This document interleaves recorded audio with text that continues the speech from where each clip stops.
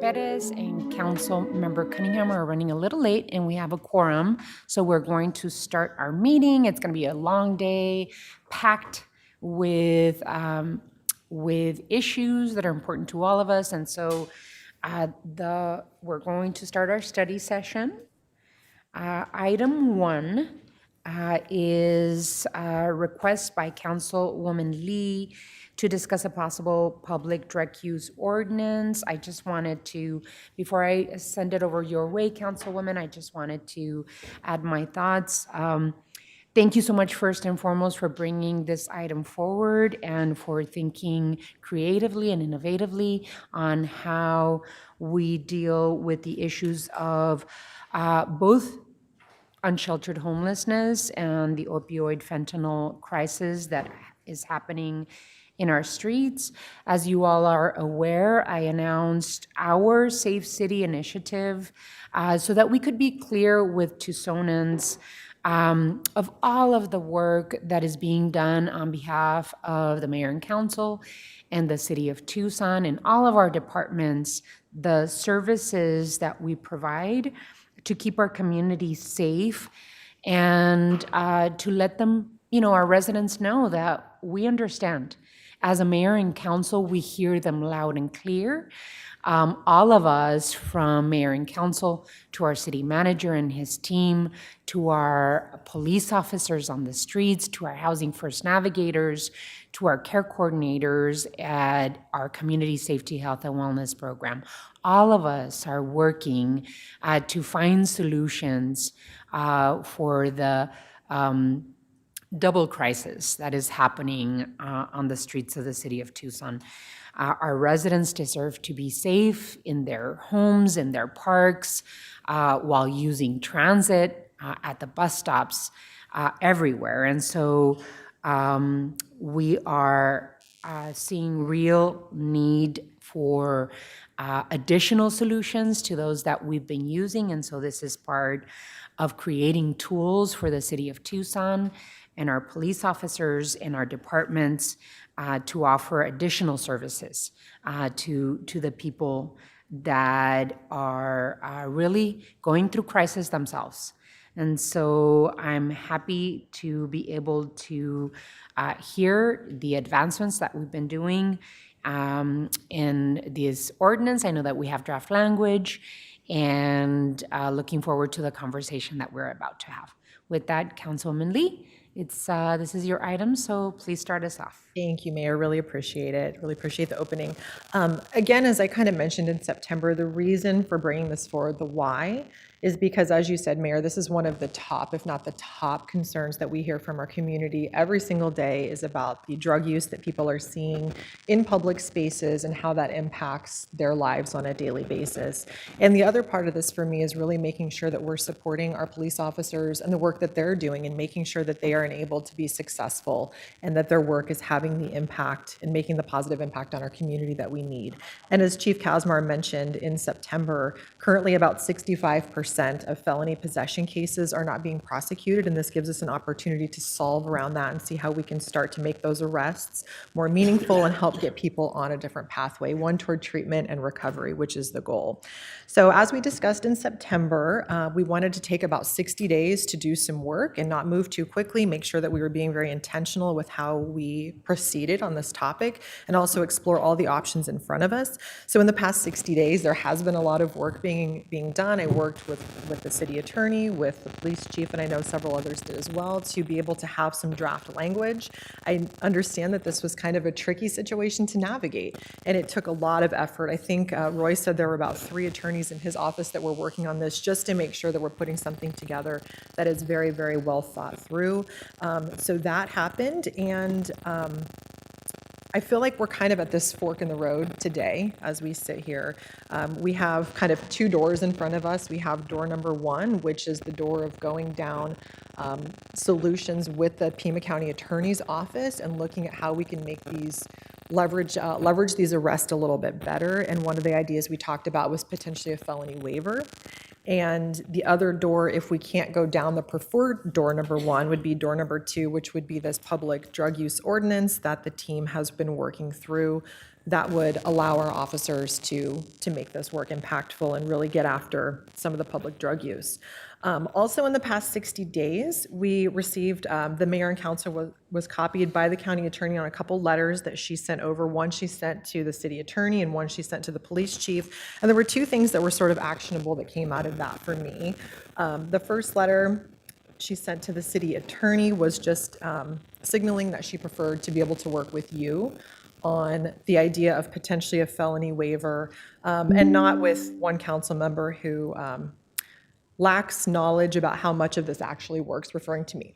So I think it's great that we can possibly make some traction with the city attorney's office and the county attorney's office. So Roy, as excited as I am to move this forward immediately, if there is a possibility of you guys working through this, I want to give you adequate time to be able to explore those options. So that was one key piece. And the other piece that I think is actionable was in a letter that she sent to Chief Kazmar, basically indicating that every few months for multiple years, they've been talking about cross-training. So I don't necessarily know specifically what training TPD needs so that our officers can be more effective in the cases that are being sent forward, but I really want to make sure we're exploring that and we're doing our part to make sure that the work that we're doing and what we're submitting to the county attorney's office is in the best situation possible. So that is going to be part of the motion that I make, is kind of exploring and making sure we're doing our part and showing up to do what we need to do to make this work.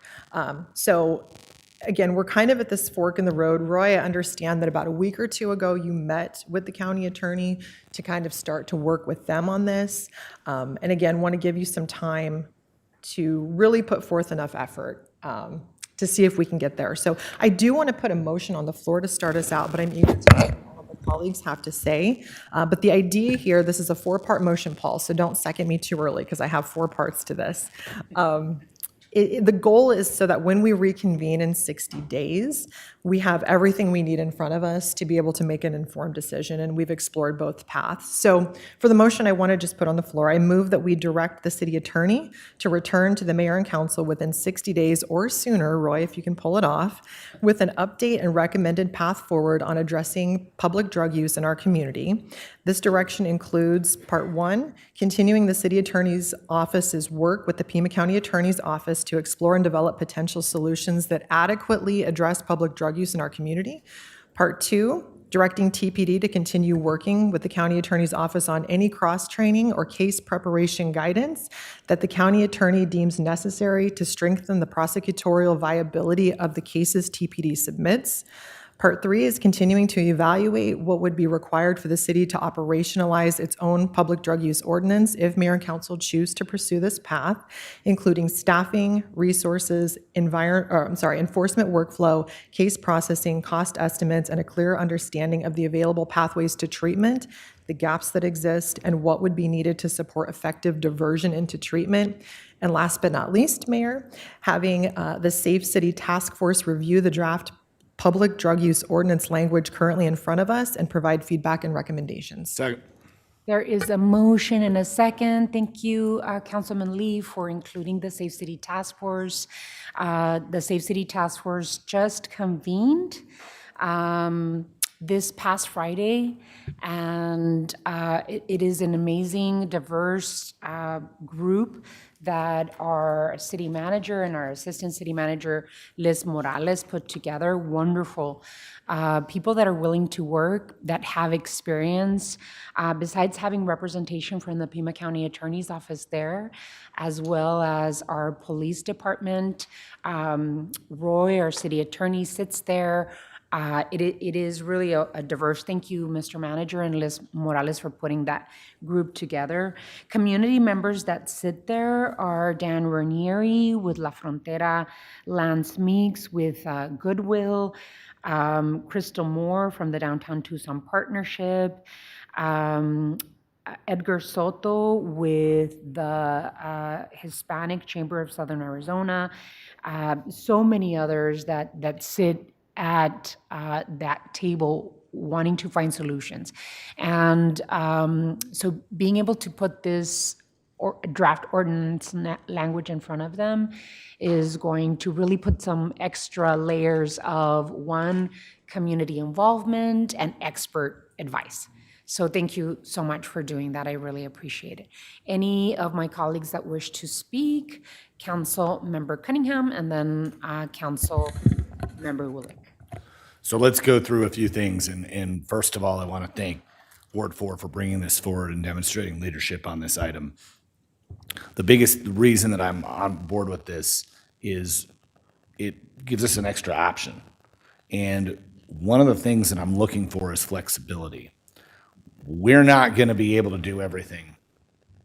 And we know that the county cooperation is super important. But there's stuff that we've already kind of got in the hopper where we can kind of marry it all together. But there might be legal things that we can't do. Like if we set up an alternative to jail initial appearance program, something that I think is vital to this effort. One of the questions is can we transport on an initial appearance on a felony? Or can they only appear at the initial appearance on a city charge? So we may need to have the city charge available just for that, just because of that one piece. And then it becomes a function of a paperwork issue. And I don't know the legal aspect of that, but I actually think that if we have a situation where we have an engagement with officers or with community, even with cashew or whatever, and there's open drug use and drug possession going on and nothing else, there's no loitering, there's no other issues, then we can't bring them in on anything. If we charge them with a felony, it goes to Superior Court or Justice Court. It doesn't go to City Court. Whereas if they're on the misdemeanor, it could go to potentially City Court, making the initial appearance vital. Judge, if I'm wrong about this, let me know, but that's kind of what I'm thinking about with the vitality of this ordinance. The other piece we probably need is HCD has set up an incredible plan for property categorization. And if we have to store property for someone that we engage, we now have a mechanism to store it. We do not yet have a mechanism in place to transport it. But I think we have an opportunity to work with environmental services and do that piece. The last piece about it is the actual function of the initial appearances, where our initial appearances, after a person has engaged the initial appearance in the ATJ process 2 or 3 or 4 times, is it within the purview of the initial appearance to make recommendations to say, actually, we'd like you to go to justice, we'd like you to go to Superior Court, be charged a felony, and in our MEO, we make a recommendation to the county attorney. And if we're doing that, we're doing what we need to do to cooperate with the county attorney, which is really important in this case. And so I think that meets all the pieces of at least just the public drug ordinance that we have. That meets all the reasons why we're going to do it. None of these things are done, but they're all in the hopper. We're talking about ATJ and iPad court for a minute. We've been talking about property storage and property management, personal property management, so folks don't have their stuff just taken from them. We've been talking about that for a minute.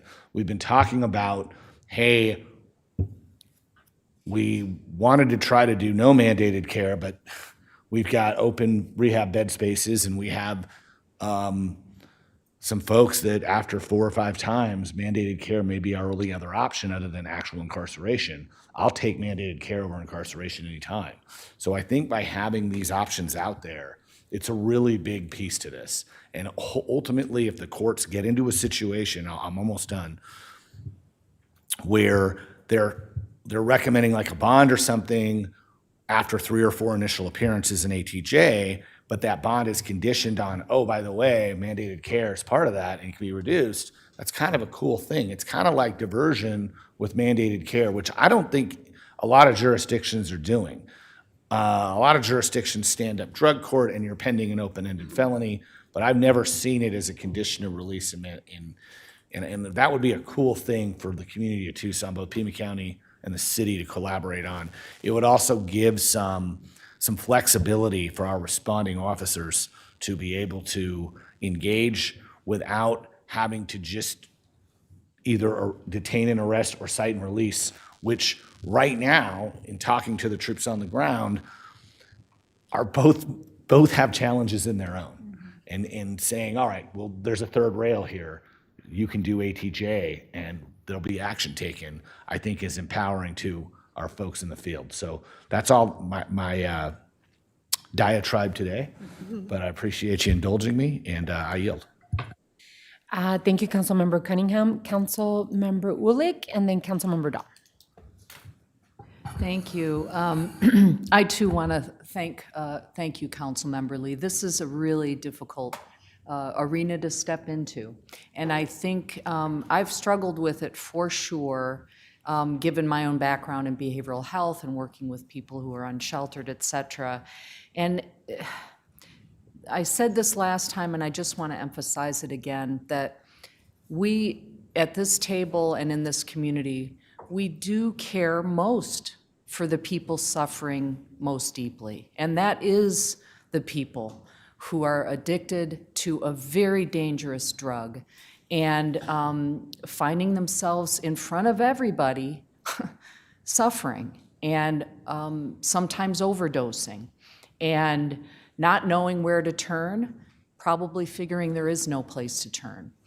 And that's right for us to put that at the forefront, those folks at the forefront of our minds. The challenge and the reality too is that when the suffering and a person's behaviors become so public, the truth is the public suffers too. And so, you know, as I said before, I represent the folks on the streets as well as people living in, you know, tiny bungalows off of alleys who can't even let their dog out to go to the bathroom in their own backyard because they're scared, okay? So that's suffering too, and I think that what you're doing in partnership with law enforcement and the community, and really wonderfully our Safe City Task Force, is to figure out how we can protect everybody. And right now, I know we're saving heartbeats with Narcan. I don't believe we're quite saving lives.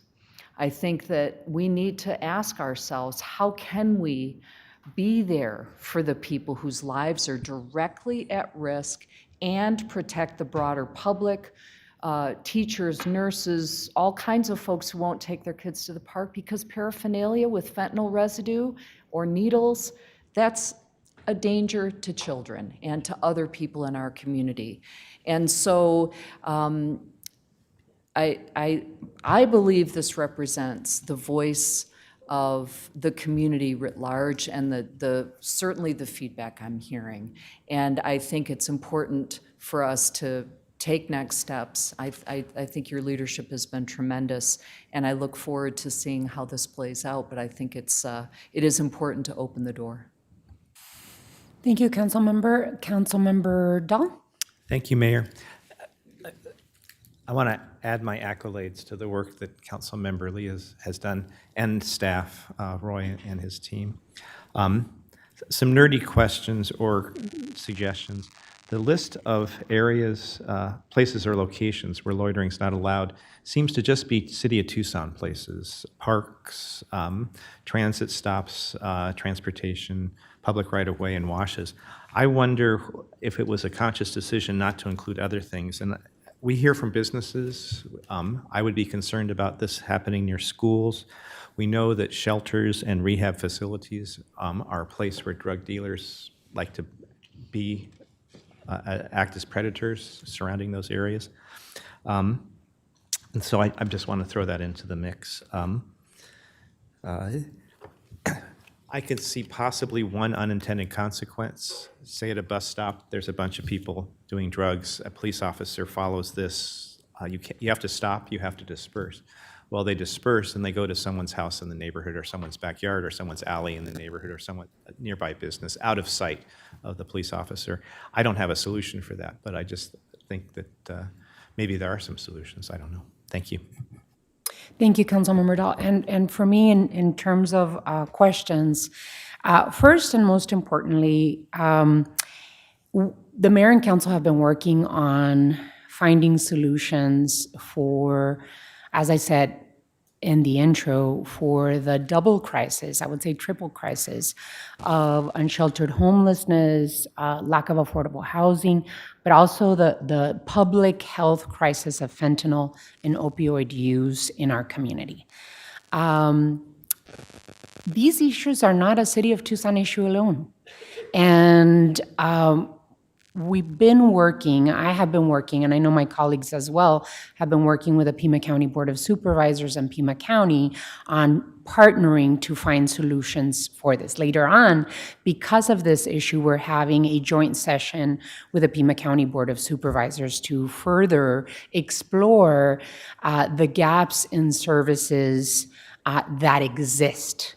Because it's not because of the lack of work of mayor and council in the city of Tucson, right? We're investing millions of dollars in services that we provide for the most vulnerable residents. I too want to make sure that we make the point that this particular tool that we're talking about, this ordinance, is going to be a tool to strengthen the continuum of care, right? That this is not for us to arrest and incarcerate alone, that this tool is so that we make sure that the collective goal of this tool is to break the cycle of addiction and incarceration and leverage this arrest for treatment and recovery. And that there has to be some level of accountability for the individuals that many times have been arrested 5, 6, 8, 10 times, and that this is a tool for the city of Tucson and our police department to be able to leverage that arrest to move those people into treatment. But this is a piece of the accountability that I and my colleagues on the council and our police department and frankly, our residents expect for us to move on. I know that Chief Casmar has been working for the last 4 years with our city attorney. I'm really hopeful and happy that our city attorney is jumping in, attorney to attorney, looking at what we need to do. I know there's a big level of frustration on behalf of us on the council because we've invested so much time and money on the issue, but that the gaps still exist. And that many of those gaps exist in our justice system.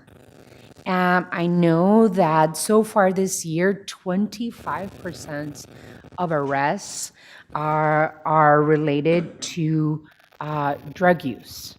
But about 65% of those cases are not moving forward. And so how do we find solutions to that gap in the service of our justice system? Our Safe City Task Force is going to put an extra, layer of eyes and expertise to this language.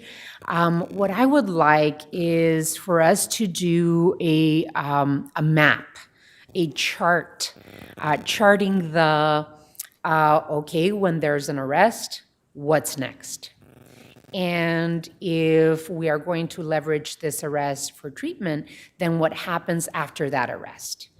And also, how are we preparing our city courts to deal with the inflow of additional cases if that's the case? And how much money will it cost? And how are we going to connect with nonprofit organizations that do offer treatment alternatives? And then what piece of the puzzle does Pima County play in this, right? Do we have enough treatment beds? All of that, all of those questions that need to be answered, I think the next 60 days will give us the opportunity to create those charts, those maps that we need to answer how much, in addition, what are the additional costs that we need to think about. And then what role does Pima County play in this public health crisis, right? We have the opportunity of opioid settlement funds, But just as the city of Tucson is using our general fund to respond to this crisis, how is Pima County prepared to use their general fund to alleviate the, the very tangible reality that we see in our streets? And then it all pieces together, right? This mayor and council also gave direction to create a transit safety and security action plan. I do see some members of the Teamsters here, which we're happy to have here, because they are part of the solution, right? We have a member of the Teamsters as part of the Safe City Task Force.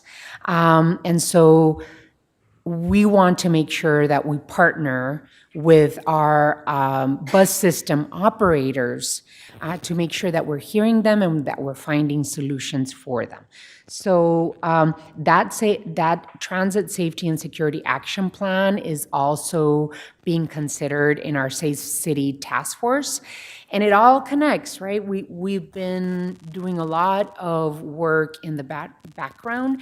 Now we have to step on the gas to make sure that we're finding urgent solutions to the issues that we have on the ground. So just wanted to make sure that I added that, because all of the conversations that we're having today are connected to this very issue. So thank you again, Councilwoman Lee, for saying let's try something new. Let's make sure that we move fast and with urgency. I fully support this and want to make sure that we have clear solutions and clear steps to make this happen. Councilman Lee, and then we'll go for a vote. Mayor, I just wanted to make sure I can add to the motion to create those charts that the mayor is looking for and have those deliverables available within our 60-day mark.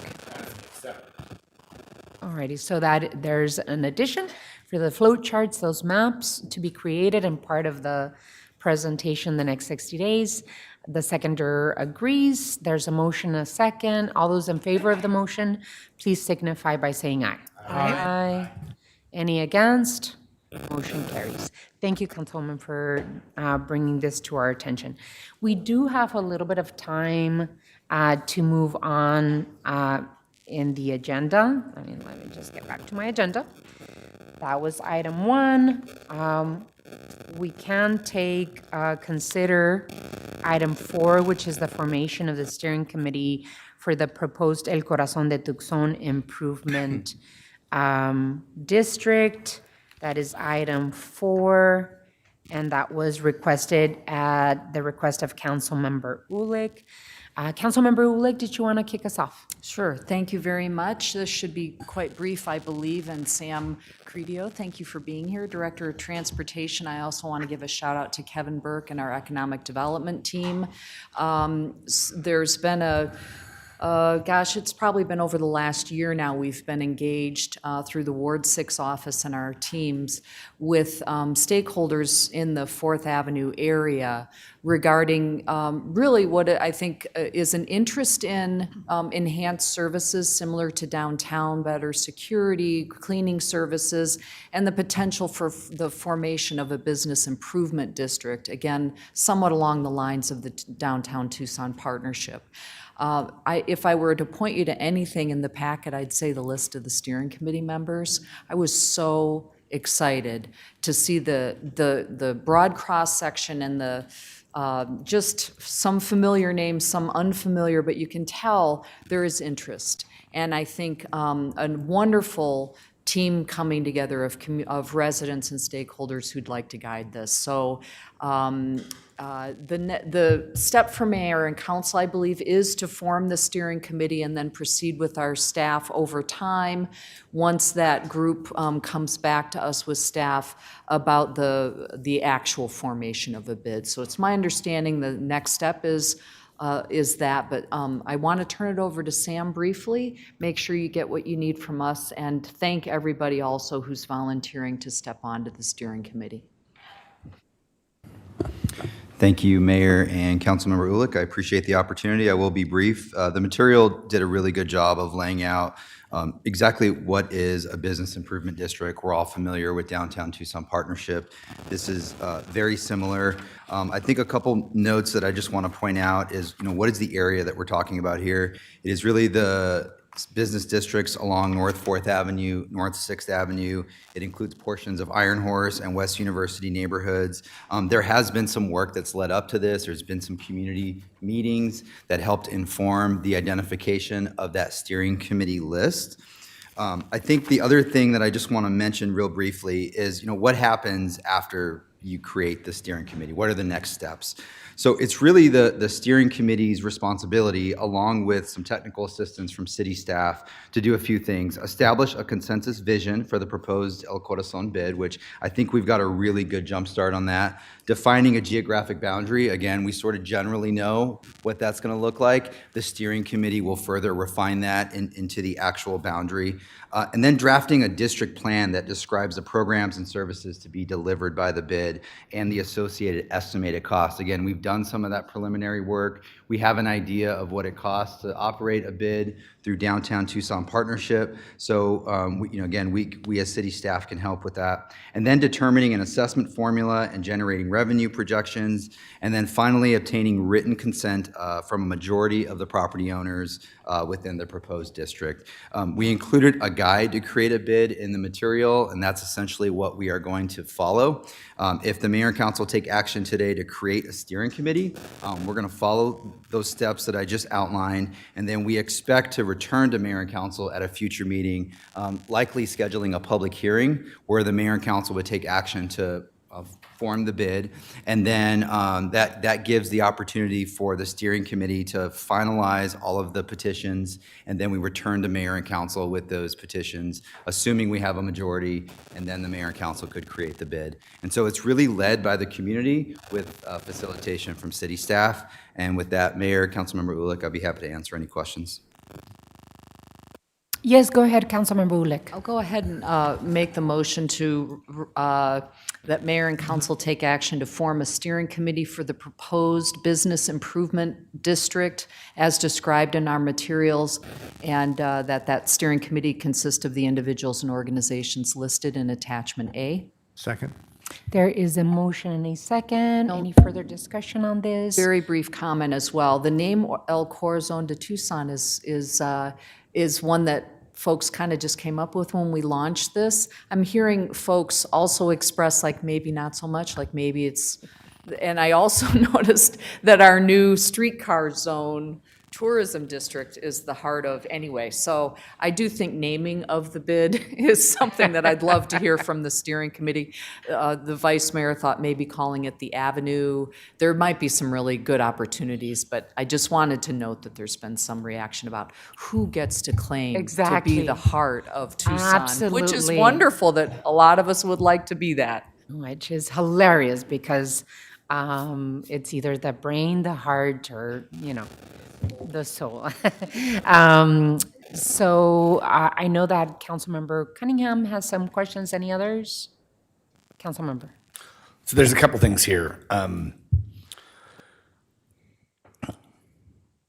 haven't had a chance to meet with some of the possible folks on 4th Avenue. There's usually two factions. And so I've got some concerns there. The other piece is that right across Hoff on 8th Street is property that I have personal investment in. And so I'm really nervous about even voting on any type of, like whether I leave myself in or I ask to be taken out. So I don't really want to vote on this at all for me. And that way I can speak freely and advocate anyway. So that's kind of how I look at it. So I'm going to declare a conflict and just in full transparency. So that the property is technically owned by my mother, but it's been in our family since 1970. So Thank you so much, Councilmember, for just informing us and the public of the possibility of a conflict. For me, I just wanted to kind of dig in a little deeper in terms of the steps, right? Right now, I know that Fourth Avenue merchants and others along the streetcar line or our entertainment district are interested in forming this this business improvement district. Can you talk to us about what conversations have happened and what the very next step is besides forming the steering committee? Councilmember Ulick, I know you Thank want to you. say. I do think this is going to be, thank you, Mayor, this is going to be a critical element of the discussion. I believe that even folks at FAMA would acknowledge that it really has evolved in a way that no longer represents a merchants association. It's not a membership-driven organization. Primarily, it runs the Fourth Avenue Street Fair, which does generate revenues which currently help to fund some of the services we're talking about. But it's really more of a Fourth Avenue marketing association.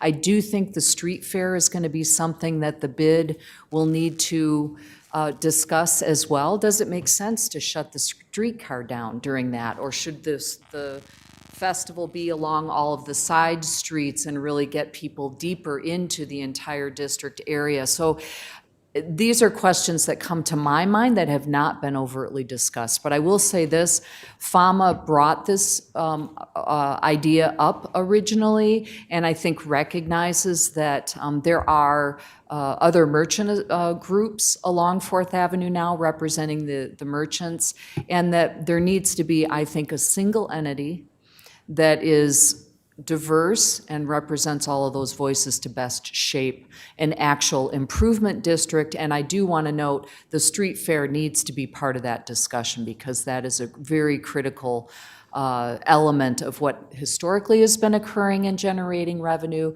and may need to be reshaped given the streetcar route. And I guess for me, with the Downtown Tucson partnership having the first bid that was created here in the city of Tucson, it's very well defined in terms of the goals and who participates in it. I know that the city of Tucson has a seat at the Downtown Tucson partnership table, and Downtown Tucson partnership connects with Rio Nuevo, and so there's a lot of partnership opportunities. And so I just want to make sure that that the thought of putting together the steering committee, that there's also that communication with the Ward 6 office and with the city of Tucson and with Tucson Police Department. There's a lot of layered issues that really need to be discussed. So I just want to make sure that the opportunity will be similar to what the Downtown Tucson partnership does. And I remember when the downtown bid was being created, that there were many business owners that were like, I don't want to be part of this. Yeah. And so that's why I talk about what the process of it will be. And, is the city of Tucson going to partake in any organizing efforts? How are we, how are we thinking about the partnership between the city of Tucson and the possible bid that is being created on Fourth Ave and proximity? Thank you for that question, Mayor. And so I think it's a great question and an important one. The steering committee is really the one that is leading this effort. They are the one that are the champions for creating this bid. And then city staff is there to help provide technical assistance, help facilitate meetings of the steering committee. One of the first tasks of the steering committee is they will choose a chair that will lead the group. And it really is intended to involve all of the stakeholders within the boundaries of the bid. And ultimately, the stakeholders are the ones that are taking a vote on whether or not they want to tax themselves for these additional services. And on that note, I do want to just mention that in the material, we did provide an overview of some of the public outreach that has already been done. And the things that the merchants are looking for out of this bid are services like sanitation, trash pickup, some security services, enhancements to pedestrian facilities in the bid, very similar to what DTP currently provides. And so that's really the focus of this effort and the focus of what the steering committee will likely be looking for as a potential outcome of the bid. And also there's land, I don't know if there's land there that is owned by either Pima County or the city of Tucson. I know that in the downtown bid, governments are not, responsible for putting into the bid, but I know that city of Tucson and Pima County do in lieu of payments. And so I think that clarity will be helpful as well. I for one, am excited that our merchants and neighborhoods in the area want to form a business improvement district. I'm excited about it because it really has helped with the promotion and, investment in our downtown, from art to marketing to, cleanliness and safety. So I'm really excited about this, but it would be really nice to know, does the county or the city or any other government own property along this route that they decide, and how are these jurisdictions going to choose to participate or not? And Mayor, as part of this process, it will include identification of properties. Just right off the bat, I know that we have a Sunlink facility nearby. I know that TUSD has been engaged in the conversations because of the proximity to Tucson High School. So that will be part of the process, is identifying if there are any governmental properties within the geographical boundaries. Councilmember Ulick? Thank you. Really good points, Mayor. Thank you for raising those. And I did want to note that part of our dialogue has been with the Downtown Tucson Partnership, and there may be exciting potentials, quite frankly, for mutually reinforcing efforts, including contracting with the partnership to extend services, but still have separate bids, because the assessments may be different, the priorities may be different, even though it's close. The two districts operate and function differently, right, and serve different needs. So, but I did want to note that, and really excellent points that you've raised. Great. Thank you. That's awesome. All righty, so do we need a motion, or do we have a motion on the floor? We have a motion. Okay, so there's a motion and a second. Any further discussion on this? All righty. I just want to know, if you own property near there, are you allowed to be on the steering committee? I mean, how is the steering committee selected? Go ahead, Sam. As Sam mentioned, there's been a process leading up to this, and so some of the steering committee members are folks who have been engaged in that process. And if you look at the cross-section of neighborhoods, businesses, property owners, the intent is, number one, for people to step forward, because it's going to be some work and some compromising and some effort involved. And in terms of adding folks to the steering committee, my motion did specify this is the steering committee. So, Paul, that's a really good question. Do we need to amend the motion to allow for either a process and/or an empowerment of the steering committee in terms of adding members? I think it's a good, well-rounded group. I'm sure it is, but I'm really familiar with all the people who own places on the Ave, and none of them are on here. Bison Witch isn't on here. Shays isn't on here. Monster Base Boot- is on there. I didn't see her. Surly Wench isn't on here. Popcycle isn't on here, and Popcycle are the landlords of the area. I don't even see Caruso's on here, so I'm pretty. Why don't we do this? Why don't I, if allowed, why don't I amend the motion for staff to also work with the committee to finalize the roster of membership and empower who's going to make the final? Do we have to come back to a vote to finalize the list, or can we Roy, do I need to be specific about empowering Sam to finalize the list? Thanks, or the city Councilmember. manager? Thanks, Councilmember Gulick. Yeah, I would suggest that we leave it up to the city manager to Okay. make those calls. Thank you. So I'm amending the motion. Good point, Paul. Make sure that we're not excluding anybody. Alrighty, so the motion has been amended to have some flexibility in terms of who the members are in the steering committee. That's perfect. And the seconder also accepted the amendment. Any further discussion? Alrighty. So all those in favor of the motion signify by saying aye. Aye. Any against? Motion carries.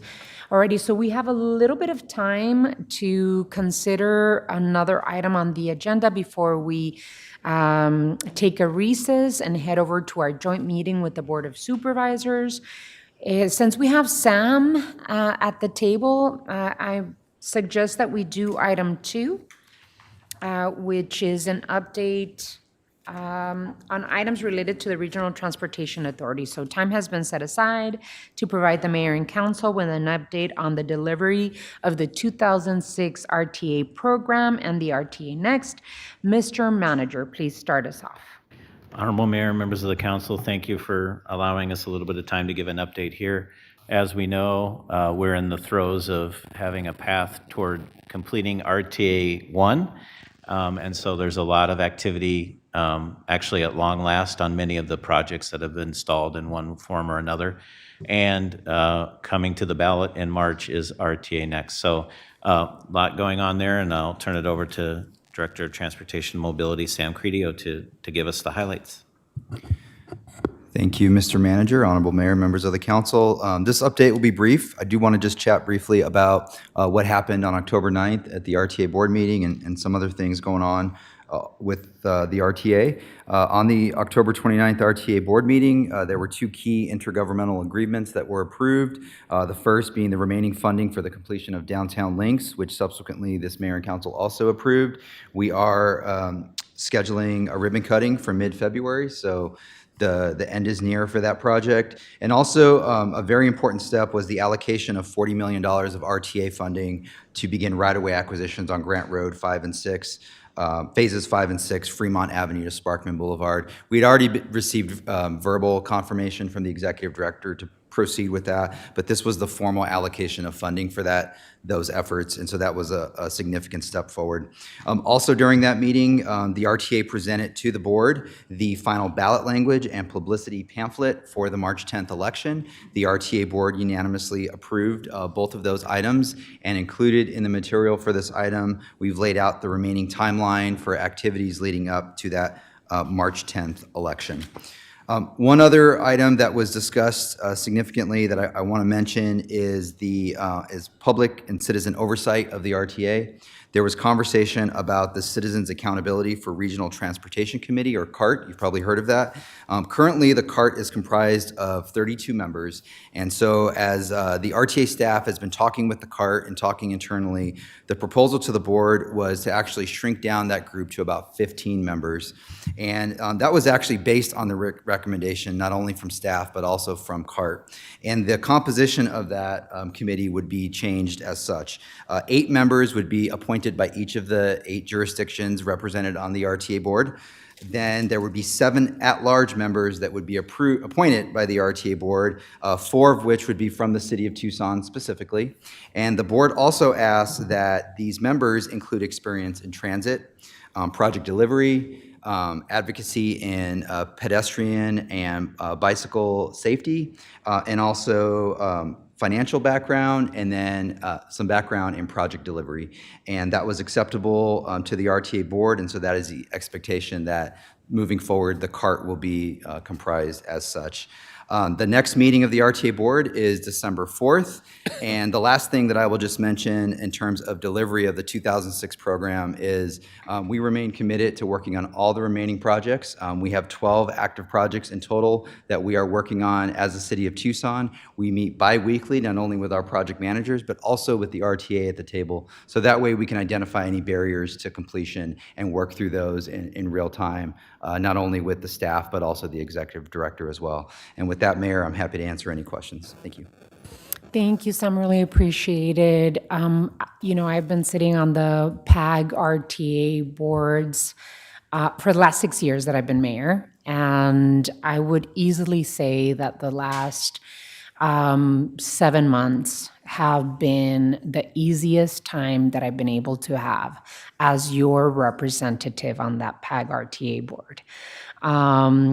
What a difference leadership makes, and willingness that comes with the new leadership, and some new members on the RTA board to really want to get on the same page and get to a winning proposal, something that the city of Tucson and you all, my colleagues on the council, and I felt that for years, the city of Tucson was getting the short end of the stick in that initiative. We now have in front of us, and what will be in front of the voters of Pima County, a much better proposal and a better return on investment for the citizens and taxpayers of the city of Tucson.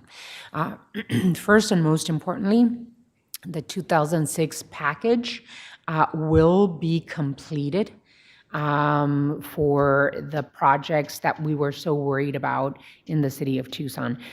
Secondly, the transit investment doubled for the city of Tucson and for our residents, which we know that the residents of the city of Tucson were very interested in seeing investment in transit. And so much better package on that end.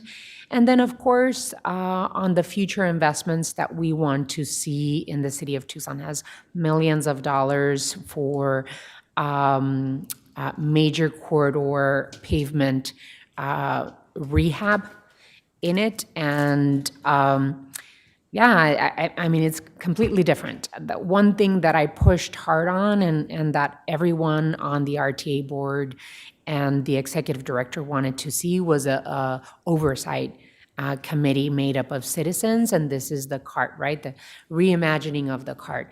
The other piece is that I wanted to make sure that the citizens of Tucson had a weighted voice on that oversight committee.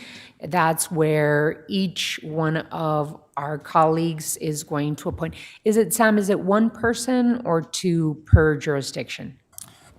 Thank you, Mayor, for that question. So each jurisdiction will have one appointee, and then there will be 7 at-large that the RTA board could appoint.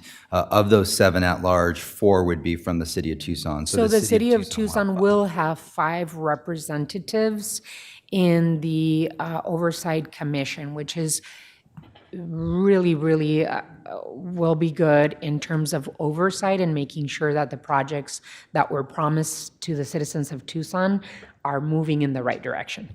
And so what happened with the 2006 RTA was that there wasn't enough report back from the CART, keeping both the RTA board and the executive director on track in terms of what was happening to the delay in projects. So we're trying to avoid that mistake that was done with the first RTA.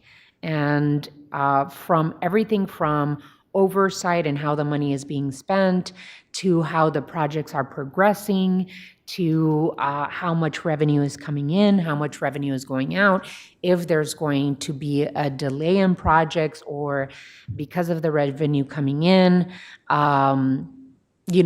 if there are problems. So it's going to keep us all on track in terms of the reality of what's happening there.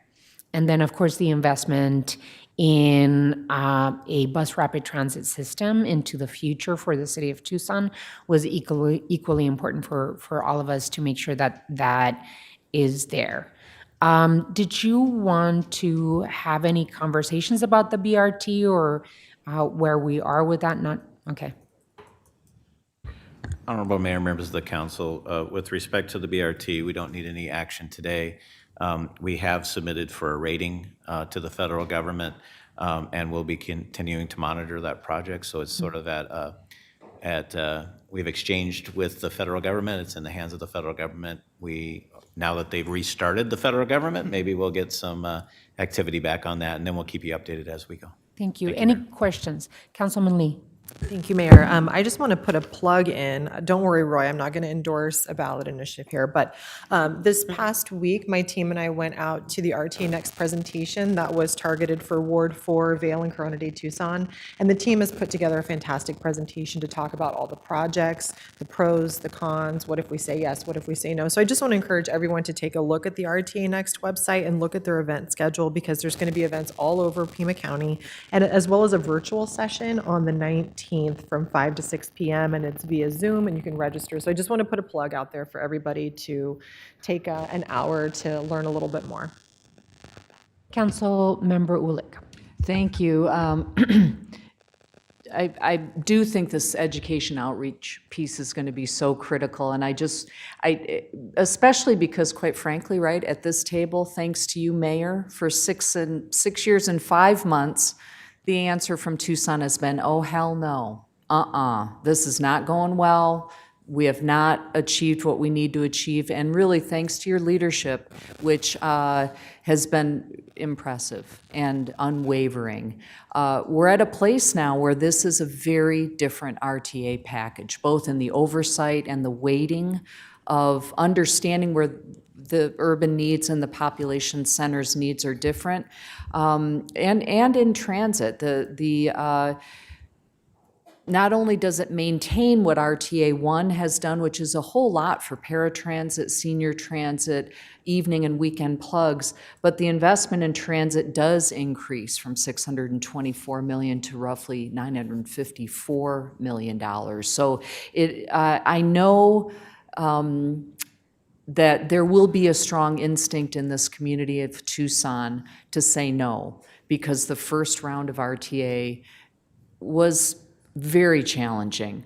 I hope that folks will take the time to understand what has changed and how this is configured differently and responsive to the needs of Tucson. I believe it is. I believe we need to push hard to get this passed for the many transportation and multimodal needs of the city of Tucson.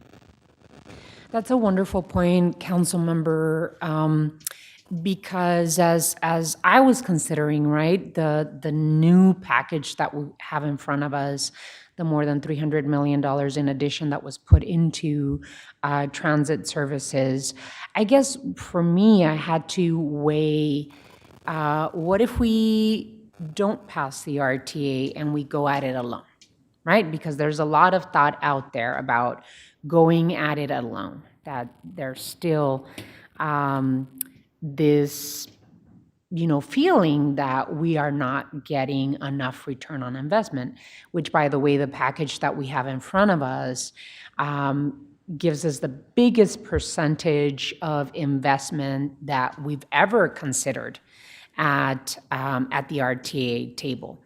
But what if, there's still the question, maybe we should just ditch this and go at it on our own. What is the difference between the RTA Next package and the possibility of going at it alone, which, by the way, would have to happen immediately if the RTA Next were to fail? What's that one? How will our transit system be impacted if the RTA Next does not pass? And what's the difference between the RTA Next investment versus the possibility of going at it alone? Honorable Mayor, members of the council, the first part of that question, the immediate impact to the transit system would be a loss of $10 million approximately of annual service that is funded by the RTA inside the city, plus additional funding for transit outside the city. So we often talk about the impact within the city limits. That's a significant impact, the $10 million, but there's actually about $30 million regionally that happens, and that would evaporate July 1. So there would have to be significant immediate changes to our existing transit services. And by immediate, changes to the transit service, what do you exactly mean by that? I'll defer to Sam if he has more examples, but it's I would say about a 30% reduction of what we do, but I'll defer it to Sam right now.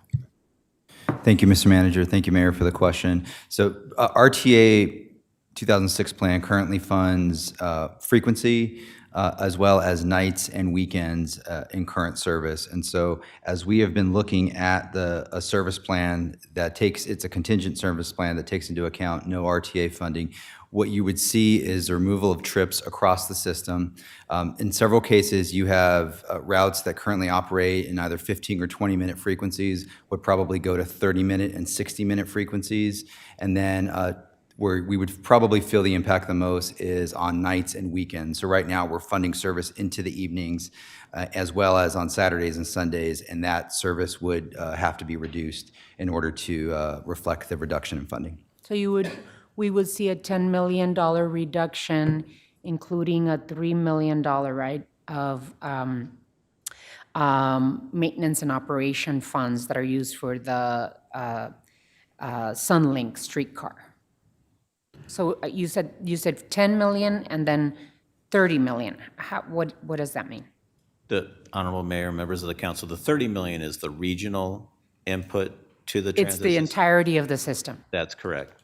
And the city of Including the Tucson city. alone? And the city of Tucson alone is about 10 million. What's new in RTA Next is, in addition to what Sam outlined about what we would lose from current funding, RTA Next includes $2 million a year of operating to the Sunlink modern streetcar as well. So not only do we lose immediately what is fueling part of what we do today, we lose that expansion of transit investment coming from the RTA Next. And then your other question was about what if we went alone? If we went alone, the numbers work out very similar. Right now, under RTA Next, the city of Tucson would be getting about 55% under the baseline projections of revenue, and we contribute roughly 65%. So in a local tax, city only, we'd be getting slightly more money, that margin between 55 and 65, but we'd be taking on all the overhead of delivering all the projects. We'd be taking on also a battle of, right now, the RTA sales tax is across the county. So it doesn't set up a differentiation between the city's tax rate and other cities or towns or the county tax rate. If it goes away regionally and then we adopt one locally, now we've set up another half-cent differential between the city tax rate and the region, and that could create some consternation, not just for voters, but also for businesses. Mm-hmm. And so we didn't talk about paratransit, and if the RTA Next were to fail in March, because now it's on the ballot in March, if the RTA Next were to fail in March, then what happens? When would the alternative going at it alone initiative, when would we need language to put it on the ballot for maybe August or November 2026 ballot? Honorable Mayor, members of the council, in a world where RTA Next doesn't pass, we don't know that till mid-March, it is not at that point possible to mount something for the August because of the timeframes. Would have to have already been decided by February at the latest. So the earliest this council could put something on the ballot would be for the November election, and that would have to be called with language and all of that by April. So it'd be a 1-month turnaround, essentially, to put something on for November. And so from March to November, how much money would we, the city of Tucson, stand to lose if the RTA Next does not pass? If the RTA Next doesn't pass, tax collections under RTA 2006 would continue through June. Okay. So June 30th. So there's not a loss until that July. It would be the loss from July 1 until the new tax, if it were adopted, would go into effect. In a November election, that's likely a January 1st, or is it, I'll defer to the city attorney about when that could go into effect, because it's no longer tied to the state statute that it has to be in April 1st. It's a local sales tax, so I'll defer to Roy on the timeframe of when it would go into effect. Likely January 1st. Your Honor. Likely January 1st, so we would lose funds from July, August, September, October, November, December, 6 months.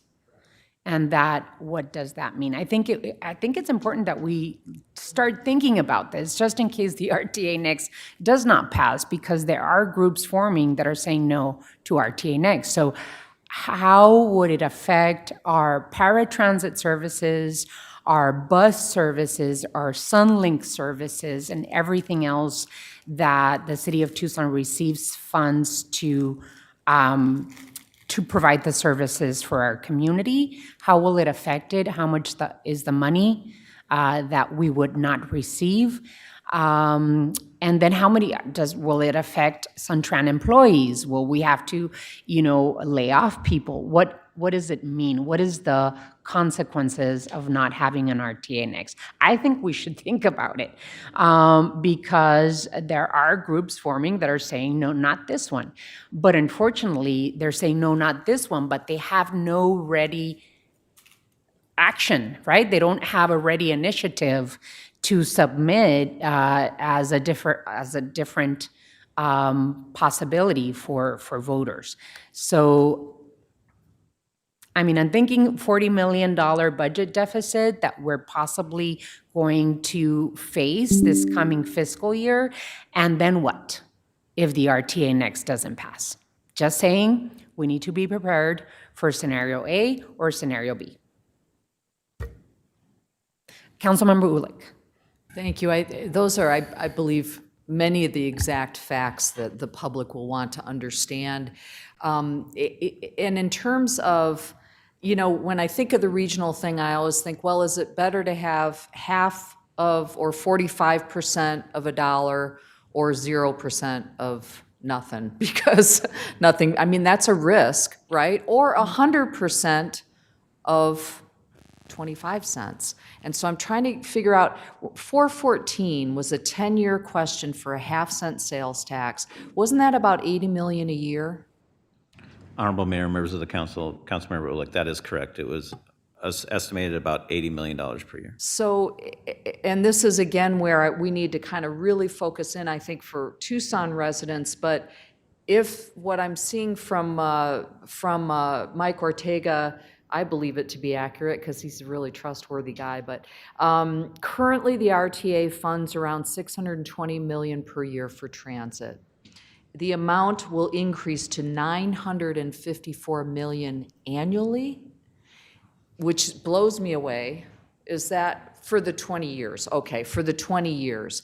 So that's a $300 million increase, $330 million over 20 years.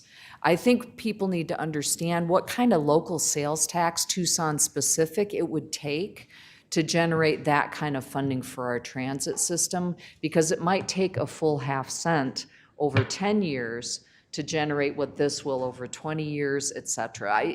I think it's fair for people to wonder whether this is a good deal. I think people just need to understand that, we're right there with them for a long, long time, and we've been persuaded for a reason, and they need to get the full information on what is so persuasive about it. Any others? Alrighty, I think this is a good point for us to recess. Take a little bit. No, we're not talking about BRT. No. We're going to take a little bit of a break and then start heading over to the PAG to be able to have our joint meeting. And I think it was perfect timing because our sound system's going a little crazy. So let's take a recess. And for my council colleagues, I know that the clerk has scheduled a van so that you all can, be driven over to the PAG building, and we'll meet there at 11:30. We'll have some snacks provided, and then we'll start the meeting over there at 12:30. Thank you so much. Really Mayor. appreciate the conversations. Yes. Can we someone- just meet, whoever's going to want to ride out to the PAC office, meet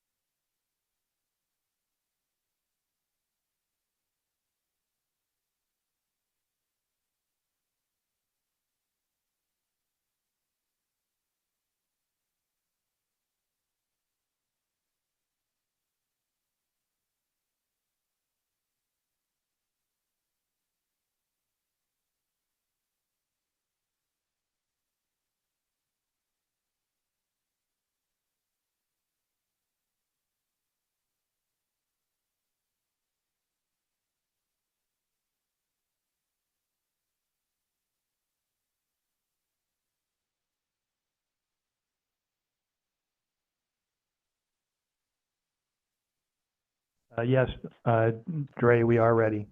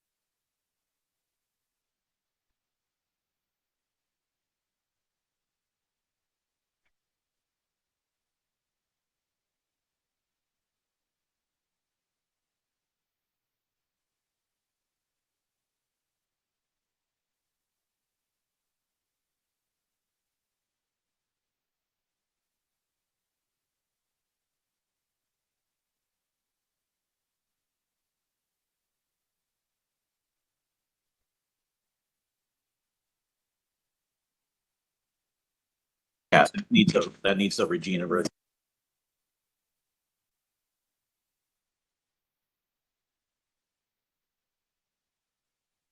Hello, everyone. I think we all have all of our board colleagues and council colleagues at the table. I think I'm missing one of my colleagues, Councilmember Cunningham. Thank you all for joining us today. Chair Scott, Mayor Romero, start us off.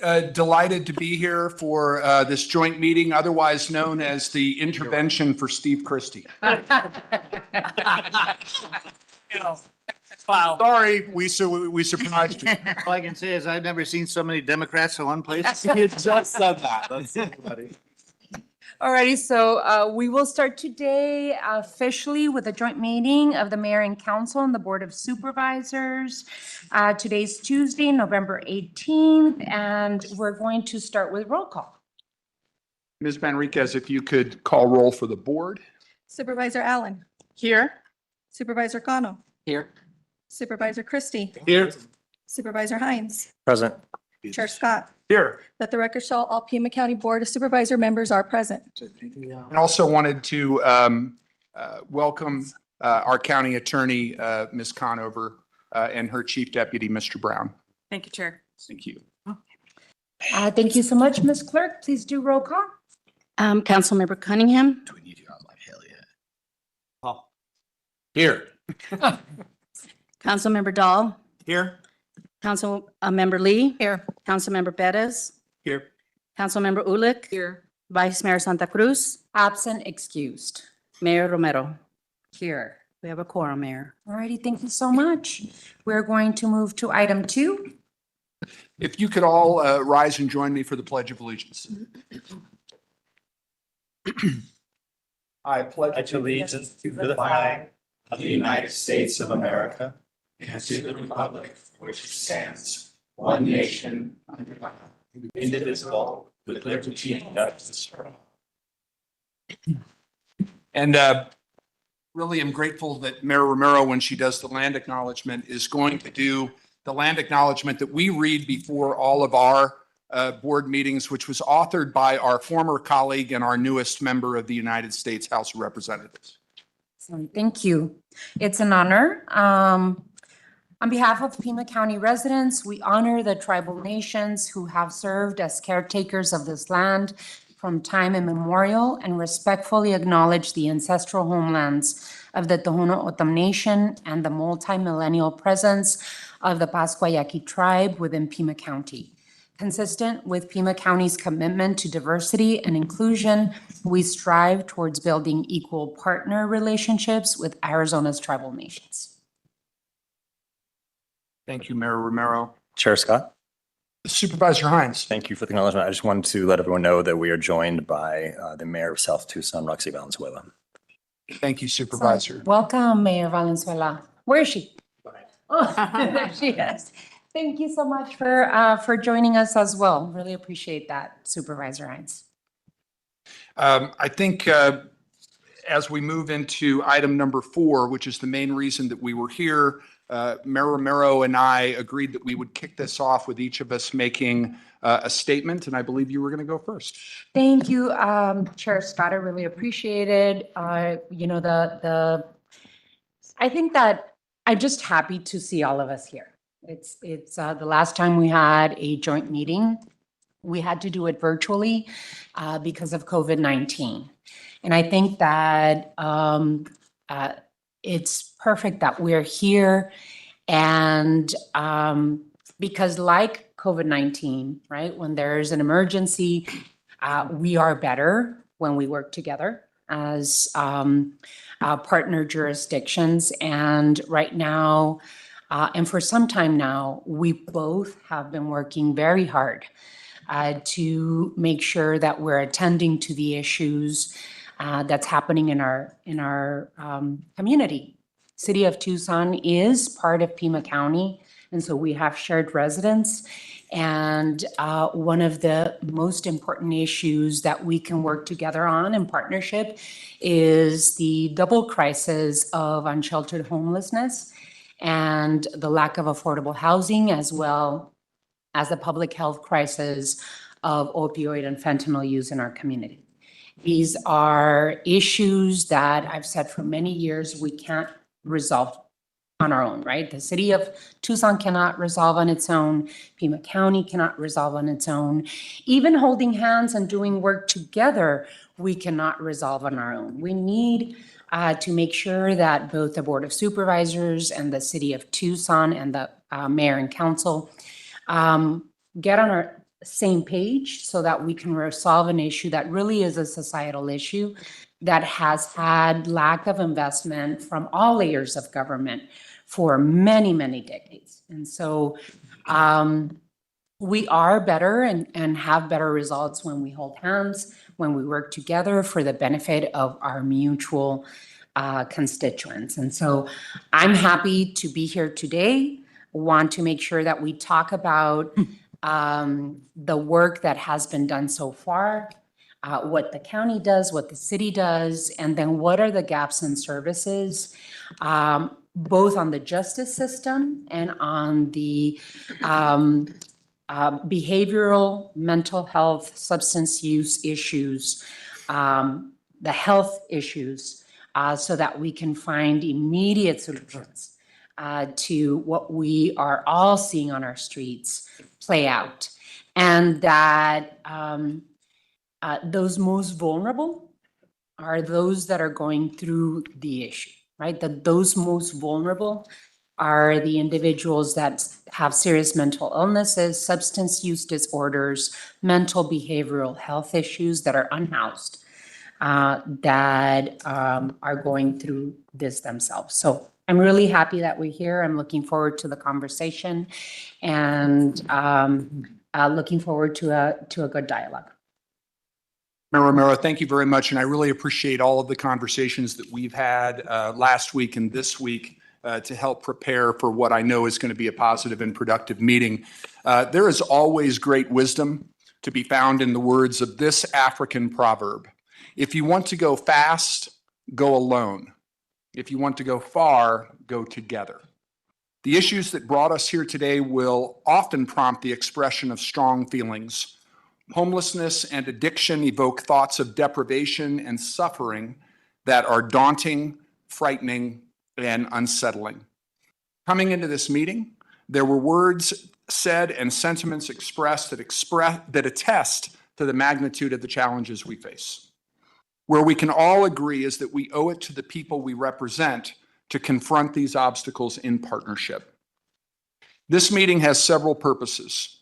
First, we will hear from representatives of our professional staffs about what the city and the county are already doing to address these concerns, very often in collaboration. Next, each one of our colleagues will have the opportunity to ask questions of staff or to propose their own ideas.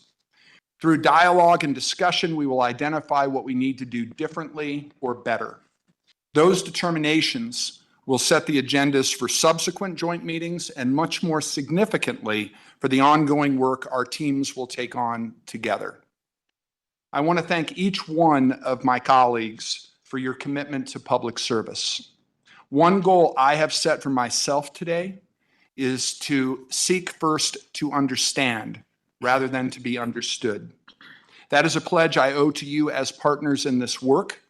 It is also a promise that will help me to be of service to those without shelter and basic needs, to those tormented by addiction, and to everyone else in our community who expect us to lead with selflessness and care. It is always tempting and therefore easy to stay ensconced in the personal or political realm, but these times demand more from us. Today is merely the first time we will come together, but what we do and say here will send a strong message to our constituents about our intentions and our potential. We need to leave any previous disagreements or divisions behind us and keep a sharp focus on moving forward together.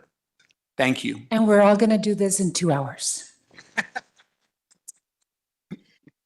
Thank you so much, Chair Scott, really appreciate it. And we do have a presentation by both our Deputy Administrator and our Assistant City Manager.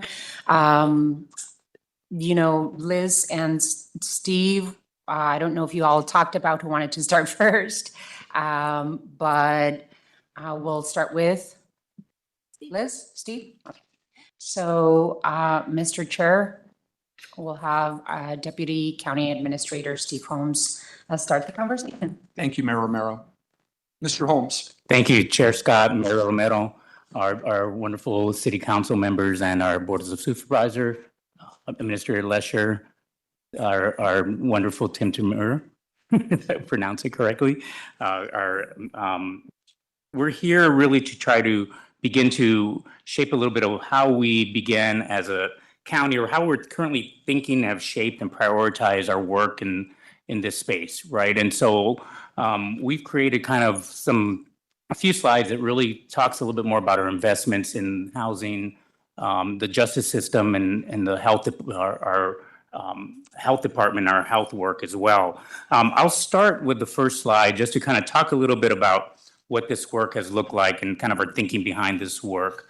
Our investment in housing has really been, I think, framed around this idea of prevention. As we look at the current issues on the street and the things that we're working on and the prioritization and the urgency here, we have traditionally played a role of investing in prevention work, right? And you'll see a lot of that reflected in our investments and how we've thought about kind of the county's role in this space. Of course, these are iterations and part of this dialogue we can evolve, but that's kind of been the area that we've taken a lot of stock in, a lot of place a lot of investments. I'll start with this gap funding, which is something we started about 4 years ago, just a little, maybe 3 years ago, where the county, particularly our board of supervisors, wanted us to prioritize $5 million a year in this area to begin to look at what we're calling gap funding, right? To fill the gap for developers who are looking at housing affordability and building, to be able to find some investments or finding some of that last kind of bits of funding that would be essential to help them complete projects, right? More recently, I know through the ideas behind Supervisor Hines, Dr. Hines, had put forth a proposal to look at increasing tax rate over time to really set up a fund of over $250 million over the next 10 years that would be an investment in this space, right? And so that's just, it's an important facet to kind of keep in mind as we're looking at the roles we all have traditionally played, but equally important, how we've been thinking about our role in this unique area. We've also have really spent some time looking at rental evictions, right? And how do we prevent that? Considerable investments have been made with our EELS program, which are geared to providing legal support and providing actual rental assistance for people who are about to be evicted, right? And you see about a $10 million investment in that space, which is super important, right? And we want to continue that work. It's a commitment that our Board of Supervisors has made to continue to fund this. We started a lot of this funding with some of the federal dollars and continue to invest in it with our county funds, our general fund. Equally important, just kind of to distinguish, as you see the charts here, we also have looked at what we call community action programs and our Craycroft location. The idea behind our community action programs is really still centered around this idea of prevention, people who are not necessarily on the streets, right? People who need more assistance. How it differs from the EELS program is these are not people necessarily that are facing eviction at that moment, but are really close to it. So we have this continuum of services that we provide as a county, starting with people who just need assistance because they're kind of hard on their luck and they're going to potentially face eviction, to those that are actually facing eviction, and then to those who are actually kind of just got evicted and need a place to stay, right? And so as you look at kind of the Craycroft house, which we did in partnership with the city originally, right, Liz, to try to figure a way, we're now managing that property to begin to provide some wraparound services in a location for folks who need a place to stay in transition. I can say that in that Craycroft location, we've had about a 91% transition rate, which I think shows some success in getting people from that temporary location into more permanent housing, with the expectation in that program that they're doing the wraparound supports that they need to do to be able to make themselves whole and be able to actually transition financially, and more importantly, just as a family unit to more permanent housing. So I guess the whole theme here, even as I look at the Housing First program with justice involved, which that funding, I believe it's the last leg of funding, that was supported through OPCH in a partnership with them for people who are actually exiting the criminal justice system. But it's kind of in that last leg of investment in there. But that, again, trying to really focus more specifically, not only on prevention, but really in the space that we've been thinking has been our kind of jurisdictional role in that space. So that's kind of how we've been thinking of that housing investment from the prevention space. So I'll kind of pivot now a little bit to how we're thinking of the justice involved. And I would be remiss to not mention that one of the commitments that we have, as well as home repair and weatherization, that's another place where we have people who need repairs, right? And to stay in those homes and be able to live comfortably. We see that through our community workforce development group to really begin to help support those families and have a good chunk of people to know about that effort as well. But highlights here, gap funding, EOS program, prevention work, all in service to what we see and what our thinking has evolved in the housing space. Let's see. Know which way to point it. All right, there we go. Someone did that for me, I think.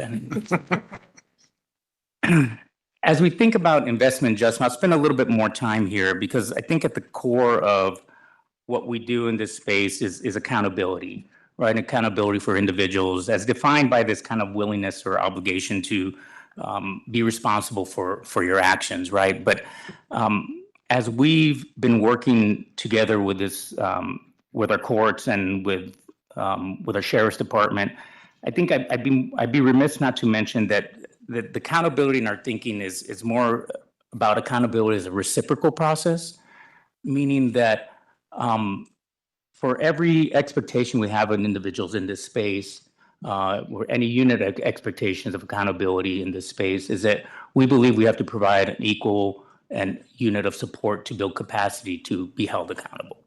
In other words, there's reciprocity in the way we think about accountability, which is not just, you're responsible for your behaviors, but what are we going to do to support you and changing some of those behaviors? So it's real equal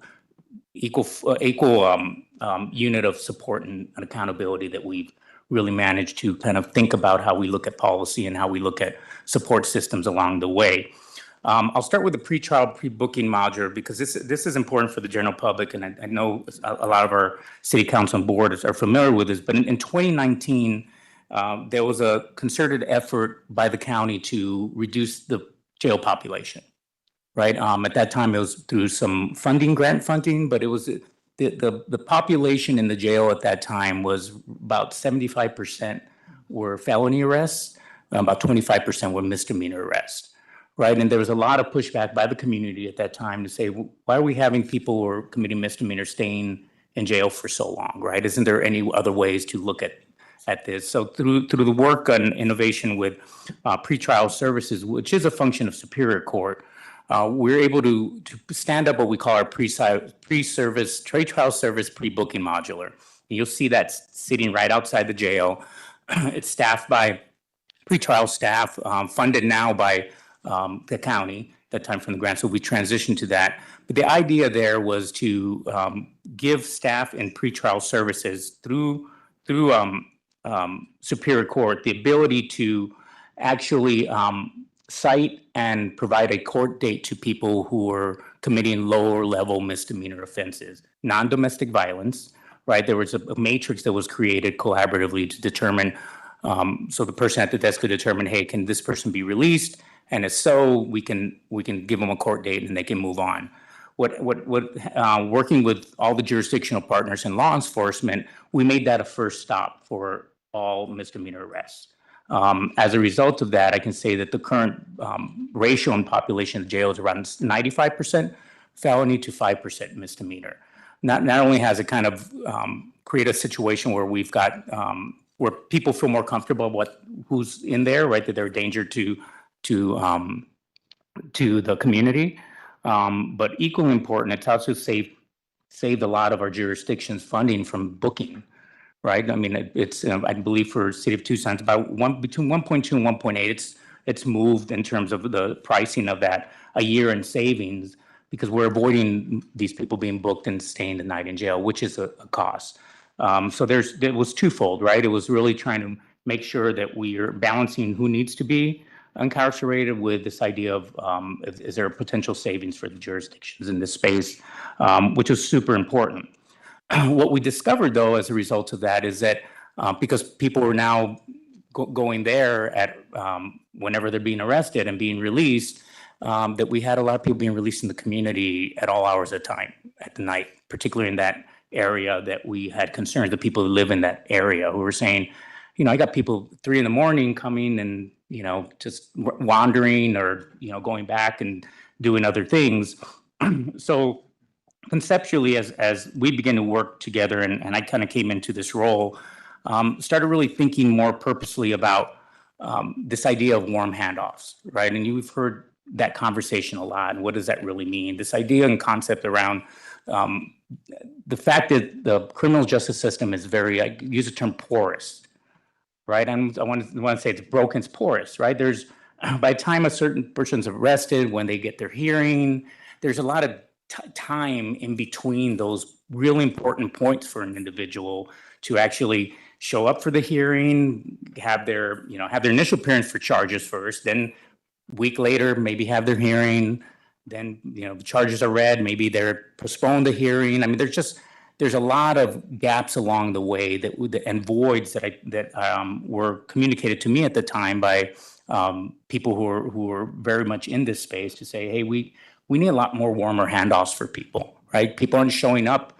to their court hearings, right? That continues to be an issue that plagues us. Failures to appear are a big problem in our community. People are not showing up for the court date. And guess what happens, right? They have a warrant for the arrest, and that just continues the cycle of issues. So we thought about this idea, okay, well, if we created a building that kind of sat adjacent to the pretrial pre-booking module that could capture people on their way out to really maybe hope and convince them to, you know, not wander, to maybe get a ride home or get some services that they were going to need, was kind of the initial concept of the transition center, which is now in place right now. And the kind of the theory of action guiding that particular module was that the idea if we provide recently released individuals from jail or arrest, right, with a trustee conduit, right, or resources of support, then we would significantly reduce recidivism for those who are committing misdemeanor offenses. That was the initial focus of the theory of action that's driving that work, which was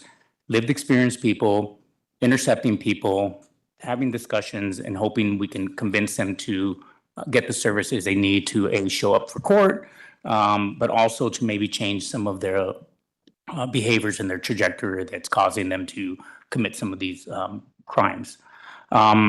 The success rate that we're looking at data that told us that 25% of misdemeanor offenders were rearrested within a month. And that's the data that we were looking at, notwithstanding the concerns by the community. By standing up the transition center, we've seen that number reduced to under 10%, right? And those are just touch points. Not everyone takes up, you know, the services, but there's follow-up, there's conversations. We now see people dropping by. We've expanded the role to become much more, some of the people that are actually leaving jail from felony arrests. That data is a little more wonky, right? Because some of them are released to pretrial because they've got a different type of court date coming on. And so we're working collaboratively with them to really see how we can look at data in that space. It continues to evolve. I don't think we're complete with what the transition center is or can be, but I think it's a continued evolvement in this space. And I believe there's going to be continued dialogue. We'll talk about later of how Liz and I are kind of working to think more about that work and how we can continue those idea of warm handoffs to help people really not only get to court, but change their behavior. Because right now it's still not as tight as we'd like it to be. Warrant resolution, and I apologize, but I think these are important conceptual ideas that kind of came up. This really also was a concern. As you know, we have many courts right, in many jurisdictions. So if someone's arrested in Marana, they may not realize, hey, I'm in Marana and I'm trying to figure out where I got to go to court. And you just had this, it continues to be confusion around what court do I go to? How do I do this? We have a lot of people in the encampments who have warrants out, who are maybe not aware, they didn't show up. So out of the push of, I know it was Chair Scott was pushing us, hey, let's see how we can expand a little bit about this warrant resolution. I know with our Justice Service, we work closely with pretrial to really begin to create some consolidation in the way we offer meaningful information to folks who have a warrant, right? And have been able to, and it's not something we do as a county, it's actually done through the courts, but we try to make sure we can help connect them with those services and been able to quash a lot of these warrants that have been barriers to housing, have been barriers to other issues as well. And so those are super, and that's an important program that's not, there's not necessarily a cost associated with here, but I think I wanted to name it as just kind of how our thinking has evolved in this space and the roles, again, that we have thought about that we play in as we continue to move forward. Initially in this idea, and a lot of our community was really wanting us to look at median signs. That was one of the first things we did, right? To really start looking at ways to discourage panhandling in the corners. I know our colleagues have been also exploring that. I can tell it was an experiment. We were like, well, I don't know if it's going to work, right? We'll put them up there and see what happens. I can say pretty affirmatively that the signs have been helpful in those areas that we put them up with not people. I mean, every now and then they'll get a text from someone that has someone panhandling in front of the sign, right? Just to joke with me or something. But the reality, it's rare that you see that, right? And the idea wasn't necessarily an ordinance to say banning panhandling. It was really an ordinance geared to keeping people from standing in those medians for long periods of time, which was a safety issue. So we really referenced that as a way to put those signs in place, and as such have seen some success there. But these are kind of these small wins that I thought were really important. I'm gonna jump quickly to this Title 36 amendment. As many of you know, in the state of Arizona, if a person is a danger to themselves or others, there's an ability to hold someone involuntarily in that space for up to 24 hours, right? And I know our MISS team colleagues at the city of Tucson have developed a protocol for that for people who experience crisis and have used the CRC for that purposes. The CRC is our building. We are the landlords of that building. We have no jurisdictional oversight on behavioral health other than we pay for court order evaluations, and I'll get to that a little bit later.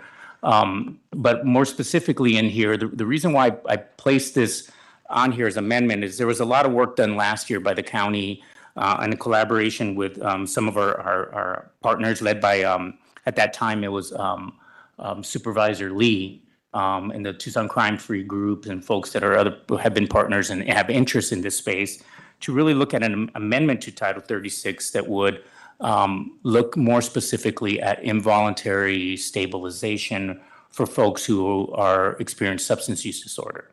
The current statute under Title 36 limits our ability to hold someone specifically to mental health, right? Although CRC is considered a no wrong door place, so people who are experiencing crisis, and it may be drug-induced crisis, CRC will not turn them away.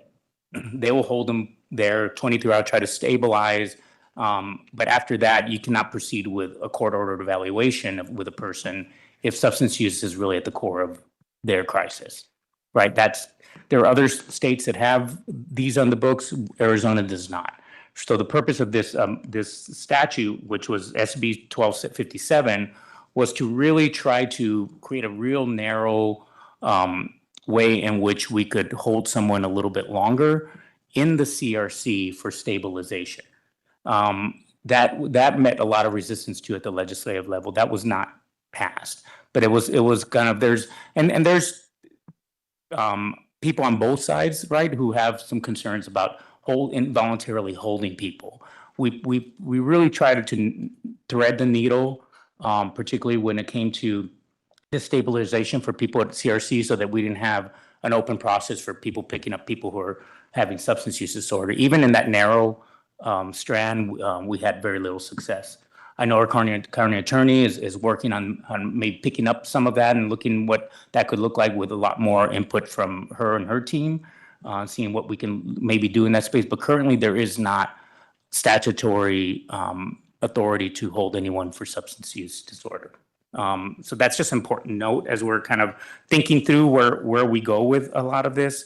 Some of the programs that I think are important investments for us have been our INVEST program, no pun intended there, but it's our Detaining Crisis Services division has really did a great job for working with people with mental health concerns and substance use who are actually sitting in the jail longer term, who have, waiting some sentence. So these are not people, as you know, our jail population, the vast majority of people entering the jail are released within 24 hours, right? That's just, they sit in the pit, they're just, right? That makes up a good chunk, right? But then you have people who are waiting trial or are waiting or have not been able to post bond. Most of their felony offenses where the initial appearance judge feels like this person needs to be held because they're a danger to the community, right? And that's the authority that our judges have as independent judicial authority. So what the INVEST team has done has really been looking more long-term at really addressing those people, building relationship with folks so that as they exit the jail longer term, that they have a connection point to actually get into a housing and a continued treatment program. I can talk a lot about the successes they have, but that has led to a little bit to better services for release planning. So a lot of systems that have been built through our Detaining Crisis Services department, more specifically with INVEST and these exit planning have been great because they have resulted in people not having that gap, right? Warm handoffs, right? We keep talking about that. But people sometimes leave the jail and they got no place to go, right? And so this is has helped, at least with that sliver of folks who are experiencing those two concurring issues that I explained earlier. And then lastly, kind of in this space, I'll just kind of jump just quickly to the idea of the STEPS program. I know under our county attorney, that continues to be an area that I think we want to continue to invest in. It's a diversion, right? Pre-indictment diversion program that has had great success. We've helped at one point, our state reduced amount of funding for probation officers, maybe 2 years ago. And so we were able to kind of use county funds to help support that because many of those programs are going to be cut where probation officers are assigned to STEPS, right? Because you still need a probation officer to make sure they attend some of those. And so some of these investments that we made and continue to make have been to offset some of the state cuts for probation officers that were essential in these areas that were not necessarily people that are being released from jail, but were assigned to programs that were important for diversion. So I just want to name that as I transition to the kind of last section here. Someone may need to help me there. I got it. And lastly, kind of in the area of public health, there was a memo that was submitted by the health department. It was attached to the agenda, which talked a little bit about the work that the health department has done since 2018 in this area, particularly as it relates to substance use disorder. The Community Mental Health and Addiction Program over time has invested, and I'll bundle some of these first 5 bullets, over about $14 million over the past since 2018 in this space, right? And a lot of it has been in these areas of education, mitigation, kind of engagement efforts, and monitoring, right? And so education, again, prevention from housing to this work that we're doing in the opioid space, I think continues to be an important area that we want to continue to invest in. The education of young adults about the harms of fentanyl, of community, talking to people, is a huge investment that we've made in that area.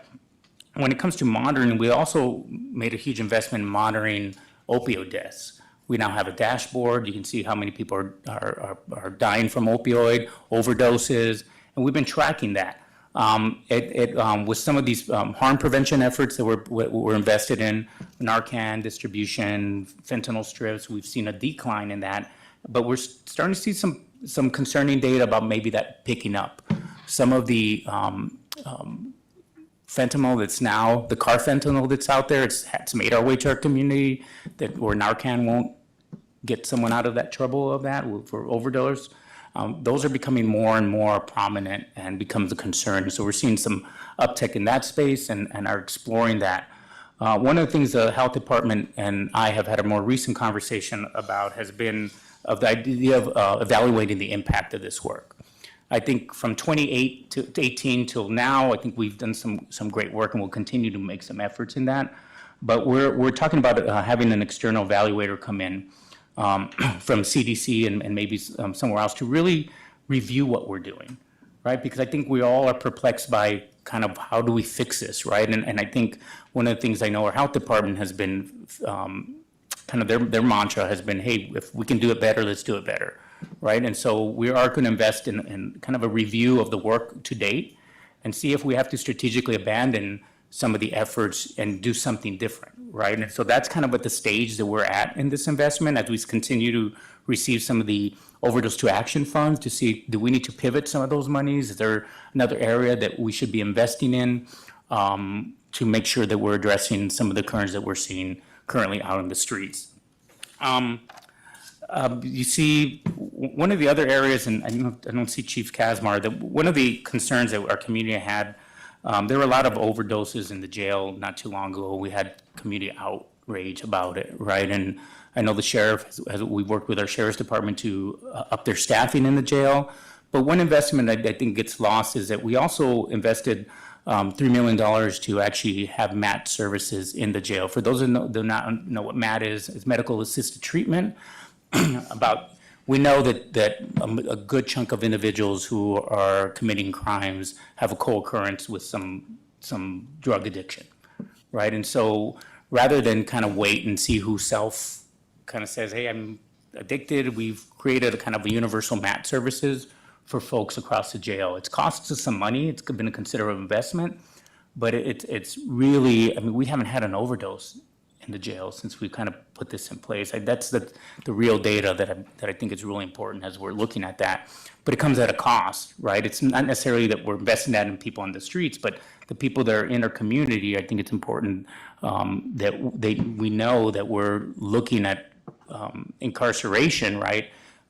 We don't want people to die in our hands, right? And so that's been a really important investment that we made in that space. And NAFCARE, as controversial, we're exploring whether we bring that investment in-house.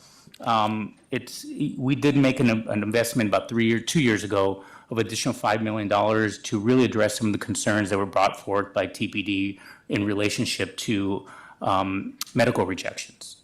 I have and I'm showing this with Liz, I have a folder of medical rejections that we keep now as a better understanding. But at that time, there was a concern that the amount of people that are being arrested for fentanyl and getting rejected and having to be taken back to the hospital, just for the general public, there are cases that where people are being booked in jail and are medically rejected, where they have to be taken to an ER to be looked at before they are able to finish the booking process, and a lot of it is just some real serious health concerns.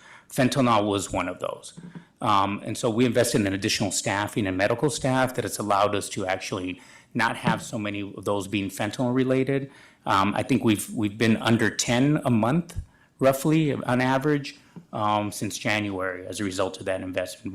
Medical rejections for that particular, and so that's a huge investment.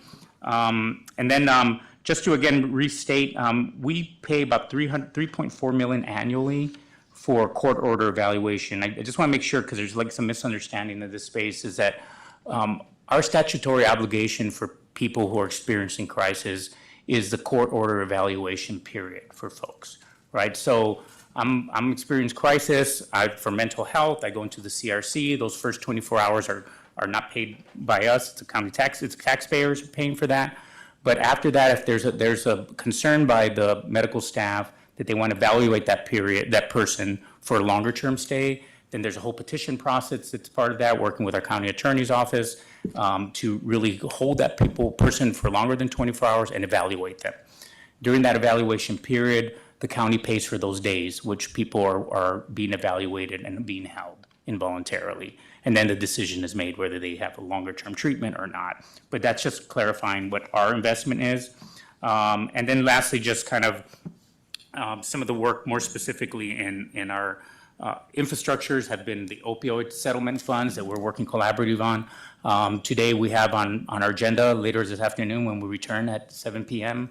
will be our Safer Center to begin to explore ways to fund current detox vendors who are in our community to really enhance some of their detox facilities, to allow people to stay a little longer, maybe keep some pets, keep some belongings. So it really is an effort to really expand efforts in that space to see if we can bring some kind of motivation to people to stay longer. But I'll stay with that. I apologize a little longer, but I thought the context of the thinking I think was important given some of this laundry list of things. I thought it was relevant to give a little bit of an explanation of how we've derived at some of these innovations and ideas and funding mechanisms here. And I'll turn over to my colleague, Liz.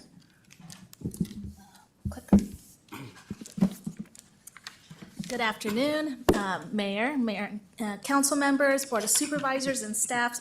It's a pleasure to be able to share with you the work that we're doing at City of Tucson. I want to start off with, and I'm sure you're all familiar with our Safe City initiative that was just launched recently under Mayor Romero's leadership in response to the growing concerns. We've been working on so many things for so many years, but there seems to be a real nexus of some of these tough issues, the rising unsheltered homelessness, the increase of substance use and mental health challenges, limited treatment and shelter options, and declining perceptions of public safety and the reality of some of those public safety concerns. And then the visible blight, the trash, the things that we're seeing as a result of a lot of these encampments and just people loitering around. So, you know, as a city, we have done many things over the course of the last 6 years. We've seen implementation of several new services and efforts. And we know that all of these things have been happening in multiple spaces, but this work of Safe City is really to bring it all under one umbrella, to be better coordinated, to be looking at what is working and of course change on those things that are not. You know, the city, we have been operating in spaces that are not traditionally city services. And yet we know that these are urgent, immediate needs that we have in the community, and where can we plug in, where can we help fill some of those gaps? And I want to acknowledge our county partners and the departments who have been through all those long discussions and brainstorming and how do we work together. And there's many efforts, more than not, that we're working together. So I'm grateful for the work that we get to do together. You know, the goal of Safe City is really simple. It's improving public safety and enhancing the quality of life for all Tucsonans. And so the work I'm going to do, I'm going to take a little bit of a different approach than my counterpart here around what are some of those things, because you should have all received a similar spreadsheet, a little larger with a little more colors.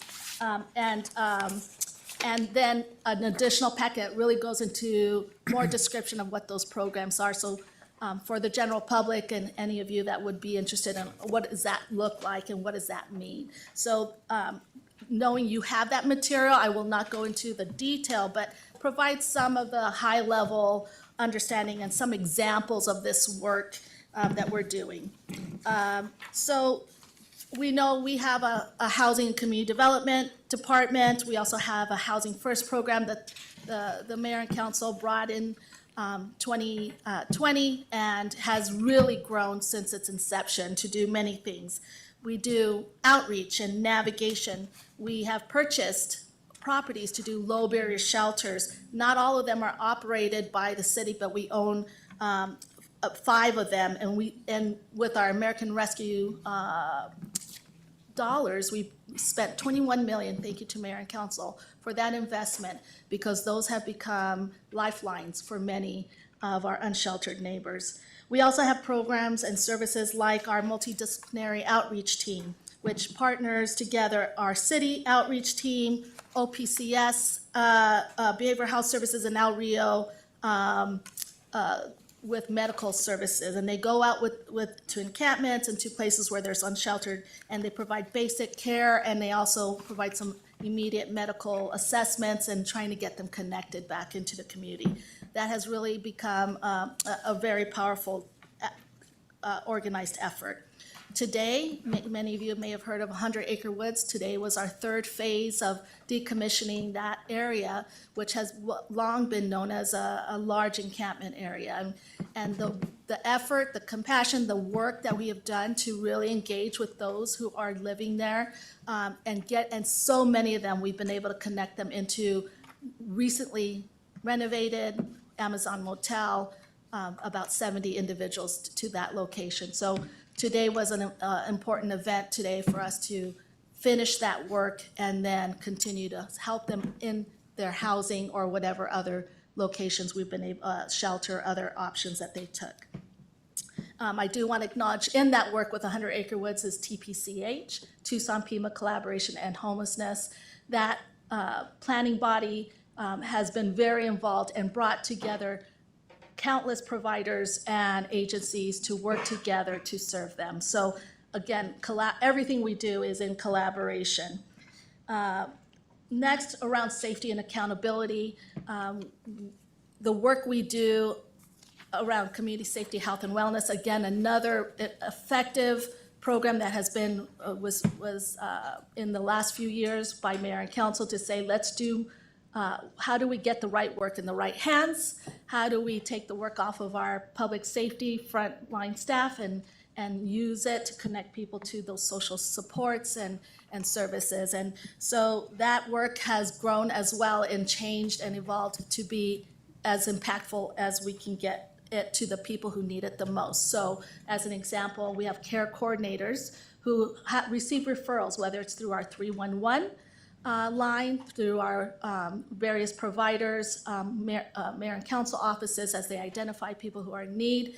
Our care coordinators are connecting them to social services that are already existing and working with whether it's health, mental health, behavioral health, substance use. And we've expanded to take advantage of some of the funding through the state around opioid response to do education and to really help people with opioid substance use disorders. I also, the work that we've done with VIVA, which stands for Violence Interruption and Vulnerability Vitalization Action, came out of an effort that Tucson Police Department piloted. It was geared to reduce gun violence. Highly successful because it wasn't just about disrupting or dismantling those crime networks in those hot spots that were identified where there was high gun violence. It also was about supporting the residents in the neighborhood in that area. And that has been very impactful through our community enrichment coordinators and subsequently has led us to implementing an Office of Violence Prevention.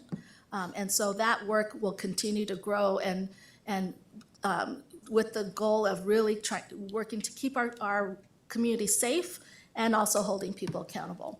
Our Tucson Police Department, I could give you a whole day's talk on all the work that Tucson Police, very proud of the work they're doing. I just want to talk about the core team and their mental health team, the work they do to proactively engage with unsheltered persons, with some persons with mental health issues or crisis, those who are actively using and really putting that warm handoff as to what can we do to help you and let's get you where you need to go. And so that work has really been impactful. We often have our outreach workers embedded. We also have Kodak and Community Bridges embedded with our core team to go out there so that when they're meeting with them, they don't have to say, show up to this place. They have the staff on site ready to work with them.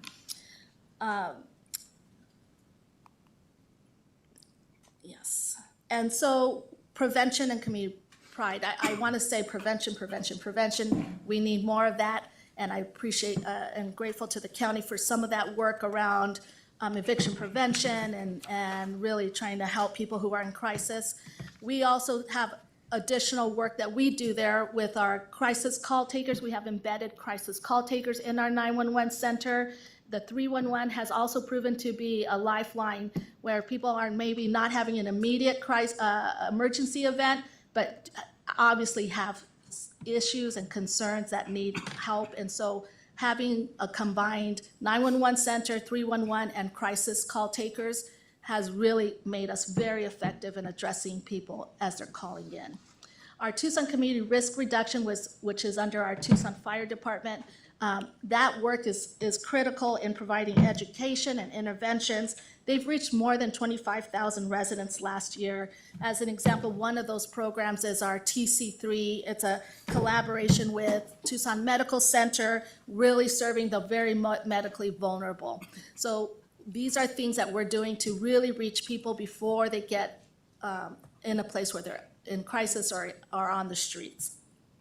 I do want to mention our Thrive Zones. This has been an effort to, some will use the term community revitalization, but really what it is an area, we'll use Thrive in the 05 and the 29th Street corridor are two Thrive zones around investing into those neighborhoods. Neighborhoods that have been historically disinvested, people who really have things like food deserts and lack of access to healthcare, and bringing in and identifying what are those things that are needed in that community and then delivering on that, and really focusing on how to develop affordable housing and other housing options for people in the neighborhood so they can have quality, safe places to live. Finally, around community pride, Team Up to Clean Up. If you haven't done it, we invite you. It's a great way to bring volunteers together to clean up, and often they're neighborhood leaders, neighborhood associations who are wanting to do this, and we go in and we clean the areas. We want everyone to feel pride in where they live. We have our homeless work program that we partner and fund with Old Pueblo Community Services. That also ensures that we're doing major cleanups around the area so that as we're trying to help people, often people are transient in many of these places and leaving behind things. So that work is things that we're really taking up and making sure that's part of our safe city. So now Steve and I are gonna tag team this, and one of the things we wanted to do was talk about some of the gaps that we know and the sources that we used.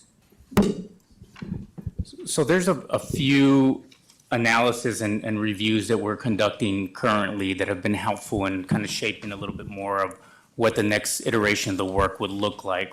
There's Pima County Health Department did a needs assessment in 2014 of September. The City of Tucson created a gaps analysis framework, actually, that was distributed in February of 2025.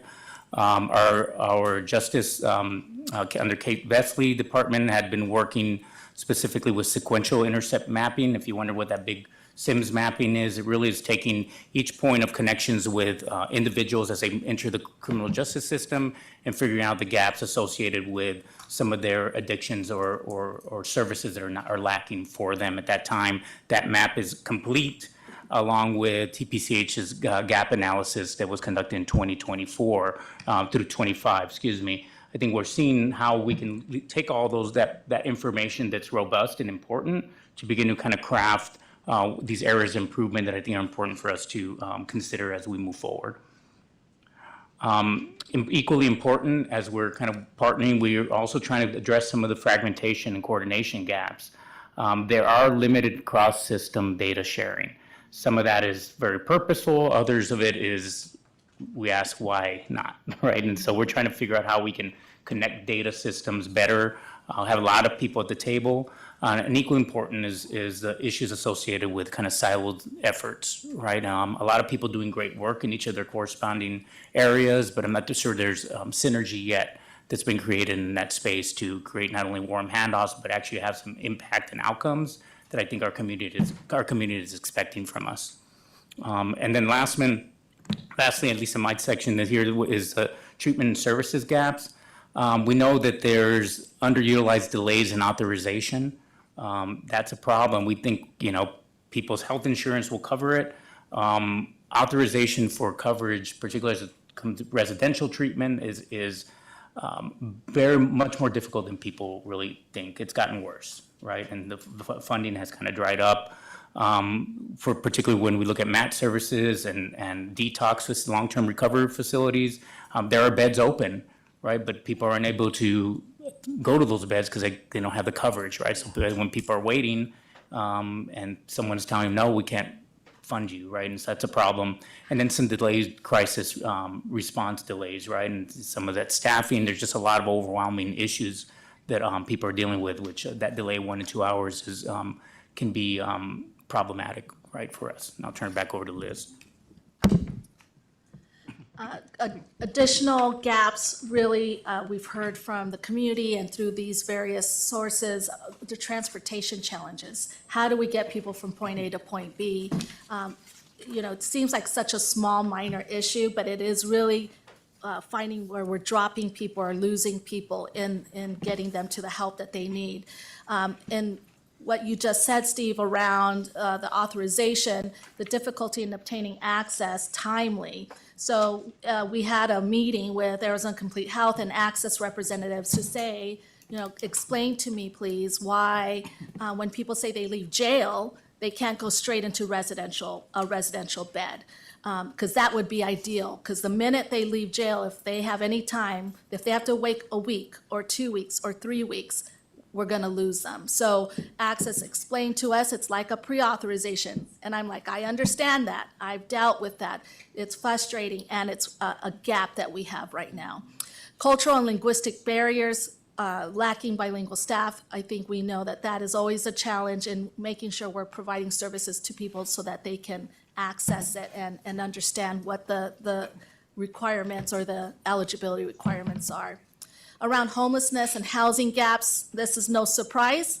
We don't have the number of beds and supportive housing that is the need that we have. We have many encampments that have grown over the years, and we've seen significant issues of safety and environmental concerns. And then discharge planning was one of the things we've heard from frontline staff as people, whether they're leaving jail, hospitals, other types of programs, if you don't have a good plan in place for their exit, you're going to lose them. They're going to go back to what they were doing that got them into that difficulty. So how do we do discharge planning in a way that those connections are there and we can get people through without disruption? Around public safety and justice system, Steve mentioned high failure to appear rates. We know our court staffing, they are maxed out. Our city courts, we are, as we do this work, we know that there's huge numbers. Community court was one of the things I wanted to mention earlier. One of the things we were doing 2 Fridays a month. We've increased that to every Friday, but that required some moving and changing, and I'm very grateful to our presiding magistrate, Judge KLOTZ, and the work that he's done with Judge BLEAU. Those things are impactful when we can ensure we're doing this kind of specialty courts to really address these issues that provides on-site services. But we could do that every day, and we would still have need around that.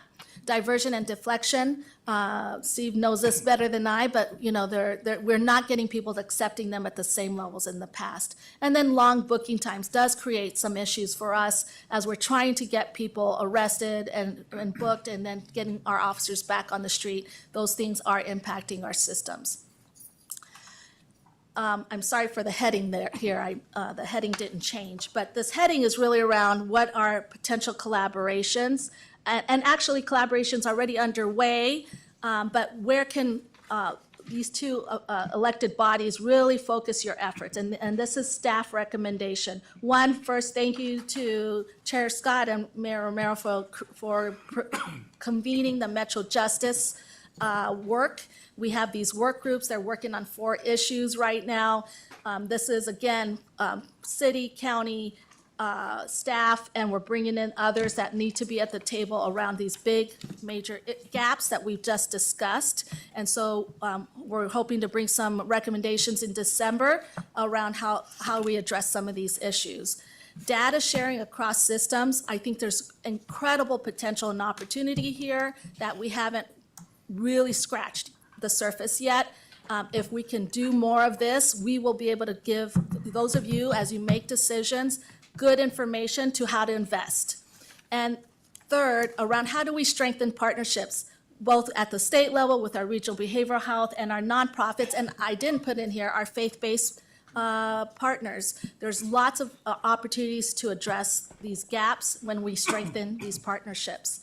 And finally, Steve made mention, there's a potential pilot that we're pulling together this idea around those who are just as involved with substance use. How do we get them, whether it's from the transition center, from the safer center, how do we get them into shelter? Because one of the things we've learned from the transition center is many of them, when they come out of jail, they don't have a place to go. Let's find them a shelter, which the city, we have a project, a property that we've identified that needs, but will need funding because the funding will run out.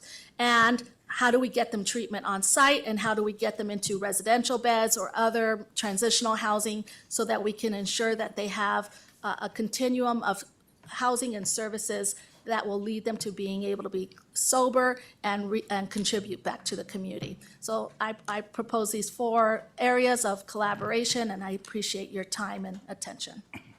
Thank you so much, Steve and Liz. I, for one, I would highly encourage my colleagues on the Board of Supervisors. I know that the Mayor and Council is familiar with the list of all of the services that the City of Tucson provides.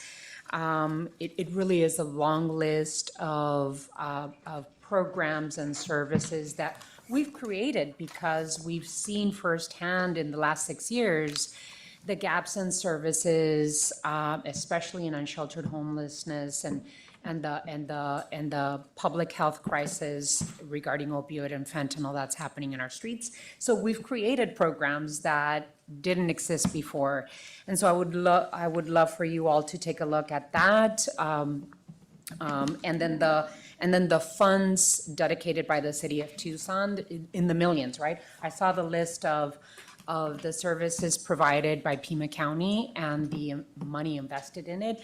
The list that Assistant City Manager Morales provided of the funds invested in these programs are in the millions. So I think I'd like to call attention to the public safety, to your recommendations, that last page, the last slide. Developing a pilot to address gaps for justice involved, providing shelter and treatment, I think is a really worthy effort to put time and attention to on behalf of both Pima County and the City of Tucson, because I think for me, I would like to really call attention to the needs that we have in our streets. After all the millions of dollars invested by both Pima County and the City of Tucson, some of these funds are federal funds that we've received in the previous administration, we still see a need on our streets. And so we still see people really on the streets that we could visually see that need help, that are either unsheltered, have serious mental illnesses, or are addicted to fentanyl and or other really harsh street drugs. That, I think, if we focus our attention and our time in trying to find a solution and a tangible result to find help for those individuals that are really actually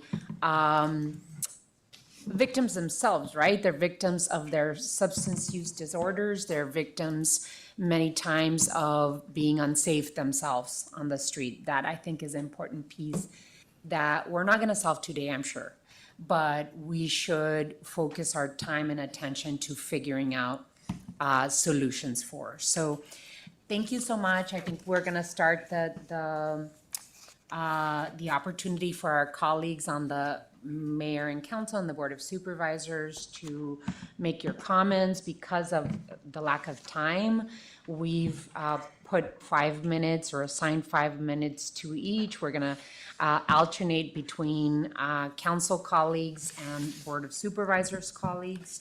And I really would like to also mention, if you do have questions and want to ask them here, we can have our city manager and our county administrator respond to those questions that you might have that we might not have time to respond to. And they could do it in a joint memo responding to all of us. So I would usually start with the vice mayor, but she is representing us at the National League of Cities. So what I'm gonna do is I usually start 1 to 6. Sometimes I alternate 6 to 1. So what I'll do in the absence of my vice mayor, we're gonna start with Ward 6. And I'll invite my colleague, Councilmember Ulick, to start. Thank you, Mayor Romero, Chairman Scott, and County Administrator Jan, and City Manager Tim, and Steve and Liz. I feel deep gratitude to the leadership team that we have and the fact that we're all at the same table, an important step. And I know that some discomfort brought us here, right? And some difficult dialogue. Good on us and good on you for going there, because these are tough issues. And if we're not willing to go there when we know families have to go there at their dinner tables, they're worried about their children on the streets of Tucson, or they've already lost loved ones to this crisis, we need to go there. And so I feel really grateful that even though it took that to get us here, we're here. We're here and we need to be here. So gratitude and hope, I think, are two things that come to the forefront for me. Hope in that after reviewing all of the recommendations and all of the investments, I do believe they're well-informed. And we've had communications with our county attorney, with our police department. There's not a player in this effort who has bad intentions or is, quite frankly, necessarily even ill-informed. My belief is that there are gaps. And so I agree with you, Mayor, and to the staff for the recommendations. I think looking at those gaps and figuring out how to prioritize our efforts collectively. I want to note that from my perspective, representing Ward 6, I do represent an urban area. I recognize that South Tucson, Old Pascua, and New Pascua, many Tohono O'odham tribal members live in the urban core, that this is not even just a city-county thing, right? This is just the urban core of our valley is suffering in a particular way. And so I know that the collaboration even more broadly will continue. I was gonna time myself, so please just tell me to stop. But just very briefly, you know, it's so challenging because it's our justice system and our law enforcement system that's being called to action to address a health crisis. These are health issues. And if I had cancer or kidney disease, nobody would be hauling me off to jail. But if I have mental illness or I'm addicted, guess what? Right now, there are huge gaps in our behavioral health system. And there are maybe some opportunities. So very briefly, I know that at the federal level, I believe there may be litigation regarding mental health parity. The health insurance system has never, you know, addiction is treated like an acute knee injury. And after you get wrapped up and leave the ER, you're supposed to be better. It is not. These are chronic conditions that are not treated with parity. And so if there is litigation with CMS or Medicaid, I hope we could look into that and perhaps join forces to push on the need for parity within our health system. The second thing is, even if we offer, and we will, try to fill these gaps, we've had some real issues in Arizona where we know under the American Indian Health Plan, there were bad actors offering housing, food, employment, treatment. Come on, get in the van. Folks ended up, mostly American Indian folks, ended up trapped with no ID and no treatment, exploited, right? And so when we look at folks who are suffering on the streets and saying, why the hell don't they get into treatment? Why don't they take us up on our offers? There are often good reasons. And so as we approach options, I hope we'll keep that in mind. And finally, in terms of great models and options there are. Oxford House keeps coming to my mind. It's a peer-based model. They rent houses and peer-to-peer folks help each other stay in recovery and affordable housing. So there are opportunities, there are partners, there are paths forward. And again, I guess to end on a note of hope, I can't imagine between the city and county and our colleague jurisdictions, we've got the right people and the right leadership to find this path. Thank you. Thank you, Councilmember. Supervisor Allen is the vice chair of our board, so I had her going next, and then to my colleagues, if you wondered why I did the rest of you in the order that I did it based on service on the board. So Supervisor Christie would be our next supervisor, followed by Supervisor Hines, and then Supervisor Cano. Supervisor Allen. Set my timer. First of all, Ms. Manriquez has the timer. oh, okay, the gotcha. So thank you all for being here. And for pulling this together, and clearly all of the work that has been done and the deep commitment to the dignity, the safety, the wellness of our community. It is so clear from looking at the presentations of the work that we are doing, the investments that we are making, that we are committed to tackling this crisis in a multitude of ways. I just have to say that there's a couple underlying things. One is the urgency of the moment, right? That we already, if you just threw a bubble over us, right, there is an urgency of the moment that we can see and that we can feel every single day in our community. And that urgency is exacerbated right now. We just had a long discussion in our board meeting around the impact on SNAP benefits, right, and the food crisis that is happening as well as in our community, of it being more difficult for people to get access to food, and then the domino effect that creates on increased eviction rates when people are making choices between food and rent, and then the housing crisis, and then what we know looming on the horizon is a healthcare crisis. So all of that adds another layer of urgency for clear thought and an increase in our commitment to important action, difficult action. The other thing I will mention too, and this is a piece of gratitude for knowing that how we think about and look at our mothers, our fathers, our brothers, our sisters who are experiencing homelessness, who are experiencing mental health crises, who are experiencing substance use disorder out on the streets. And I think we all know someone, have someone, a neighbor, a family member who is there.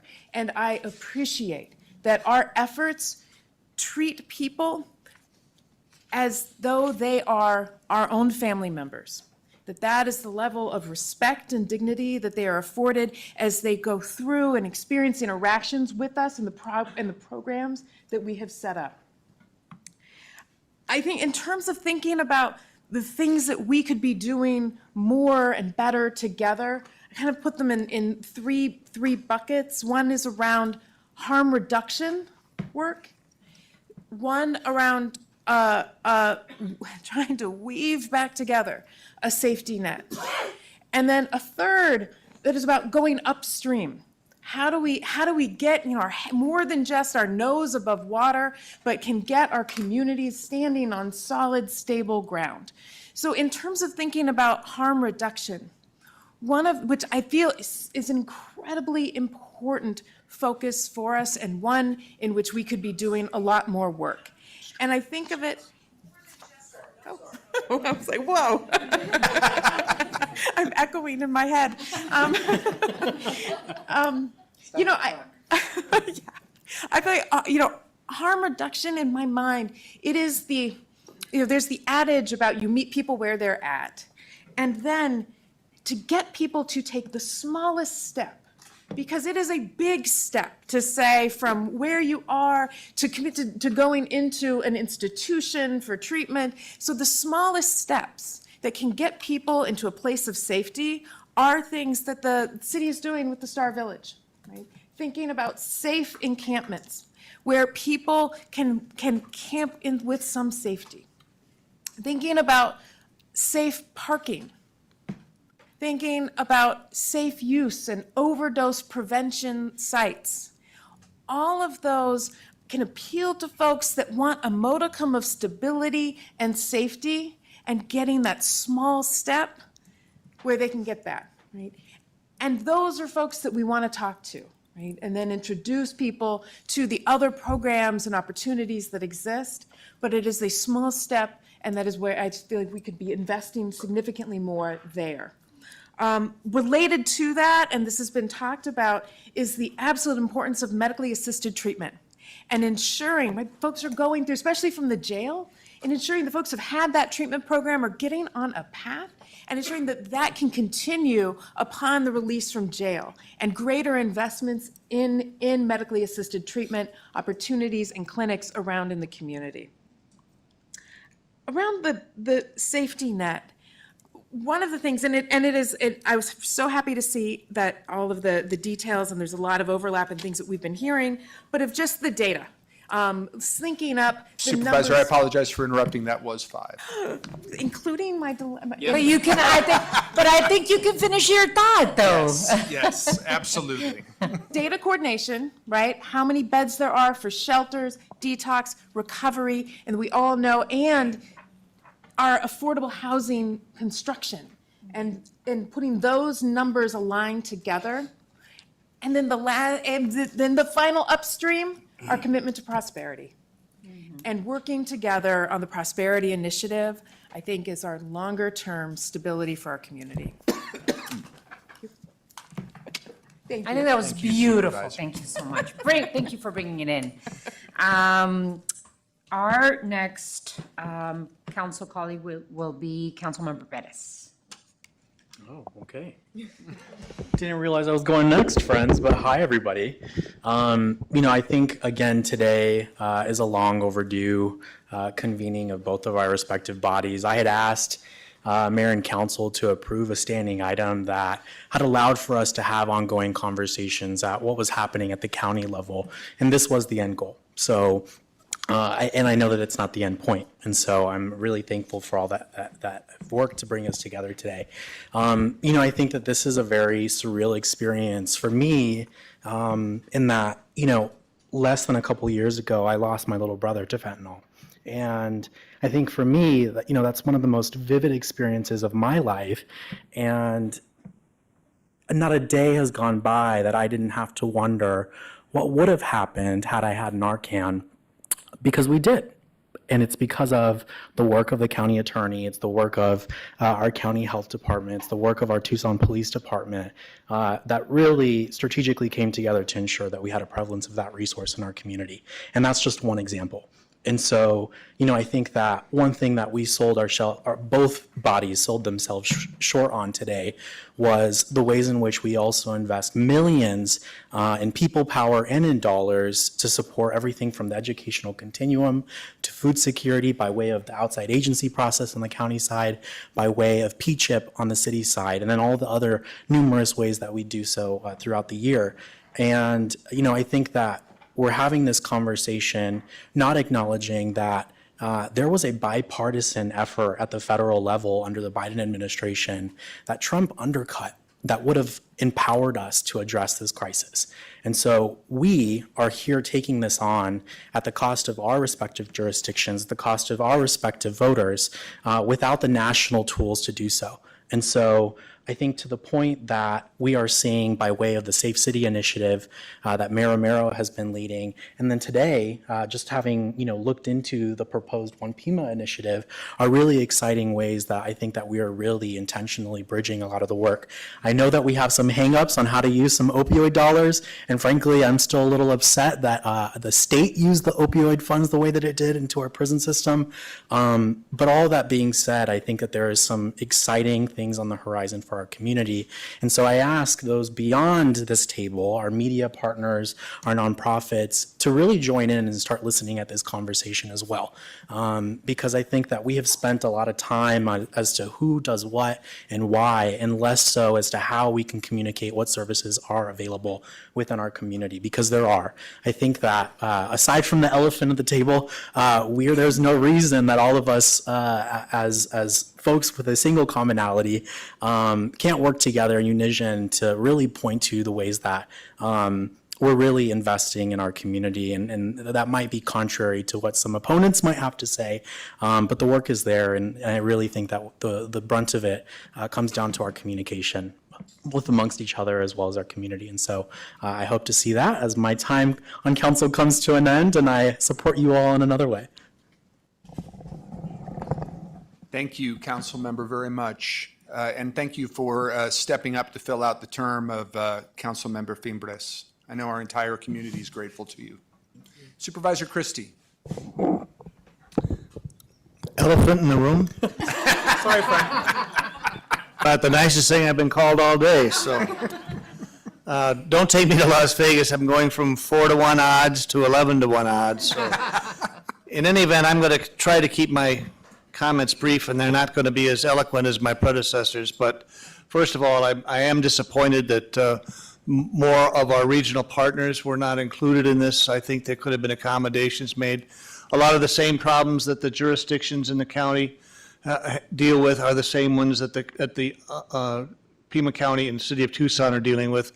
They have ideas, they have needs, they should be included at the table. Deputy Administrator Holmes even mentioned an issue with Marana Courts that could have been included, and we could have used that information as well. I'm going to say that I think the basic issue, and I'm just going to speak from what I hear from my constituents and what I hear from predominant members of the community, is that the number one problem with the homeless situation is enforcement. There is no enforcement of breaking the law. And that until there's a robust effort to uphold the law and to make those who are breaking the law accountable, we're going to have a very difficult time trying to convince our community that we're doing anything about it. The best thing I've seen lately was the very high-intensity efforts by the Tucson Police Department to go into the wash areas and into the encampments and arrest people who are breaking the law. Nobody is getting arrested because they are mentally ill. Nobody is getting arrested because they have a drug addiction problem. They are getting arrested because they are breaking the law, and we need accountability of those who are breaking the law with consequences that have teeth. And until we do that, you can go to any parking lot of a Walmart or a Costco and sequester 12 to 50 people, and if you ask them, is the homeless situation in Pima County getting better? And I guarantee you the answer would be a resounding no. In fact, the comments would be that it's getting worse. We have all these wonderful ideas and wonderful programs that we listen to presentations of, numbers of items. The community doesn't know about that, nor in most cases do they even care. All they know is they want the homeless situation off their streets, out of their neighborhoods, away from their businesses and out of their alleys. And to them, it's not happening. And until we have a robust effort to get the criminality dealt with, we can't go into the other areas of drug addiction and mental health.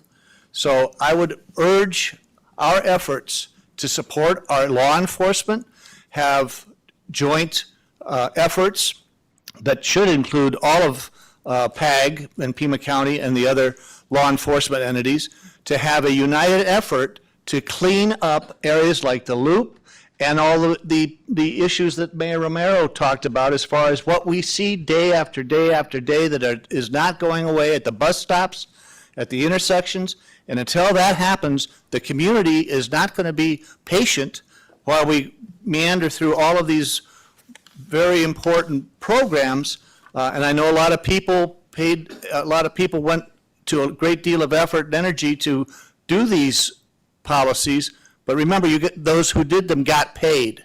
So it's important that we make the effort to get law enforcement engaged, get the problem of criminality dealt with, and to get the issues of homelessness, of drug use, of criminality off the streets. And until that happens, we're not going to make much headway with our community or with the services we're trying to provide. Thank you. Thank you, Supervisor. Thank you so much, Supervisor. Appreciate the sentiment of really dealing with a tangible issue that's in our streets. And I think that you and I both agree that we need to be able to attend to the crisis that's happening in our streets. And so thank you for your comments. Councilmember Lee? Thank you, Mayor. Really appreciate everyone's comments so far. And like the Vice Chair said, listening to all the work being done, I just have no doubt in my mind that each of us care deeply about this work. We're all committed to a shared objective and a shared goal for our community. So no question in my mind that everyone is doing the best work that they can with the resources that we have. I think that's very clear.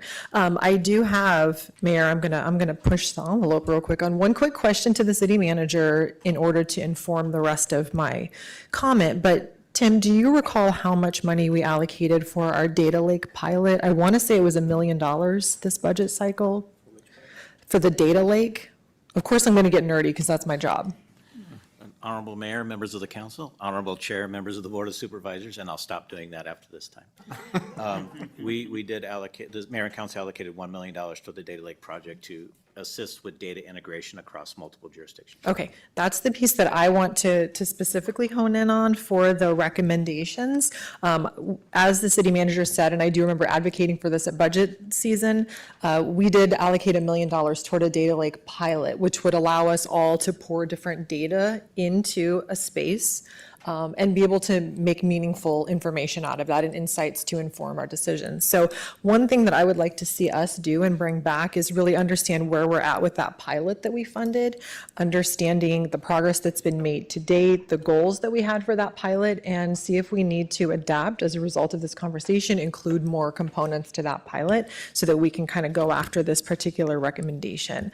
So that's one piece that I'm thinking about. And the other one, I will admit it may sound a little bit corny, but I think that this is something that's kind of missing for me, is I don't know that collectively we have a shared defined vision for what we want to see, so that underneath of that level, each of us can have goals that we're working on that are tangible, measurable goals that we can start to communicate with each other about and communicate with the community about to make all of this work that we're doing more visible and measurable. So that's one thing that I have seen in other organizations that has, again, it's kind of corny, but it's very effective to make that visible. Not only does it make it visible what we're all doing, but it can also not only identify the gaps, but where there is duplication, an opportunity to be more efficient and collaborate if we're doing some of the same work. So that's something that I would really be interested in exploring, just so, again, we can make everything that we're doing more visible, measurable, and kind of get a little bit more traction on some of the areas that we all want to see more traction on. So those are all my comments. Thank you. Thank you very much, Councilmember Lee. Supervisor Hines. Great. This has been fun. I think we should do it more often. I think we're going to do it more often, right?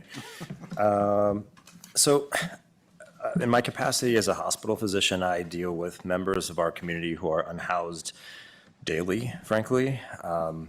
Discharging people from the hospital to the street is tragic, and we can't always help that, because once your wound is healing, your infection is done, we've dealt with the broken bone, your whatever, the hospital is it's not transitional housing. It's not a place you can stay. So this is something that is very, close to what I do with my other hat. And I appreciate that we're dealing with this. I do think that real-time like intel is incredibly important, not just for those that are in our employ, but also in our community.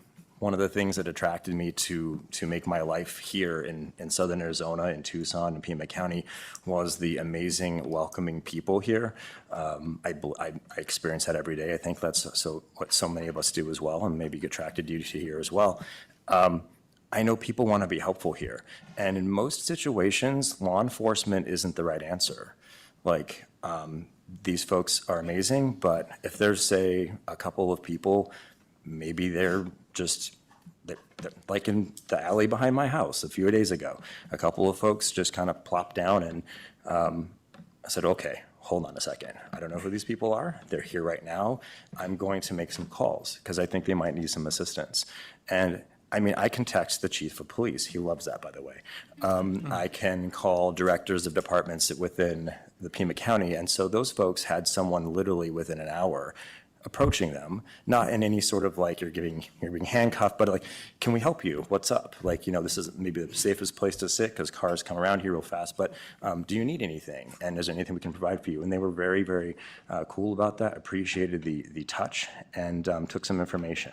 And that's the kind of thing. I know we have reporting capacity, but we need to work together on much more real-time responsiveness. Any of us can do what I just did, but the people of our community, I think, also need to be afforded that opportunity because they don't want to just be calling the cops on their friends and neighbors, probably not their friends maybe, but like folks that are disadvantaged in the community who are in a rough spot. They don't necessarily need law enforcement, they almost never do, but they do need to be connected with some opportunities. And I think if it's a reporting website that gets to someone in 24 hours, that's not right. That's not gonna work. We know that it's gotta be at a discharge from a hospital or a clinic or at a transition out of an incarcerated situation or these kinds of touch points. But I believe one of our best resources is our people. And I think they wanna do the right thing, and giving them a real-time opportunity to help engage the correct folks is something that they would really embrace and help us to control this problem a lot faster. Thank you very much, Supervisor. Thank you so much. Really appreciated. Our next council member will be Councilmember. Thank you, Mayor Romero, Chair Scott. Thank you all. I feel like I've come home in this work, that half of me has been missing, and I've learned so much from my supervisor colleagues who have spoken, and I imagine from the rest of them as well. We should have been doing this earlier. I hope you will do it again. It's like any good party. You know, hey, let's do it again soon.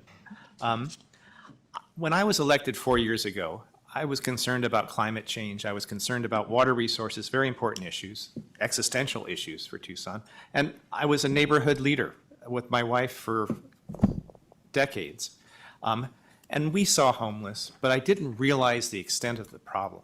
And it's a huge problem, and it's perceived all across the spectrum, from people who are upset about seeing it to people who have lost loved ones because people on the street didn't get the resources that they could. And frankly, people living on the street are the most vulnerable of our residents.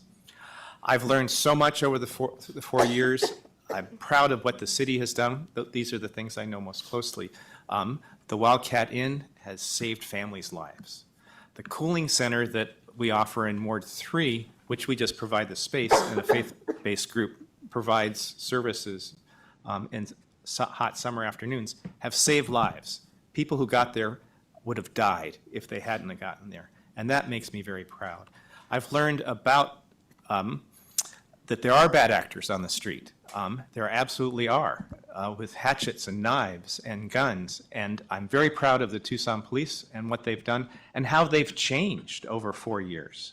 When I was elected and the COVID, the only response to people on the street was the police department. Now we have community safety, health, and wellness. We have other navigators. We work with other nonprofit partners. Police come in when it's a police problem. And that has freed them up more to help businesses, to help domestic situations, traffic. When I was elected, they weren't doing traffic patrol.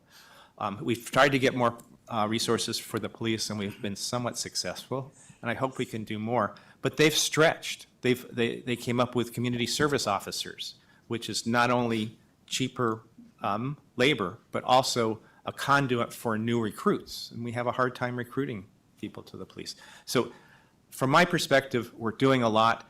We all know we're not doing enough. And I think together we will be more strategic. And I feel like this is kind of the peace accords, the Tucson Pima peace accords, but it's gotten so much more than that. Now we're kind of two superhero leagues that are joining forces. Our capes are kind of invisible, but we do important good work, and I'm proud to be part of all of this community. Thank you. Thanks very much, Councilmember Dahl. Supervisor Cano. Thank you, Chair Scott, Mayor Romero, my colleagues on the board and on the City Council. I want to do some quick housekeeping. I want to thank our county administrator and our city manager, both clerk offices, and of course our IT and communication staff, in addition to the Pima Association of Governments for hosting us for today's conversation. Being passed around is a document that is hot off the press. It is the county's equivalent to the Safe City Initiative that was adopted in a 4-1 vote by the Board of Supervisors earlier today. I'll tell you a little bit more about that. Pages 6 and 7 are the pages I'd be paying attention to in the executive summary.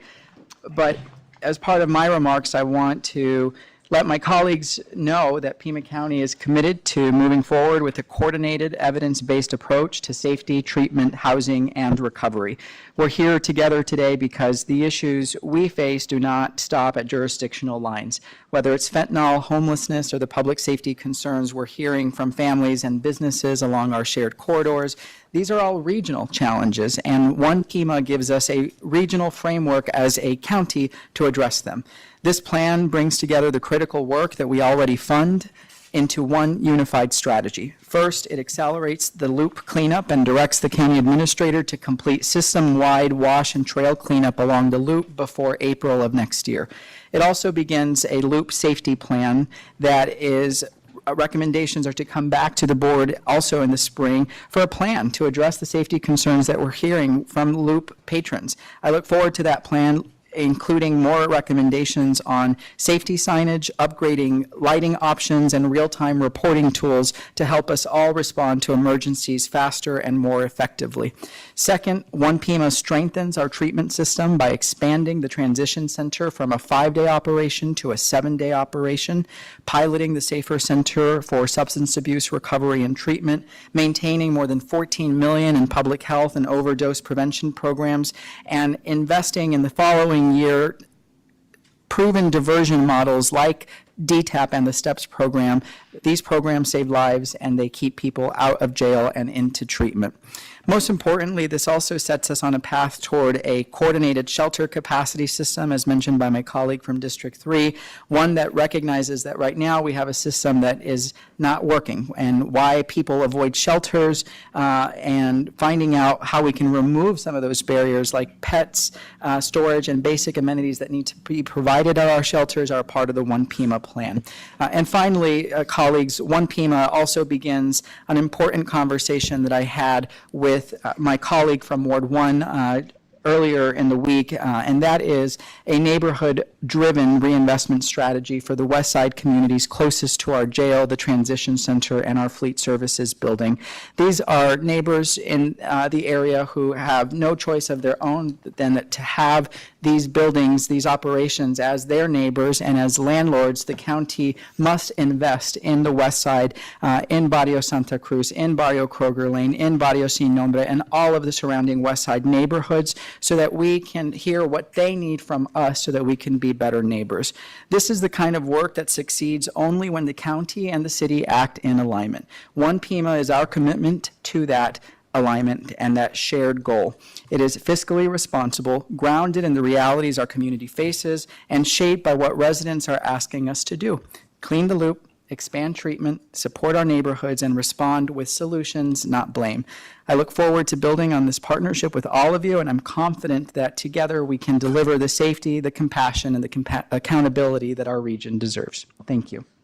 Thank you so much, Supervisor Cano. Really appreciate you coming to the table with solutions that we need. We need to talk about solutions. It just seems it's beginning to feel like a love fest here, and it feels good. But also there's very tangible, very serious problems that we have. And offering solutions as you've done today, I really appreciate it. I appreciate to hear that the Board of Supervisors voted positively for this idea. And still, again, as we started, right, we're not finding absolute solutions today, but everything that I've been hearing from both council and the Board of Supervisors is targeting where we need to work together in. So our last council colleague speaking today is Councilmember Cunningham. And you have the almost last word, Councilmember. And I'll take it. Mir, the space station Mir. It's a Russian word for village or world. We are the Tucson Mir, the Tucson village or world. And in some dialects, that word actually means peace. And that's what we came here today to do. At the end of the day, both Pima County and City of Tucson are in the people. Well, we're in the people business. We're in the people business to improve the quality of life from everyone in the whole continuum. From the person that, my team goes out and engages folks on the street a couple times a month. And from that person who's really had a tough time, we had one guy, we couldn't understand anything he said. He's got some mental health issues. We call him BLEAU. We went out and he was like half dressed. All of his clothes were tattered. So we bought him some clothes. We started there. And then we were able to develop some rapport, and he's at CBI right now. And we're trying to do the work as well, just so we have an understanding of how difficult it is. And our people on the ground, you have no idea how difficult it is. But we're in this people business where your quality of life is, the way it's affected right now is not really how much income, but your discretionary income. How much do you have in your pocket left over to do cool things? How much, that's part of it. When we talk about quality of life, we talk about whether or not your housing is affordable or you're getting jammed up. We've got way too many lower income families that are working, that are putting in their time, that are getting jammed up, and they're paying too much. And that's actually indirectly and directly attached to this. Because when you think about it, if we've got families that are unfairly getting evicted, they're taking up shelter spaces from people we could take off the street. So all these things slide up and down. In common, we have multiple agencies that do this work. We have a housing, we have courts, we have enforcement, we have health, we have social services, we have corrections. Those are the core things, the 6 things that encompass all this work collectively. We've got to figure out how to marry those. We've got to figure out, there's all these different platitudes that we've had over the years, but at the end of the day, we're a team here, and we're in it together. I'm going to go through a few things that have been thought of and suggested and shot down, and even by me, but I think they're all worth discussion. We've talked about in the city side about merging the courts, and about having misdemeanor court in Pima County, which saved the city some money, but also the same computer system. Everybody's on the same page. It could enhance case management. There's a lot of things there's a lot of things in politics that probably have short-circuited that, but it may be something worth talking about. We should be talking about whether or not we put our health insurance, when it comes up in the next few years, we put it out to bid together. I don't like it that Aetna and Cigna come to us and say, hey, stick with us because we're the only ones who can partner. I think that if we make a commitment jointly, we're sending that message. I'd love to bring a school district along to do it and expand our pool and maybe have something that leads to a single payer option, at least for children in Pima County. We'd be the only ones doing it. The same thing with merging the courts. We'd have the opportunity to create a diversion program with mandated rehab. We'd be the only county in the country with a pre-conviction mandated rehab program inpatient. That would be kind of cool to be able to do those things. If we're Tucson, we're going to think ahead of everybody else. We're going to be number one, and I want to do that. One of the things I think we've kind of shot down a few times, and I think it's time to revisit it, is maybe Pima County Sheriff's Office and TPD go into some joint programs along with South Tucson Police Department in working calls together. We kind of we danced around it a few times. We still have mutual aid programs in there, but maybe it's time to take a look at where logistically, if there's a deputy closer than a officer, they can help us, and we wouldn't just expect the county to absorb the cost. We'd figure out a way to cost share that. I think that's actual tangible things that we can look at. I'm going to save the municipal district and incorporation and annexation talk for another time, but I'm going to tell you that all of you heard me privately say it. It's something that the state of Arizona has put a law into place that has pitted us against each other for too long. We need to address it and figure out how we can make it work and make it work right. In the meantime, at least consider county-owned properties that are adjacent to city parcels, allowing them to be annexed into the city. That would kind of be a great first step. It wouldn't cost the county anything, and it would fill some gaps in service for everybody. I'm going to talk really quick about the public hospital. We had a county general hospital in the 80s. We farmed it out. I'd like to learn more about it and how that catch-all is there. I think it would be really cool if we had some urgent care catch-all, especially with some of our unsheltered.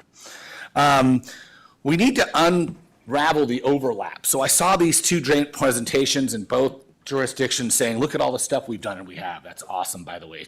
Steve and Liz, just outstanding the work both of your teams have done. But no one in this room can deny that there's some unusual overlap there. We need to unravel that overlap so we're not duplicating services in certain situations. I'd love to take a look at the real-time shelter availability. Thank you, Supervisor Allen, for bringing up an idea that I thought of a year ago. But I think it's awesome that everybody's talking about it. To have that app on your phone as a social worker and go, oh, there's 2 bed spaces here. Now, right now, what people don't realize is that at GRM, there seems to always be beds. It's about whether or not they can do their intake 24/7. Same thing with the transition center. We're 8 to midnight, Monday through Friday. We need to be 8 to midnight all 7 days a week. We just do. And so I think if we go to that piece and establish an alternative to jail program, we'll probably have some better options. We'll be able to lead a path to pre-conviction rehab and some other programs. I heard today that people need to have consequences. I don't think throwing everybody in jail summarily is the best answer, but at the same time, I think that some people need to be catalyzed in their action. And there needs to be a catalyst to get them to their moment of clarity where they're going, hey, I want some help. I don't know if either one's, and there is no magic bullet to do that. But one thing we do need to accept is that rehab is not permanent. Rehab is not an answer, but I'll take 40 days in rehab and 10 months of sobriety over 1 year in jail any day of the week. And we've got to think about this goal. No addict is going to solve their problems. You look at Philip Seymour Hoffman, or you look at Robin Williams, it is a lifelong thing. People have 18, 19 years of sobriety and still struggle. We have to respect that and remember that we're here to support them. Finally, I'm going to close and say that my discontent for the county and city relationship is over.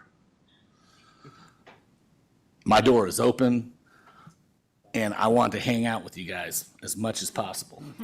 I want you guys to know that if you want to tour Ward 2 or you want me to tour something else, I will clear my schedule. I will do everything I can to better understand that county work. My roots are in the county government. I started as a juvenile detention officer in 1998 in my public service, if you can believe it. There are things that Pima County Juvenile Court did in the late 90s that were recognized nationally. It was the most cutting-edge juvenile court in the country, and I got to be a part of that as a member of the Juvenile Justice Commission for the state under Jan Napolitano. I think we can take those same ideas and practices and apply them to what we're doing today. So with that, I yield, and thank you everybody for coming this afternoon. Councilmember Cunningham, thank you very much. And I would have expected no less from a fellow Gridley Grizzly. So thank you. Thank you. You know, I truly appreciated, Mayor, when we were talking yesterday, that you said that the way we should end is talking about tangible outcomes that we can work on moving forward. And I also appreciated that after Mr. Holmes and Ms. Morales were done, that you pointed to their recommendations of 4 areas of focus that we might take on. The Metro System Work Group that you and I brought together, that Steve and Liz have been doing a great job of organizing into 4 working groups, are going to be making recommendations to us in December. And let's remember that the former city attorney, Mike Rankin, I think summed up the pressing need within those work groups, which is to focus on how we can best work with repeat offenders. The data sharing across systems, I think that's one of the groups that is meeting. I appreciated that that was mentioned.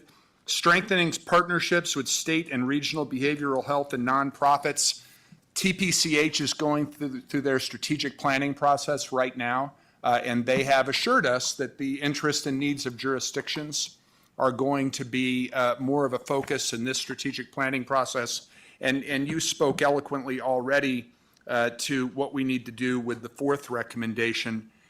I appreciated Supervisor Allen recentering us on the Prosperity Initiative, that policy framework that we have in place that is supposed to be guiding so much of our decisions, not just in the budgetary realm, but if you look at those 3 areas, that Mr. Holmes broke down his presentation into: housing, justice, and health. I think if we take a look at the gaps analyses with the Prosperity Initiative as an overall guide, I think we definitely are going to have some direction to staff in terms of future agendas for future joint meetings, and we talked about meeting quarterly, which I think is outstanding. And not only future agendas for future joint meetings, but more significantly, the work that our teams are going to be doing out in the community moving forward. Thank you, Chair. I appreciate it. I think you and I have met like 5 times this week. At least. Really appreciate all the comments. I know that we all, as a few of you have said, come to the table wanting to find solutions. And I appreciated Vice Chair Allen's comments in terms of the urgency element. There's no day that mayor and council don't receive a concern or complaint about encampments or individuals in our bus stops or in our parks or in our alleys that, you know, just recently happened to Supervisor Hines in front of your house, right? And so we've got to be able to, we've identified, which is wonderful, this is what you and I wanted. We want to make sure that we identify the steps moving forward. It comes with urgency. And we should look at what the investments that we're doing, and instead of layering them, I think that we need to make sure to see where the gaps are and how best to use our funds to fill those gaps. And the overlaps. And the overlaps, right? Where are the overlaps? And I appreciate that Pima County works a lot in prevention and intervention. But we really do need to make sure that we are also looking at the actual concerns that we have that are happening in our streets. And how can both Pima County and the city of Tucson attend to those concerns that are happening on our streets? Because we can do a lot of prevention, and with the opioid settlement funds, you and I have had conversations about this. We have an incredible opportunity. For the next 18 years, we will have access to $126 million to attend, to answer the call of really what is happening on our streets and find transformative, innovative solutions that we know work. And so we've got a really good opportunity to move forward. We have the work that we've been doing since you became chair in terms of putting together the Metro Justice Working Group. We are having incredible meetings and communication with our county attorney. I know that there's been several meetings recently from our city attorney and our county attorney. I know also that our county attorney who's here, you could, if you'd like to add a couple of words, but we all want to find solutions to the issues that we have in our streets. And we just need to make sure that we're acting with urgency, that we're organizing ourselves, and that we're putting, you know, our work to where the issues are. So I really want to, again, thank everyone for the incredible work that's happening. I don't know if our chief of police, if our chief Casmar is here, but the work that he does and the Tucson Police Department do to attend to our problems of safety and unsheltered homelessness on our streets, and locking arms and working hand in hand with our Housing First teams and with Pima County in terms of the transition center is unbelievably amazing. So lots of gratitude to what everyone is doing. Lots of work to do. This is not going to be the last meeting. We're working on finding quarterly meetings that we can come back and continue working on issues of not just unsheltered homelessness and the fentanyl crisis, but also on other issues that were alluded to by some of you. So if there's any additional thoughts, I think we're all good. I think we have our marching orders. Yeah. I thought all of you would have cloven hooves and horns. Not the case. And by the way, thank you for everybody being so friendly and gracious. I appreciate it. Thank you so much. Have a wonderful rest of your meeting, and we're headed out to our own. Thank you. Thank you all so much. That was great. Thank you.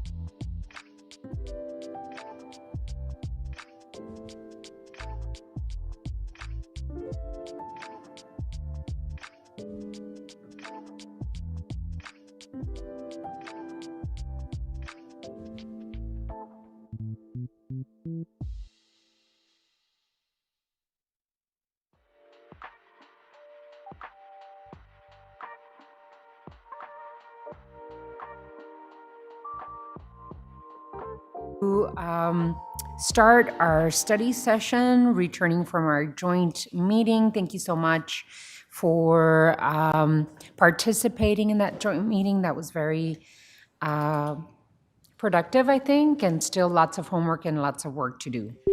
So the Mayor and Council study session is reconvened, and we are going to start with item 3. Time has been set aside for the Mayor and Council to receive an update on the signalized pedestrian signal that is planned for the intersection of Euclid Avenue and 2nd Street.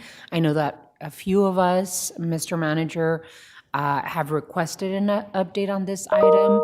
So if you can kick us off, we will really appreciate it. And just to note for the public, both Councilman Lee and Vice Mayor Santa Cruz are joining us via Teams right now. Mr. Manager? Thank you, Honorable Mayor and members of the council. Rejoining us at the table is Director of Transportation Mobility, Sam Credio, to give an update on work ongoing and in progress and upcoming at this particular part of our community. So I'll turn it over to Sam to give that update. Thank you, Mr. Manager, and good afternoon, Madam Mayor, members of the council. Thank you for having me back at the table. I want to first start out by extending my sincerest condolences to the families and friends and the entire University of Arizona community for the tragic loss on the evening of Thursday, October 30th. You know, it's definitely a somber moment to come here and sit at the table and share with you some planned improvements for that intersection after such a tragedy. As requested, we did provide in the material an update on a project to improve safety at that location. And so let me just tell you a little bit about what we have planned there. Back in 2023, we began design on a group of 6 signalized crossings. One of those being Euclid and 2nd Street. The other crossing locations that I'll share with you include Prince and Los Altos, which is a bike hawk, and some of you may be asking, what's a bike hawk?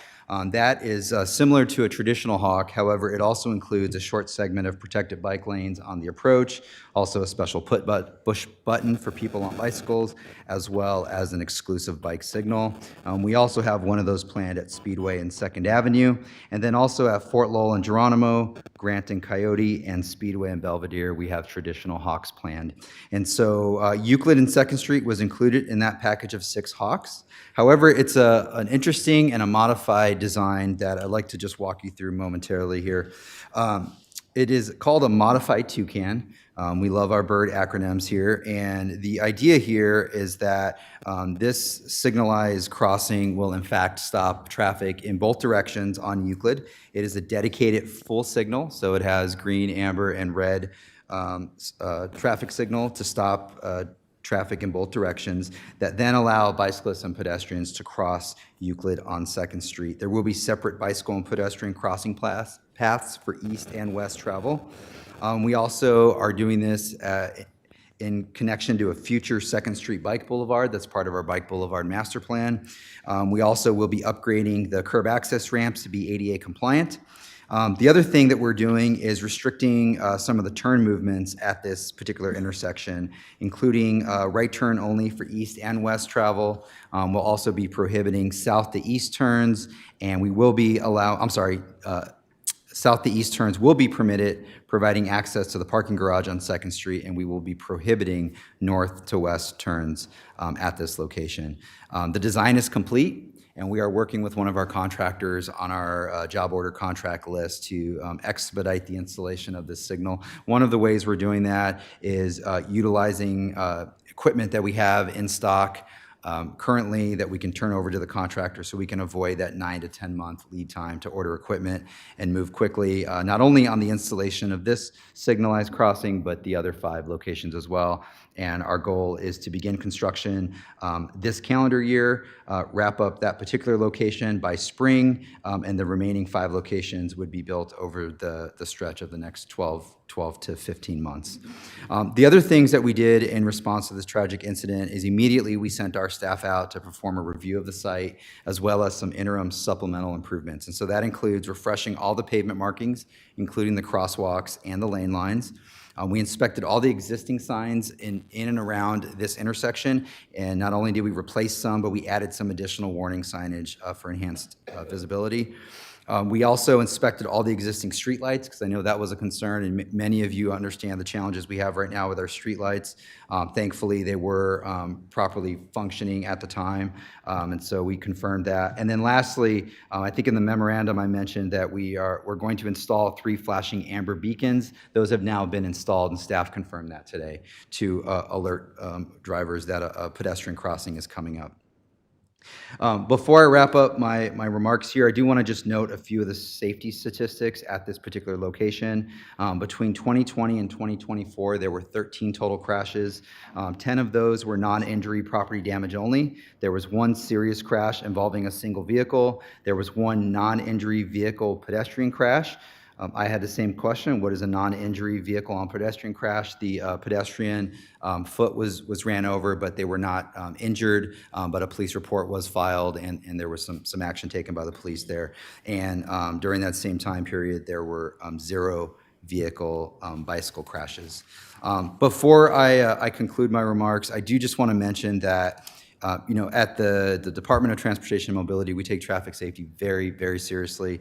And as this council knows, we've presented before on this topic, and I just want to run through quickly some of the things that we are currently doing to promote safety in our community. Many of you know that thanks to the voters, we have a Proposition 411 Tucson Delivers Safe Streets program.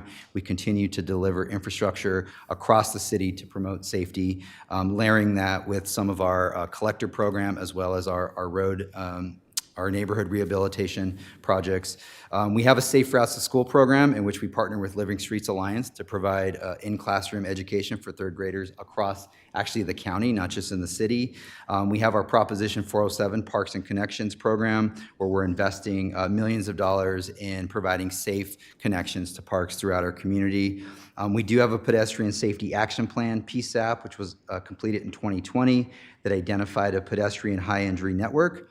And then we're also working with Pima County on the Safe Streets for All Safety Action Plan, which is actually going to take that to the next level and identify an all modes high injury network for not only the city of Tucson, but the entire Pima County region. We continue to work really, really hard at installing HAWKs, which are high intensity activated crosswalks across our community. As many of you know, the HAWK was developed right here in Tucson, and it is a proven safety measure to reduce crashes for pedestrians and people bicycling. And through the investments between ARPA and federal dollars through the state, we currently have over 150 HAWKs citywide and are actively working on designing and building over 50 more over the coming years. Lastly, we've identified, actually second to last, we've identified critical corridors like Grant Road, First Avenue, Fort Lowell, and Valencia, all of which are either receiving investments through RTA or planned investments through RTA Next. We completed a road diet on 12th Avenue, and we did a before and after analysis, and we found that total crashes reduced by 50%, pedestrian-involved crashes reduced by 85%. So we have these, we've implemented things that have proven results. This mayor and council in 2019 approved a complete streets policy, and that is something that helps guide us along with the Complete Streets Coordinating Council that is helping decide how we spend those safe street dollars. And then lastly, we also work with PAG, our partner, on road safety assessments. And it is a service that PAG offers. It doesn't cost the city of Tucson money. And we work with PAG to identify safety issues on our streets. And then they make recommendations that we can then implement it through the various strategies that we have. I have at least 2 more pages. I'm actually going to stop there because I want to save time for your input. But all of this to be said is that we are investing heavily in our community to improve traffic safety for all. And with that, Mayor, I'd be happy to take any questions. Thank you, Mr. Creedy. Really appreciate it. I too want to begin this conversation on the council side by acknowledging the tragic loss of our University of Arizona students, just absolutely tragic. Katia Rosaura Castillo Mendoza, Sofia Akimi Trotel, Josiah Patrick Santos, and Peter Winhoji. It really, to their friends, to their family, to the university community, our deepest sympathy. And that the university community, each and every student deserves to feel safe while walking or biking to their classes around the University of Arizona, that we are paying attention as the mayor and council. But not only that, for some time, the mayor and council have been very proactive in really creating safe and complete streets for the residents of the city of Tucson, including the university and school communities. You know, I think that even before we started, passed our Complete Streets policy, which was back in 2019, we've been very deliberate on building infrastructure for ADA accessibility. Something that had not been done in decades in our community. And so I appreciate the update that staff has brought for us today. I appreciate that you've taken proactive measures to make sure that around that area, it's well lit, well striped, you know, that it has signs for people to understand that they should not be driving 50 miles an hour. You know, and that we have a commitment, and I think we talked about Vision Zero this past year, which is something that is a goal that I'd like to push forward in terms of, you know, the goal should be zero pedestrian bicycle fatalities in our roads. And so we know that Pima County and the state of Arizona, as well as the city of Tucson, has the highest incidence and crashes on pedestrians and cyclists in the country. And this is not just the city of Tucson, but Pima County as well, and the state of Arizona. So obviously, we need to do continued work on this issue. So with that, I'll send it over to Councilmember Ulick. Thank you, Mayor, and thank you, Sam. After the tragic loss of life at this intersection, I just really want to acknowledge that I didn't even have to pick up the phone before I even thought of picking up the phone to call Sam and the TDOT team. They were out there, and signage was going up and striping was happening. I really appreciate it. I think the urgency that you conveyed and your team obviously felt is very reflective of the response we all had. So thank you, Sam.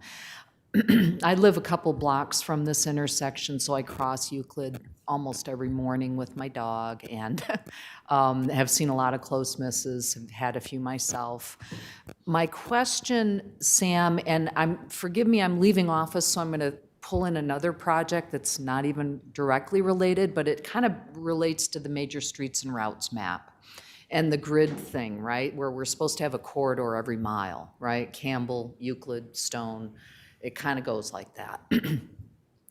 But there are stretches, well, and we just acknowledged Mountain and Limberlost, for example. It just didn't make sense to transform that into a collector street when given the traffic patterns. So my question And my observation in between Euclid and Broadway, Speedway and Broadway on Euclid, with this improvement to this intersection, there's either a hawk or a full stop traffic signal almost every other block, right? Crosswalk, then there's University, then there's Tucson High and 6th. And so my question is about the speed limit, which is, I believe, 30.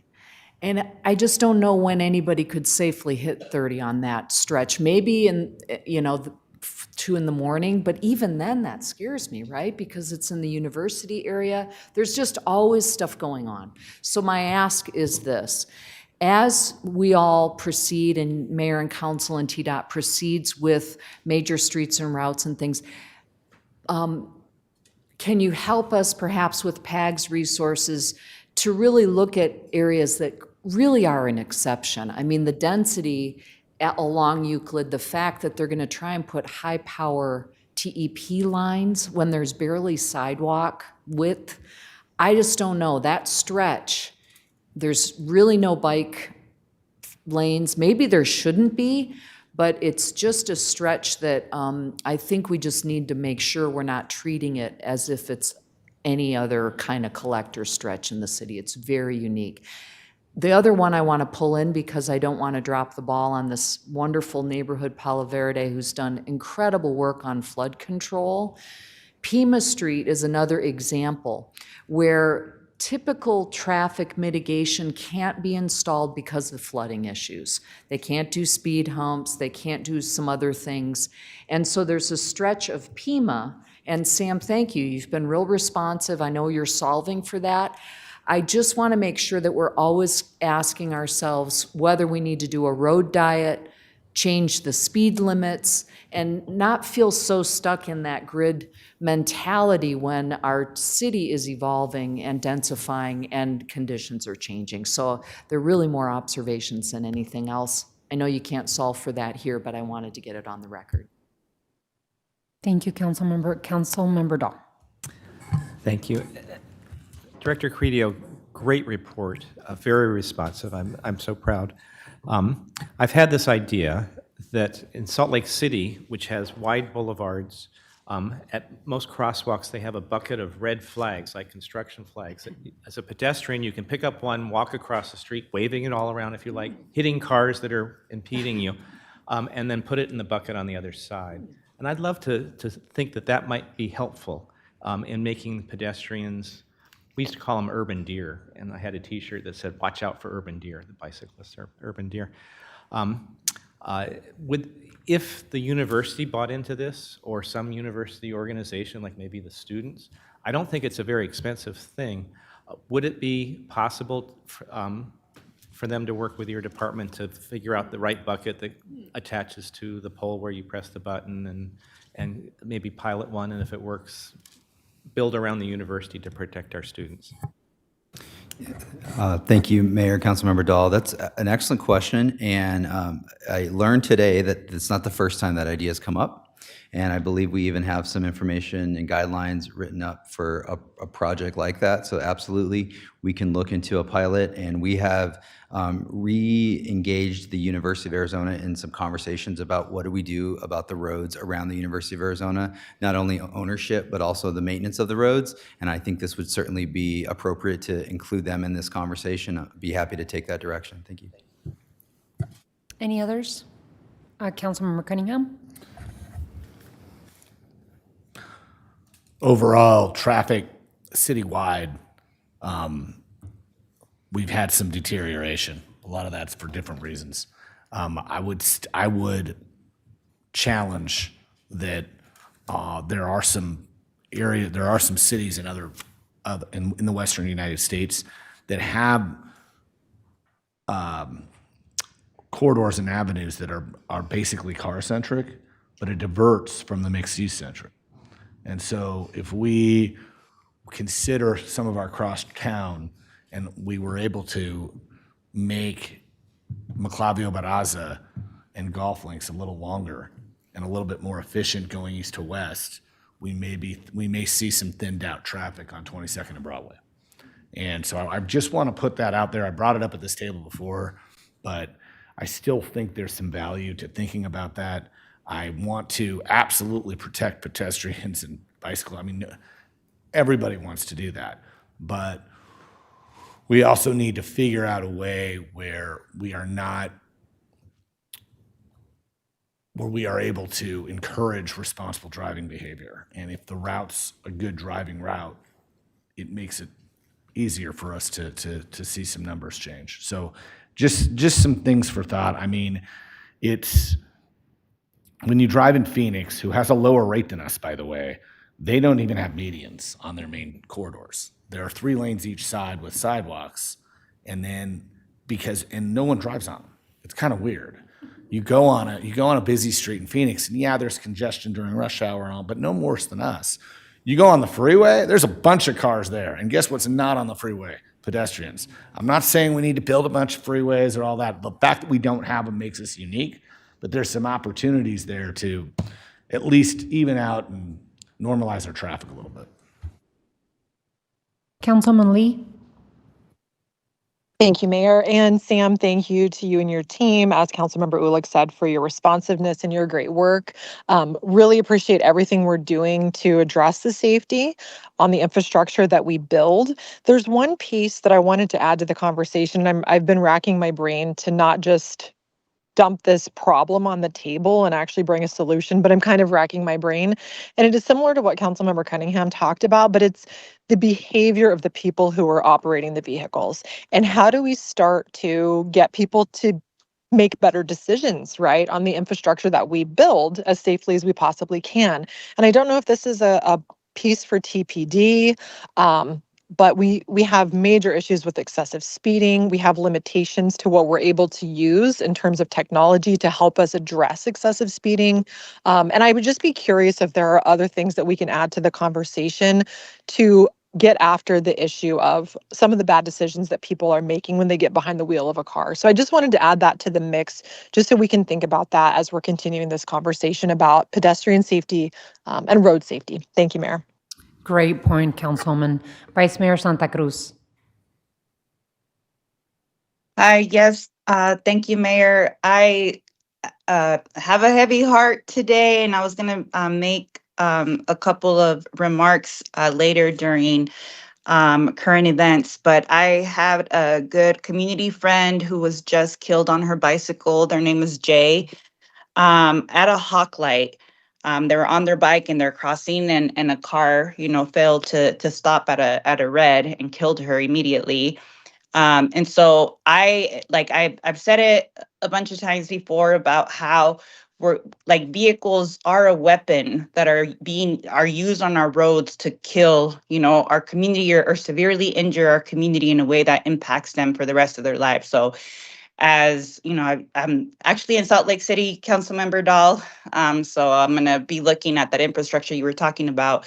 But I'm curious, people's lives are changed anytime there is a death or injury on the road, and the people responsible for that, their lives should change too. So I'm not sure, I just want to explore more of how we incentivize better driving on our streets, but also how do we hold people accountable and responsible for the way that they drive that turns into lives lost and severe injuries in our community. So I just wanted to give that input, because even with our hawk lights, our people still aren't safe, when they're crossing the streets. And that's all my remarks.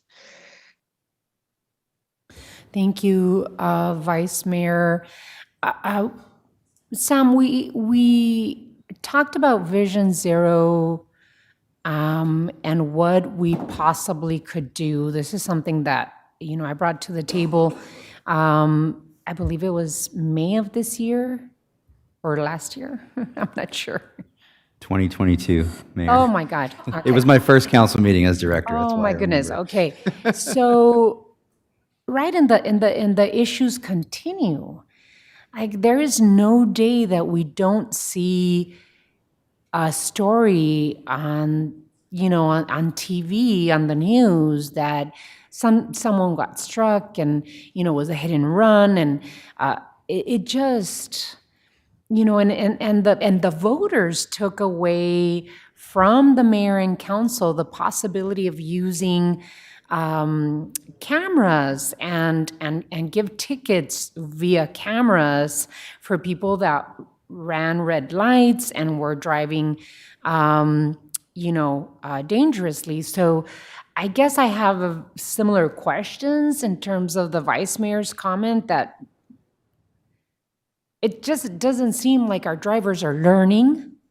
And I don't know if there's any incentives or disincentives that we could use here in the city of Tucson. And I know for a fact that we have a traffic team at Tucson Police Department that's doing tons of work to try and bring some education and some attention to what's happening on our streets. So I'm not expecting you to answer the question at the table, Sam, but what can we do to elevate, educate, and get some sort of preferred behavior by people that are using our streets? And I don't know if Vision Zero is, if there's any answers there, or if there are any other. I know that Complete Streets is part of the solutions, right? Make much more infrastructure for bikes and for pedestrians. I know that through Proposition 411, 20% of all of the funds coming in are creating infrastructure to protect bicyclists and pedestrians, something that we had never seen in the history of investment in the city of Tucson. But I just wonder if we've studied any model cities that and what they do. Yeah.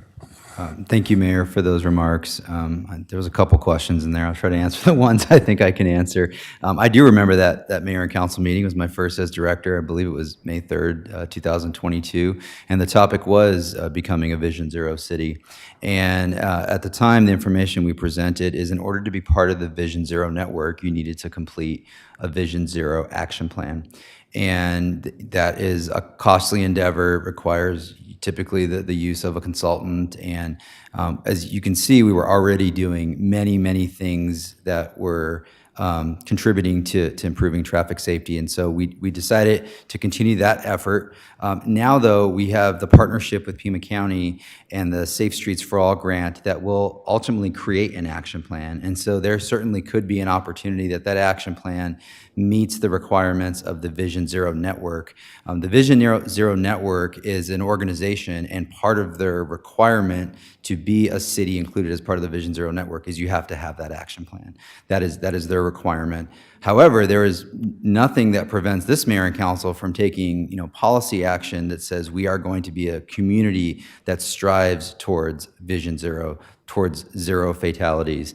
And the last thing I'll just mention too is probably one of the most frustrating things for our department is how do you address driver behavior? Just in the last 5 days, we've had 3 fatalities all associated with impaired drivers. And those are totally preventable, and we have to develop a sense of personal responsibility in our community that you're going to put your phone down, you're not going to speed, and you're not going to get behind the wheel when you've had drugs or alcohol in your system. And that is something that I think is not just the responsibility of the Department of Transportation and Mobility, but it's the responsibility of our entire community. Thank you, Mayor. All righty. Thank you so much. I'm looking forward to that conversation with Pima County to see if there's a possibility of attaching ourselves to that effort so that we can, we could have some sort of action plan that we can work on together. And I'm sorry, Mayor, we already are part of that. We were Good. a partnership with Pima County when that grant was applied for. So we are part of the team, and we will share the results of that as that project progresses. Excellent. Councilmember Perez. I just wanted to ask, Mayor, to your point, voters at some point had taken away our ability to really hold folks accountable with cameras at the time. I know that there is some activity at the state legislature to try to preempt any municipality from having any kind of cameras. But is there an opportunity, just knowing that I've had an uptick in communications from our residents about wanting to put a ballot measure out there to bring back some means of enforcement.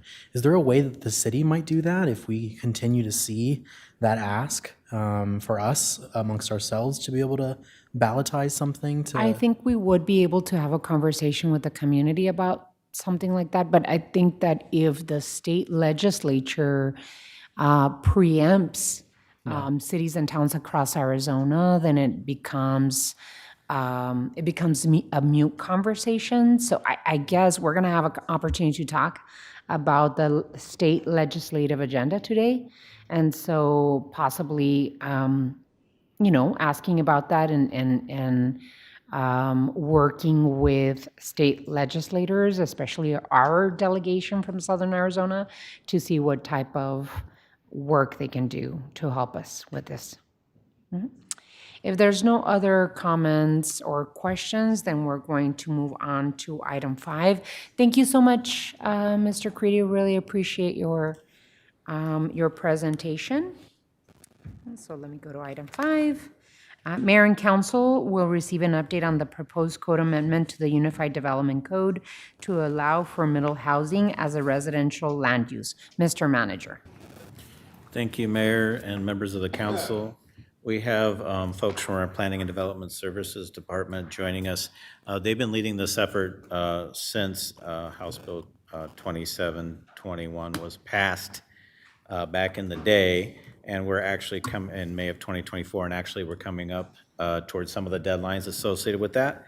And so this work has been progressing. It's been a public conversation. You've actually given some pretty broad direction to the team, and we've actually gone down the path quite a ways on this item. So it's time for an update, and so I'll turn it over to Corin and Dan here to give us a brief presentation. Thank you, Tim. Thank you, Honorable Mayor, members of council. We're here today with an update on where we are with the Middle Housing Code Amendment. Today is a study session really to update Mayor and Council and get your feedback. We'll present a few options in terms of next steps. But today is really an opportunity for feedback in advance of the public hearing that is scheduled for December 16th, which will be the public hearing and formal review and consideration by Mayor and Council. So we're not looking for any action today, but really feedback on options for us to bring forward in December. As the city manager mentioned, one of the foundations of this is really conformance with House Bill 2721. This is the state legislation that requires jurisdictions of 75,000 or more to allow middle housing within 1 mile of our downtown by the end of this year, by January 1st, 2026. At the same time, many of these, the concept of middle housing is really something that had already been identified as a policy goal in our housing affordability strategy for Tucson. It's something that we were already working towards and had heard a lot of interest and support for in our community. So this was also an opportunity to advance that conversation in Tucson and advance those goals for increasing our housing choices and housing options in the community, adding to our supply of housing, and also furthering the climate resiliency goals of Tucson Resilient Together through infill development and transit-oriented development. As the city manager mentioned, we've come to mayor and council a few times on this. We got initial direction in April to begin the process. We did some public outreach this spring and then came back to mayor and council in June with the results of that public outreach and presented kind of the path forward in terms of a two-phased approach of allowing middle housing first in a defined geography, and then in the future looking at citywide options over the next few years based on what we see happening in that initial geography for middle housing. Based on that direction from mayor and council and the public input, we developed a code amendment this summer, had more public engagement in August, and got further feedback. Based on that feedback, we developed a code amendment that went to Planning Commission for a study session in September and then a public hearing just last week on November 12th. And we'll share more about the outcome of that public hearing and the recommendation from Planning Commission. So today, again, is a study session and opportunity for feedback in advance of a public hearing on December 16th, before the deadline. So in the public outreach over the past few months, a couple of key themes emerged. One was just a lot of conversation about where to allow middle housing. Should we go with the minimum required by the state, 1 mile from our central business district? Should we look at a larger area? Should we allow this citywide? And we heard a lot of different perspectives from the community on that, which led us to, again, kind of that hybrid or two-phase approach of starting with a defined geography and in the future looking at this citywide. We also explored options to reduce minimum lot size as a way to advance more home ownership opportunities, not just opportunities for more rental housing through middle housing, but more home ownership as well. And then we definitely heard priorities around design standards and making sure that new middle housing enhances the neighborhood and fits in the context of Tucson neighborhoods. Historic preservation has been also one of the questions and concerns that we've heard. So one of the things I want to really reinforce is that middle housing regulations do not supersede our historic preservation zones or neighborhood preservation zone design standards. In those districts that have mandatory design standards, any new development, including middle housing, will go through that required design review process and need to show compliance with those districts' design standards. Affordability was obviously also a huge priority. We heard from the community just a lot of support for more diverse housing options and adding to our supply of housing with middle housing. And then questions around ADUs and middle housing. So one thing, again, I want to clarify is that today, per state law and our own updates to our development codes in compliance with state law, 2 accessory dwelling units are allowed on any residential lot across the city. So that's really up to 3 dwelling units that are allowed on all residential lots in the city. So middle housing is, in a way, just a pretty incremental change to allow now 4 dwelling units on lots that allow middle housing. Because accessory dwelling units are not permitted on lots with 3 or 4 units, only on lots that have 1 or 2 units. So again, it really is kind of a shift from 3 dwelling units to 4. Where middle housing is allowed. So what was proposed to the Planning Commission, again, based on the feedback from the community and mayor and council, was allowing middle housing generally within 1 mile of our downtown area, but trying to follow kind of neighborhood boundaries, and block boundaries, and also extending north to the Tucson Mall to incorporate some of the Tucson Norte Sur study area that is a future high-capacity transit corridor. Again, that's based on feedback we heard about what are some appropriate areas to expand middle housing to, but taking kind of a two-phase approach to start off in a defined geography and get some lessons learned before expanding citywide. So what this includes, within that geography, up to 4 units would be allowed per lot. So that could be a 4-plex, could be triplexes, duplexes would be allowed on any residential lot. We also propose to reduce the setbacks to 5-foot setbacks. That's to make it easier to build middle housing. That's one of the barriers that we've heard frequently from developers. That also aligns with the new regulations for accessory dwelling units, which are allowed within 5 feet of the property line. So again, we're really trying to streamline our development standards overall and make those development standards more consistent for all residential development. We also proposed to reduce minimum lot size by zone. And this was in response to what we were hearing about more opportunities for home ownership. So we proposed a slight reduction to minimum lot size in R1 to 6,000 square feet and in R2 zones to 4,000 square feet, which opens up more lots for the development of middle housing, opens up some more opportunity for lot splits, again, making more lots available for middle housing. One parking space would be required per residential unit, with some options to waive that parking on sites that are close to transit. I mentioned the 5-foot setback. Along with that, though, there is new required privacy mitigation for any two-story development. So that means smaller windows, limitations on balconies and windows for two-story structures that are along property lines and adjacent to one-story development. We also proposed landscape and design standards. I'll touch on that in just a minute. And then some other aspects of this is that large subdivisions of 10 acres or more would be required to allow middle housing on 20% of that parcel. That is also according to the state law. We're also proposing to change our residential building code to allow the residential building code to be used for middle housing. That code is easier for developers to comply with, for designers to comply with, and contractors. Additionally, commercial development standards that currently apply to multifamily housing of 3 to 4 units would not apply to middle housing. So we're basically changing our definition of commercial development, which today starts at 3 units or more. We're moving that to 5 units or more, so that middle housing would not need to comply with commercial development standards, which add a lot of requirements to the site. This also includes an administrative approval process for plats. That's another state requirement that we're incorporating into this code package.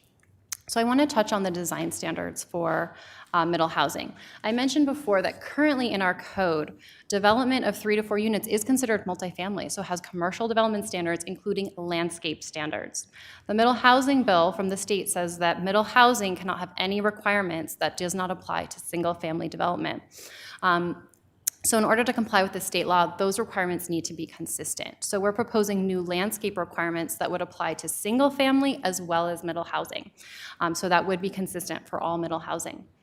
This is a new requirement because we currently don't require landscaping for single-family homes. Most are built in subdivisions that do have landscaping requirements, but a single lot being developed for single-family uses would not have landscaping requirements. So this would require 1 tree per 1,000 square feet, as well as some other ground cover.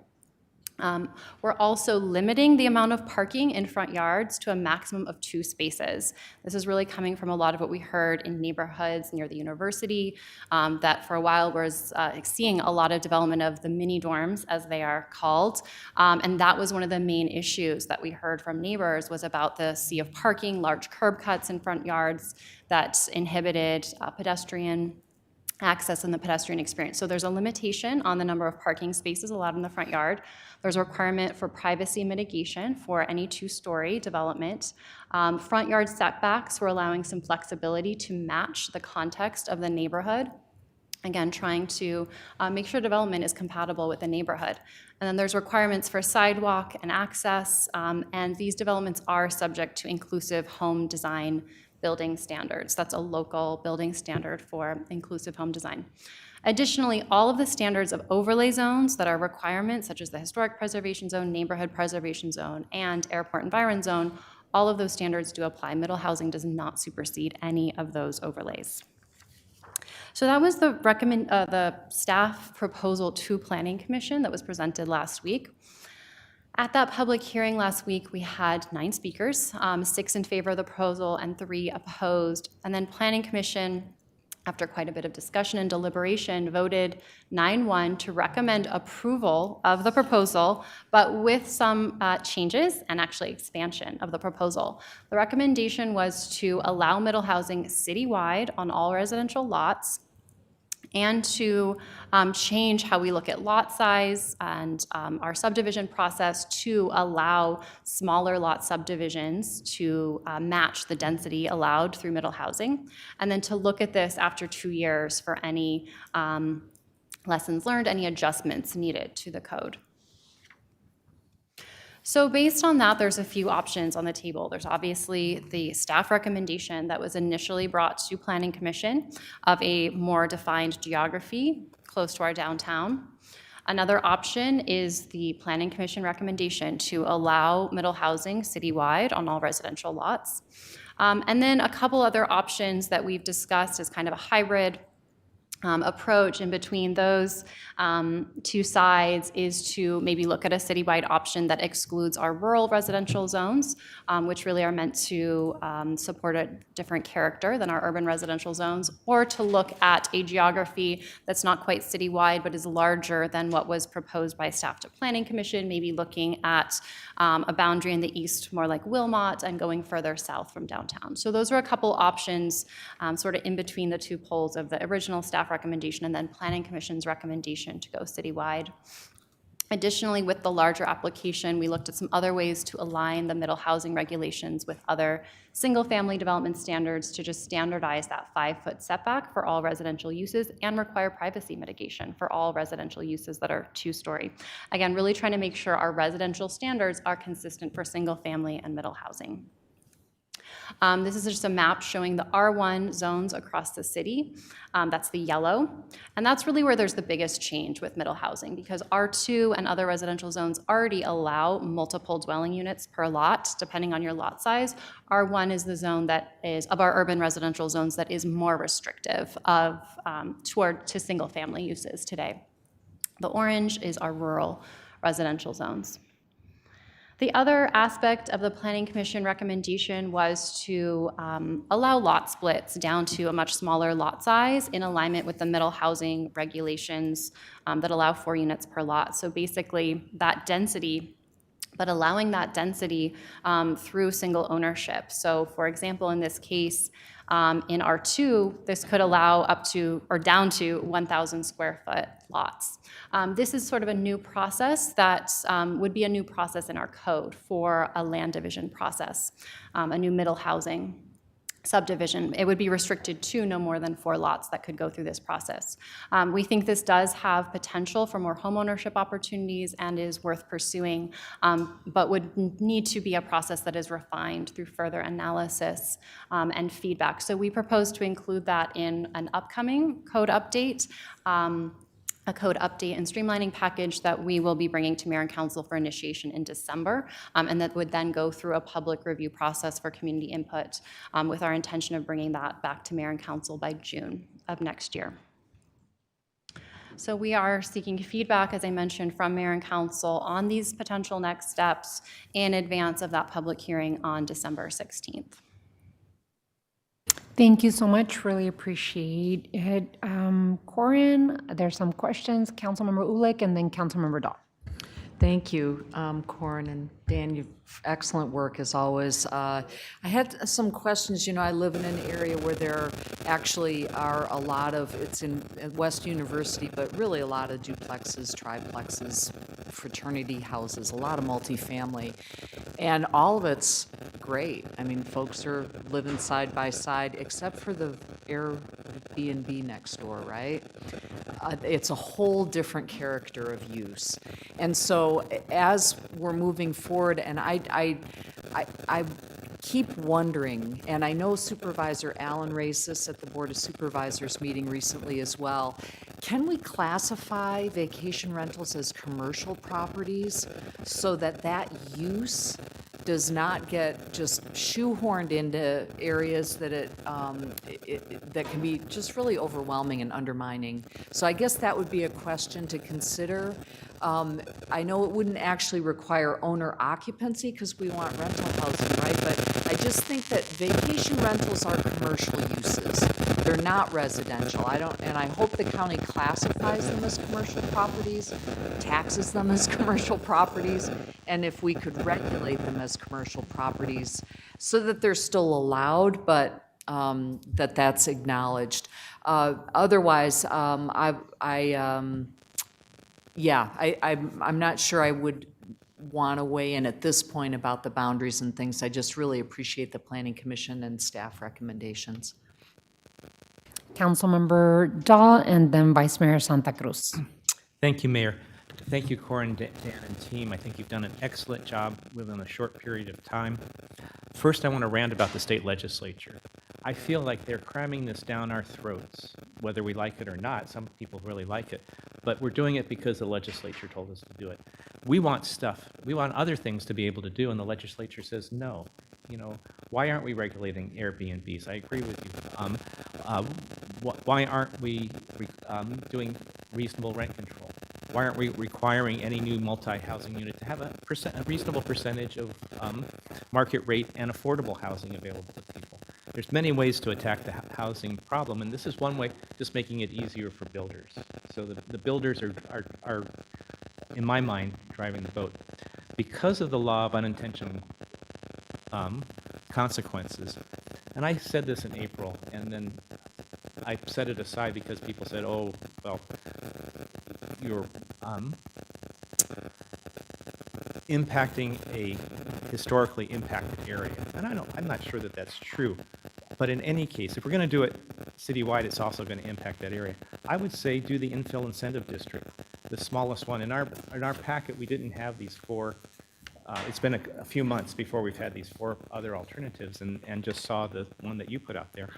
The idea of doing it citywide may be appropriate, but I'm concerned, is it going to impact people?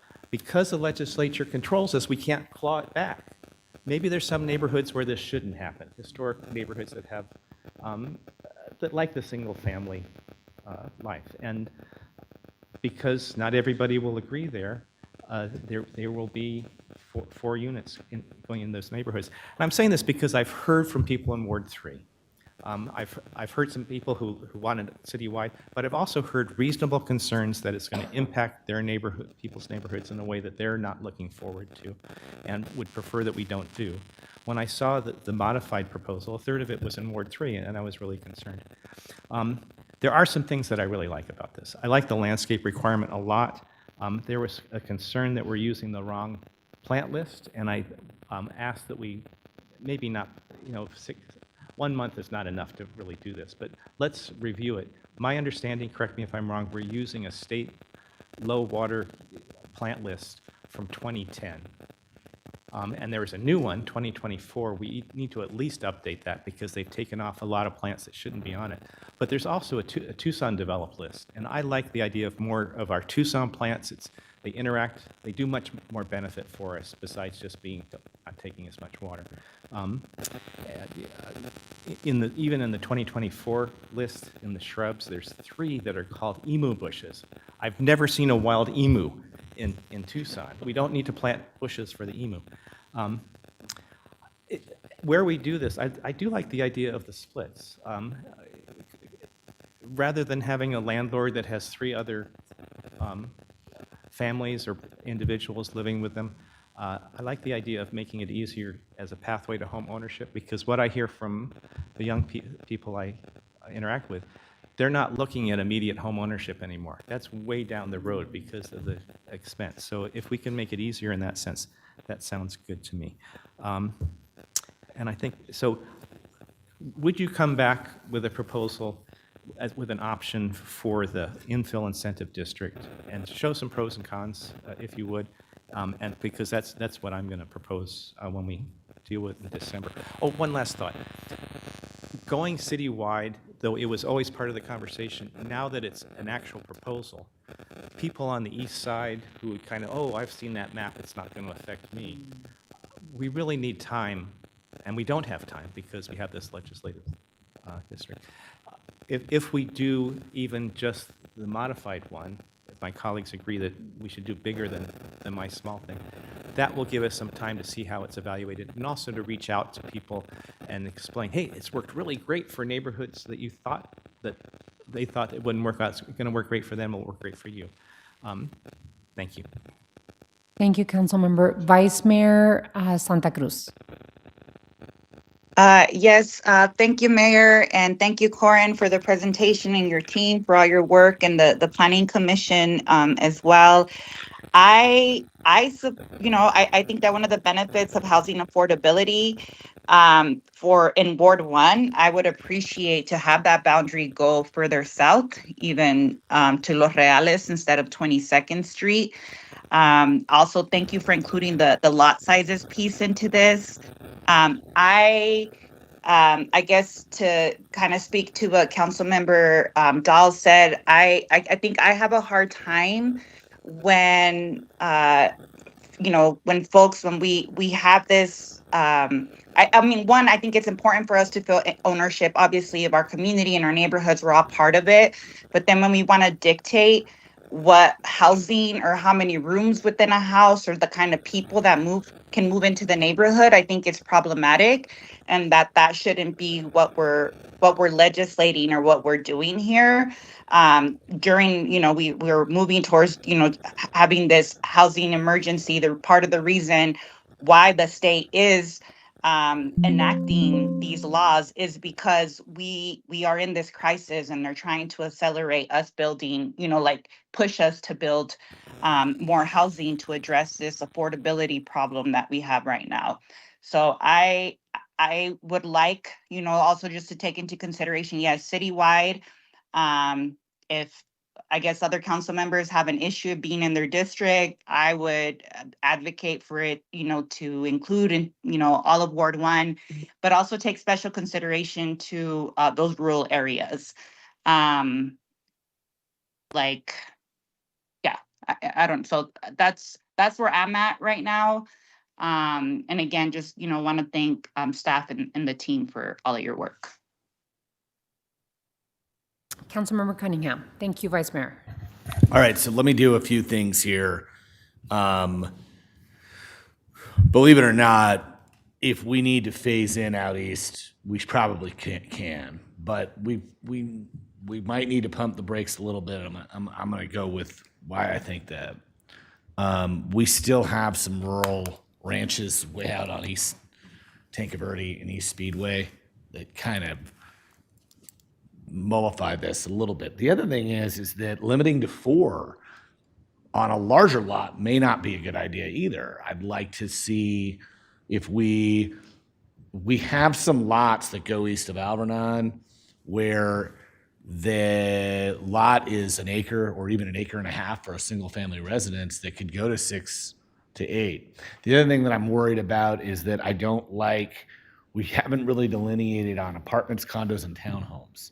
And as you guys have heard me talk about construction defect for the last 3 years, I'm ridiculous about wanting townhomes. I just think they work. And I think they are a really good piece of, they're a good housing tool that isn't used in the Southwest as much. And so I'm thinking about these things. So we can go a little bit bigger. I'd say, hey, we can go to east to Alvernon and then phase to Wilmot, maybe after a year or two. I'm kind of thinking about that, and then maybe even come out east. My constituents have literally talked to me over the last year over and over again, and I've said, well, it's probably not coming out here, so going citywide for me is really hard to advocate for. I think talking about it, phasing in and taking a look at it.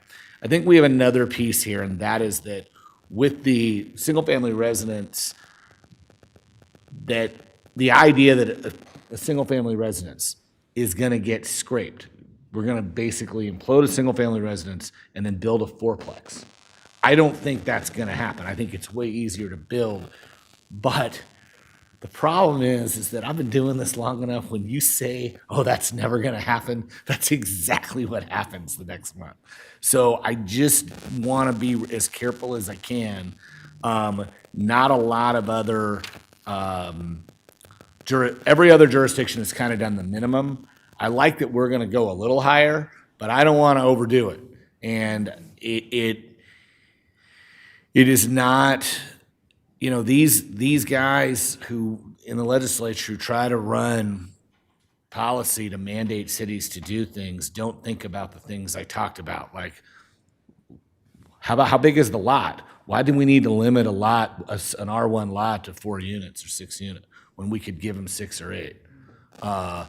And if you have a bigger lot, you should be allowed to do that without, At the same time, when we get to a ranch style with 3 acres and it's all ranches and somebody comes in and builds 15 units, that should probably need to go through a rezoning.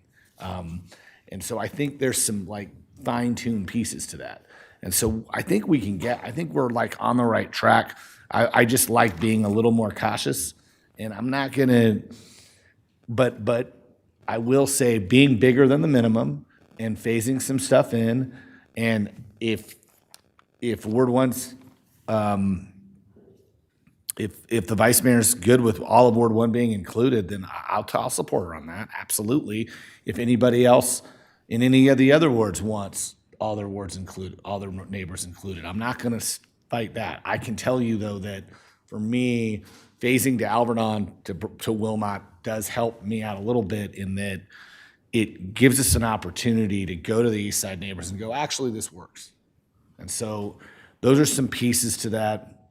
Please take it food for thought. It's just kind of where I'm at. I do like the idea, though, if we can figure out how to shoehorn through this EDC amendment to address construction defect issues with townhomes and going vertical on townhomes, and I think there's an opportunity there. I've stated in the past we could look at ensuring those projects ourselves and saving the builder and the developer money on that piece, so it does pencil out. But those are opportunities where we're building true middle density and middle density that serves more than one person. You can build a 3-3. Imagine being able to build a 3-3, a 3-bedroom, 2.5 bath, or 3-bedroom, 3-bath, which can be multi-generational housing or family housing or just a group of people, commune housing. But you could imagine being able to build that on a 1/10 of an acre footprint instead of a 1/4 acre footprint. And those are some pieces that townhomes offer, and we've literally let that go in the Southwest. So I think there's an opportunity for us there. So sorry, I'm rambling. Thank you, Mayor, for indulging me. Of course, thank you. Councilman Lee? Thank you, Mayor. I'll be super brief. Corin, could you give us a little bit of an explanation about the piece where whatever we do put forward, we can't kind of unroll it? I want to make sure I understand that a little bit better, because one of my concerns is just doing this in an iterative fashion so that we have the ability to adapt if we're learning something in one area. So can you talk a little bit about that? Sure, Councilwoman Lee. Yes, our proposal was to start in a defined area so that then we could learn over time, are there any unintended consequences or aspects we did not consider fully, and expand from there. I will defer to the city attorney in terms of what risks we have in terms of Prop 207 and property rights. But I will say, I think that we can make some reasonable changes to development standards over time. Councilmember Lee and members of council, Honor Mayor, I think it is important to be thinking about that. That did come up during the Planning Commission as well, that the Prop 207 issue is a real issue. The concern is that it could be, and again, I always defer to, is this something that somebody could win in against a lawsuit? I don't know, but it is something that somebody will sue on. So the main issue is, if you allow a use on a property and then you take that use off of that property, it could be the highest best use of that property, and then we're facing a Prop 207 claim. So just something to be thinking about. Anything else, Councilman Lee? Okay, good. Thank you. No, Mayor, I just wanted to understand that. No, that's absolutely an important piece and point to make. First and foremost, I'd like to absolutely thank the staff at Planning and Development Services. Dan, Corin, I know that you're all putting a lot of work into this and being very thoughtful and engaging the community. So absolutely appreciate your work. I want to thank the Planning Commission as well, that they've been spending hours and hours on really thinking through the recommendations and listening to people. I want to make it absolutely clear that I absolutely support middle housing, and I think that it's urgent.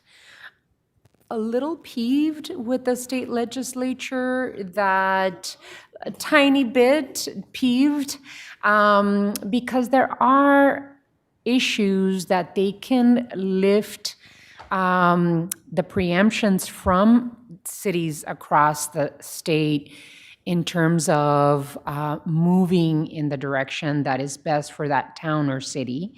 For example, rent stabilization is something that cities and towns are preempted from doing. That's rent control. Also known as rent control, right? Inclusionary zoning, which requires some affordability to be built in both multifamily and single-family housing. Those are things that, you know, we're going to talk about a little bit more in our item, talking about our agenda for the state legislature. But I think that we should definitely consider a bigger map to start middle housing in than what is required by the state law. I agree that townhomes should be considered middle housing, that we've lost opportunities to build townhomes. Patio homes were built back in the 50s, 60s, 70s, and 80s, and then all of a sudden we stopped doing patio homes and townhomes in the city. So I agree with you, Councilmember Cunningham, that we need to absolutely move in that direction. The other piece is I'm really happy that historic zones and neighborhood preservation zones are respected in all of this. And so that was something that people really were concerned about. I've been talking about design standards for a while, and so I'm happy to hear that there's new landscape requirements. I wanted more trees per, I was hoping for a tree for every 500 square foot, but you all have landed on 1,000 square foot, a tree per 1,000 square foot. I wanted to be more generous on the trees, but you all know how I feel about that.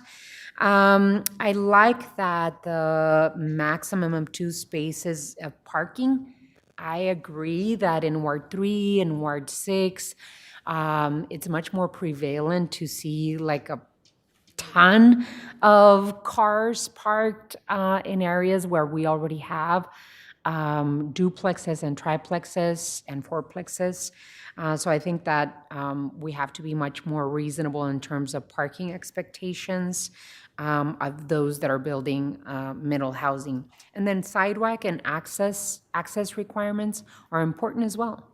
We need to make sure that if we're requiring less parking, that there's much more accessibility, ADA requirements, and bike ped parking and access. So, I think the bigger the map, the better, but we do need to start with a phased approach and then come back yearly to see how that's working. I think design standards are important because even though some people are taking upon themselves to build duplexes, fourplexes in certain commercial areas where we want to see the density, the design that they're putting out there really turns people off from building that density. And I've seen it throughout the city of Tucson, where in commercial corridors, there's one particular developer, thank God I don't know the name because I would say it, that is building monopoly houses. And they lack creativity, they lack any addition, right, in terms of the style of the neighborhood, and really don't take into account the look and being able to feel as though what they're building is part of that neighborhood. And I think that the lack of design standards are hurting affordability.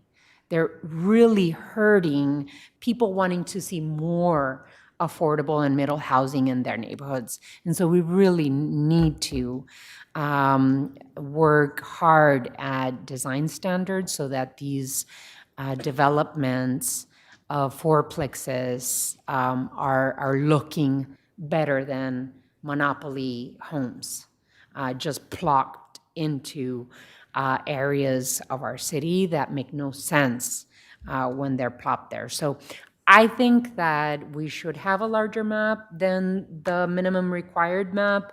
I'm not sure if I'm feeling comfortable in adding citywide just yet, because I do want to see what's working and what's not, and moving forward and expanding middle housing throughout the city. Any others? All righty.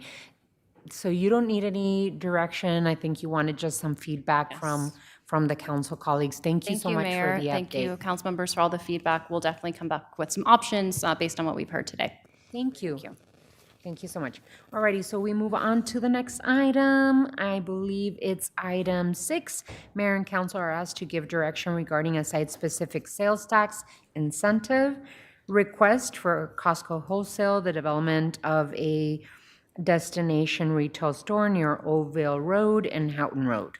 Mr. Manager. Thank you, Honorable Mayor and members of the council. Joining me at the table is the indomitable Mike Chakowski, and that's a compliment, Mike, from Economic Initiatives, and also joining him in the audience is some of the folks representing the potential business. So with that, I turn it over to Mike Chakowski. Thank you, Mr. Tomiro. I'm going to have to go look up Indomitable now. Thank you very much for that. I do not have anything that has to do with state legislation, so you'll have to hear. Good afternoon, Mayor, Memberman. Blah, blah, blah. Let me start that over again. You've got me all. Try again. I'm not in the presence of greatness here, indomitable greatness. So, Mayor Romero, members of the council, item before you today is consideration of the site-specific sales tax with Costco Wholesale. General terms of this incentive are reimbursement of the city sales tax capped at our 2% rate to offset eligible on or off-site public improvements, permit and impact fees, and workforce training, or any combination of those costs. This is the first step in the process. What we're looking for today is direction to request the $5,000 application fee, initiate the third-party economic analysis, and bring those results back to Mayor and Council for consideration to inform a development agreement. No incentive dollars shall be paid on this incentive. This is very important to remember for everybody, until the building has been built, until the certificate of occupancy has been issued. Just a brief overview of the project. Costco is proposing development of a new 158,000 square foot warehouse, approximately 22 acres, as mentioned, near Houghton and Old Vale. Diamond Ventures is the seller / leaser, landholder of the property in partnership with us. This would require that they go through the big box ordinance, and we are working closely with the development services team that you just saw here to ensure that those processes go through on a very similar timeline. Again, I'm happy to answer any questions if you have anything. I do have the development team here with Bill Kelly, Jennifer Murillo, and Greg Lang if there are any questions for the development team. I'd like to ask Councilman Lee, see if she wanted to add anything, because this is in Ward 4. Councilman Lee. Yes, thank you, Mayor. Yes, and this is a very exciting item for us. So I want to thank the Diamond Ventures team. I want to thank the Costco folks who are there in the audience this afternoon, and thank Costco in general for continuing to invest in the city of Tucson.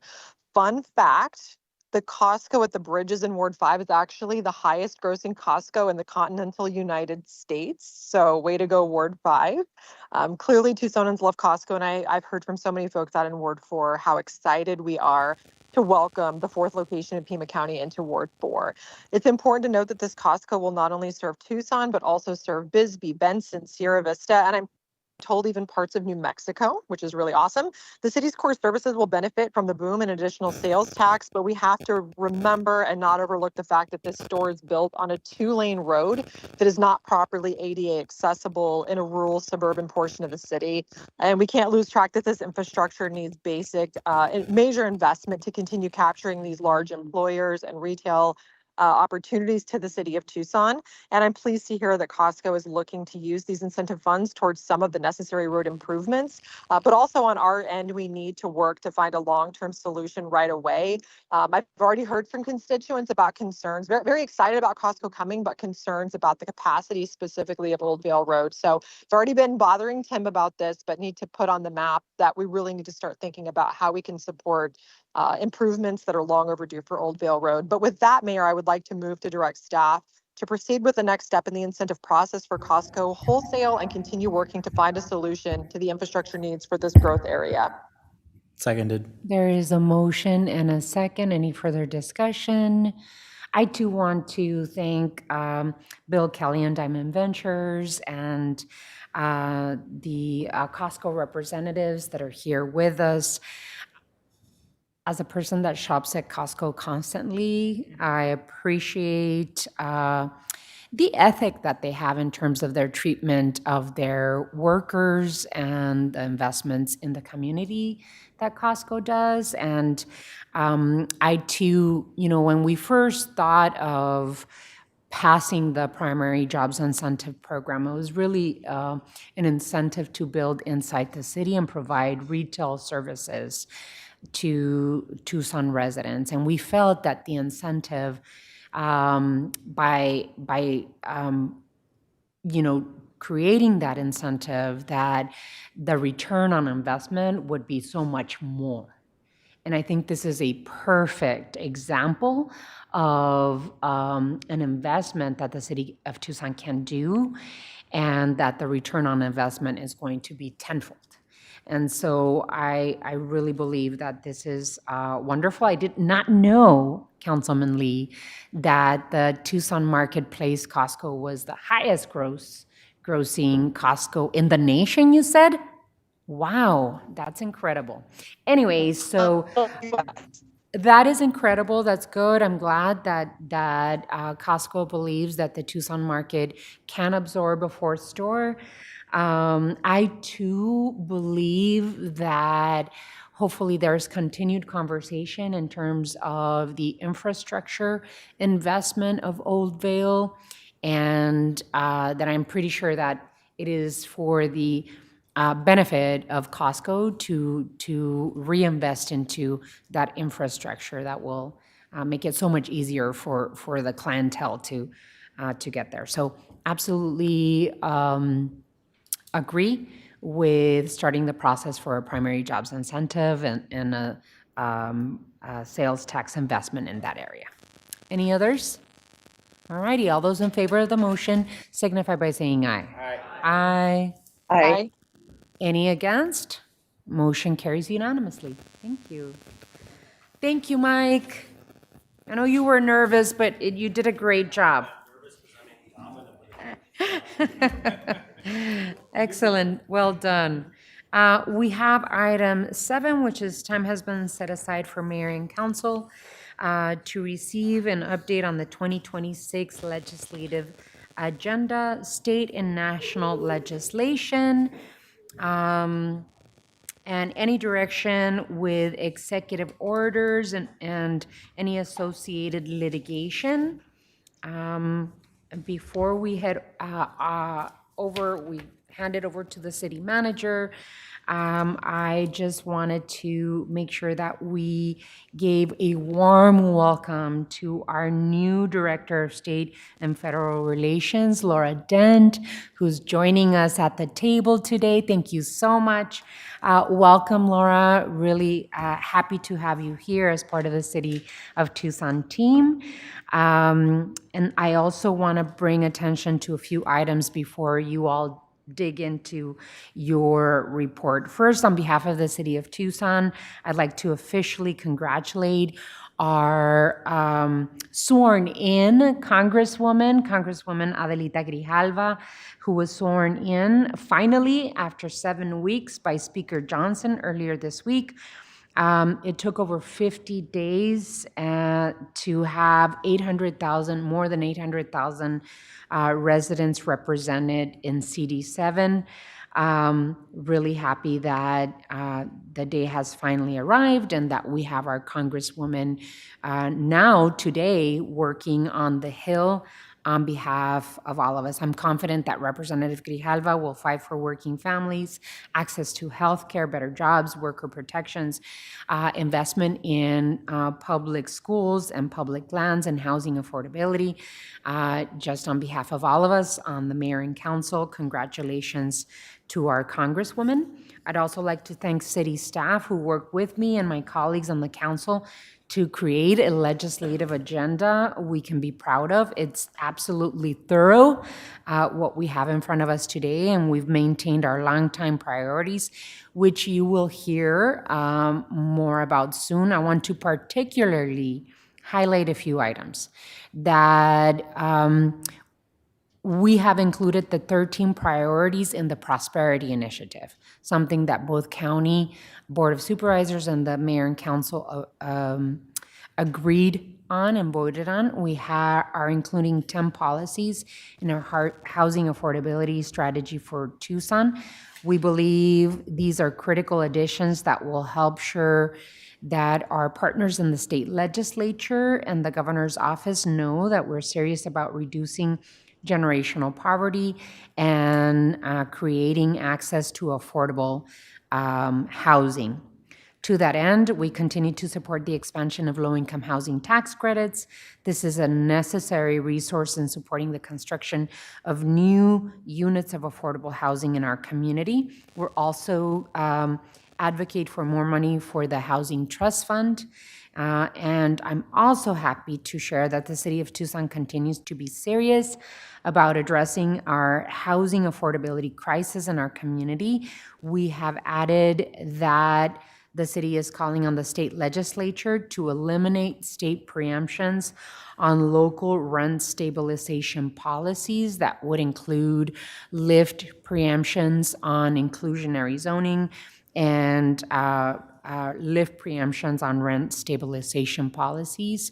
Other places, they call it rent control, but I know that there are bills being thought about and talked about by our state legislators to put on the table in the next session. So Mr. Tamir, please jump in, and I know that you want to talk about our agenda, so let's go. Thank you very much, Mayor. Honorable Mayor and members of the council, as the mayor indicated, I'm pleased to welcome Laura Dent to our team. Laura, this isn't Laura's first tenure with the city of Tucson. She's worked with the city in other capacities, and then she's gone on to lead statewide initiatives, successful voter initiatives. So we're just very thrilled that it worked out well, timing-wise, for both us and for Laura to find this match here. I'd also like to take a moment to thank Stephanie Zamora, who this was not her day job, nor was it in the description when we hired her, but she dove in admirably and will continue to have some involvement because it's a great growth opportunity for Stephanie to continue on her trajectory for the future. Laura will follow up with a bit more detailed discussion on the state legislative agenda, which is in front of you for action today. Stephanie will be giving a update on the federal front. And for my part, indomitable, it means impossible to subdue or defeat. Abominable is the snowman. So just for that clarification before we went too far, with that, I'll turn it over to Laura Dent. Thank you, Mr. Manager. Mayor Romero, Vice Mayor Santa Cruz, members of the council, good afternoon. Thank you so much for the opportunity to be with you today. It's an honor to serve you and the residents of this community as the incoming Director of Federal and State Relations for the City of Tucson. Today, I'm providing a brief overview of the city's 2026 state legislative agenda. I want to thank you all really for shaping this guidance. You, your teams, city staff, and our lobbying partners have really helped to shape this roadmap. So I am looking forward to immersing myself in your vision and executing your priorities as I onboard into this role alongside our federal, state, and our local partners. So the City of Tucson State Legislative Agenda uplifts 5 primary focus areas, which I'll touch on really briefly, and then I'll highlight what's new and what's emerged based on what's going on in the community. Our first pillar is protecting local revenue and local control. Our primary examples here include protecting state shared revenue, the lifeblood of local communities, and increased HERF funds to support our infrastructure.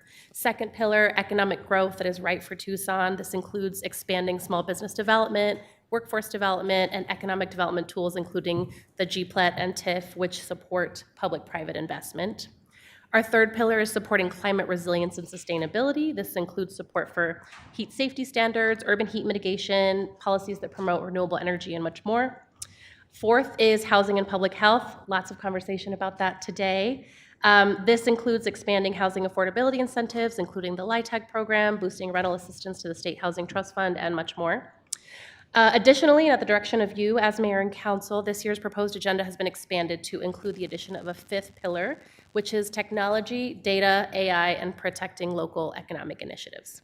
This pillar is really focused on cybersecurity, AI governance, data privacy, local authority over public safety technologies, and a repeal of the data center tax relief program.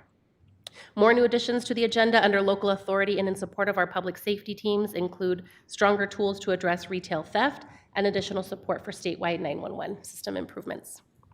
As for economic development and infrastructure, new here is language that supports cross-border and international economic cooperation, as well as transportation items that include greater funding flexibility and new support for addressing the ongoing challenge of copper wire theft in the community.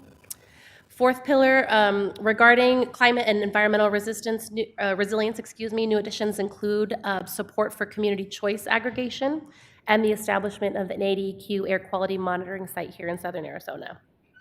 Additionally, opposition to Copper World, Hudbay, Rosemont, and mining expansion in environmentally sensitive areas is listed as a new and key priority for this council.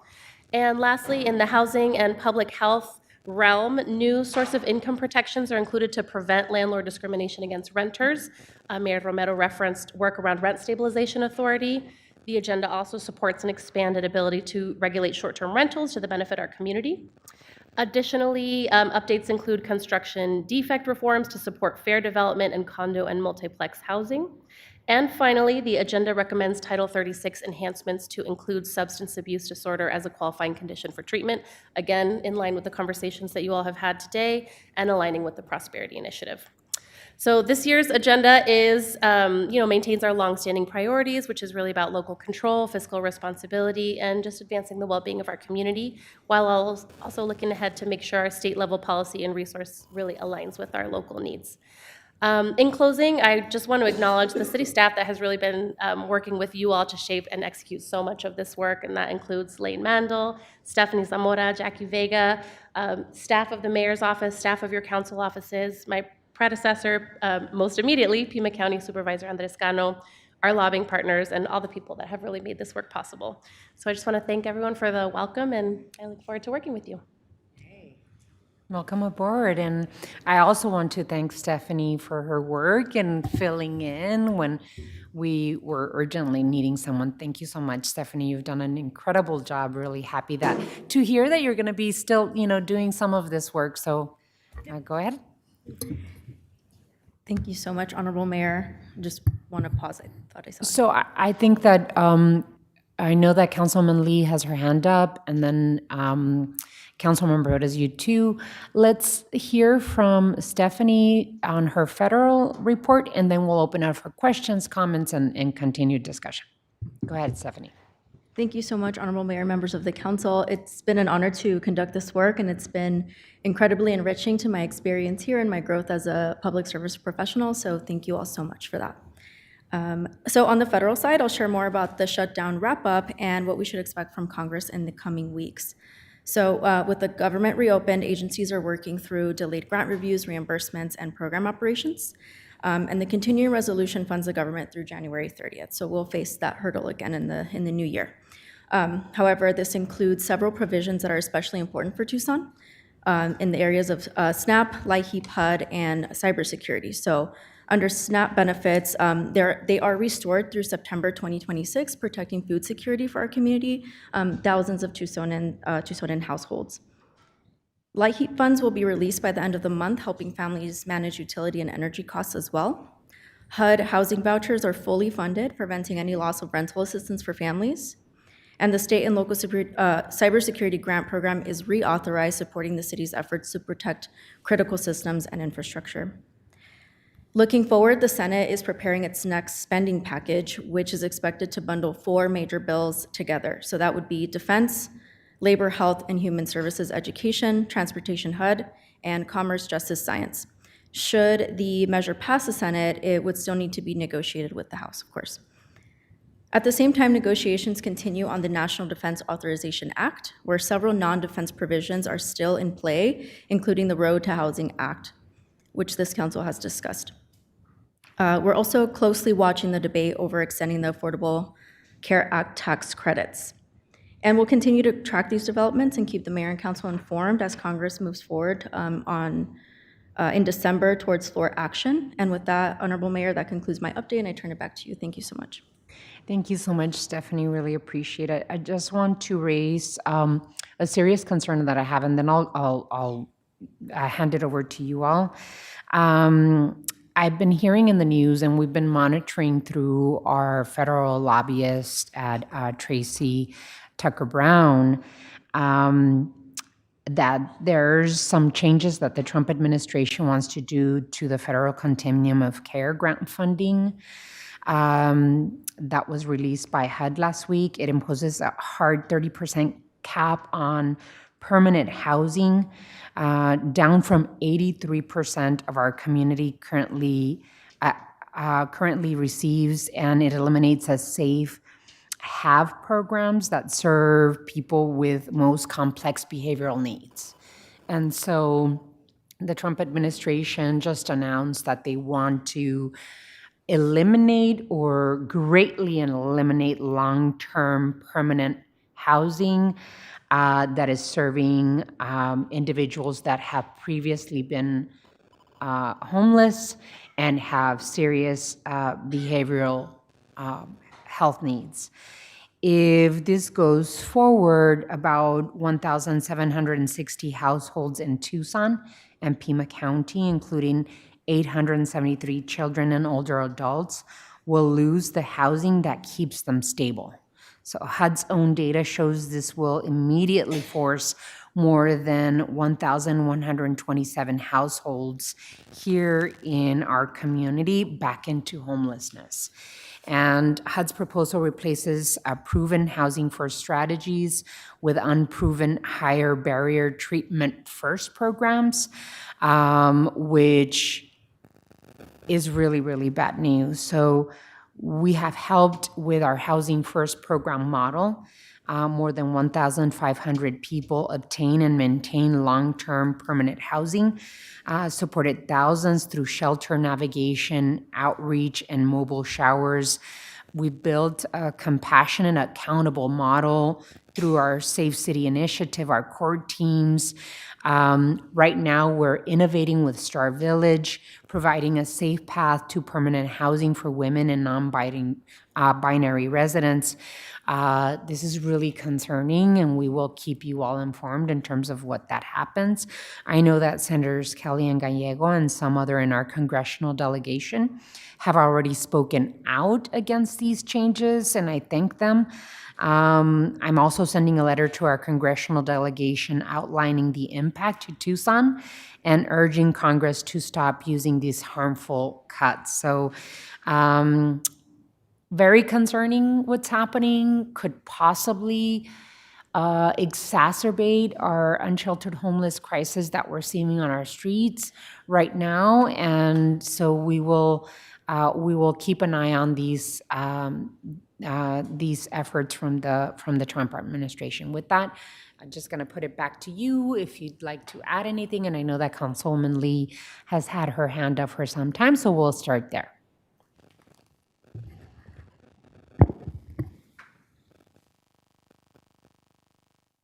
Mayor, did you want me to go ahead and go? Yes, go ahead, Councilwoman. Okay, thank you. Sorry, I got so excited after Laura's presentation. I was ready to jump right in. But thank you, Stephanie, for all of your amazing work all this time. You've been amazing, professional, wonderful to work with, and welcome, Laura. We're very excited to be working with you as well. I had a great conversation when Stephanie and Lane and I met to go over input for the legislative agenda. And since Councilmember Perez brought this up, I thought I would share a little bit of context for the red light camera ban piece. This is something that I talked to Stephanie about to make sure we had listed specifically in our legislative agenda. For the past year or so, I've been working with the former city attorney, Mike Rankin, and Chief Kazmar to explore the possibility of at some point asking voters in Tucson if they wanted to repeal the 2015 red light ban based on all the feedback that we've been hearing and having people, quite frankly, ask for us to reinstate that technology to help address some of the behavior on the road.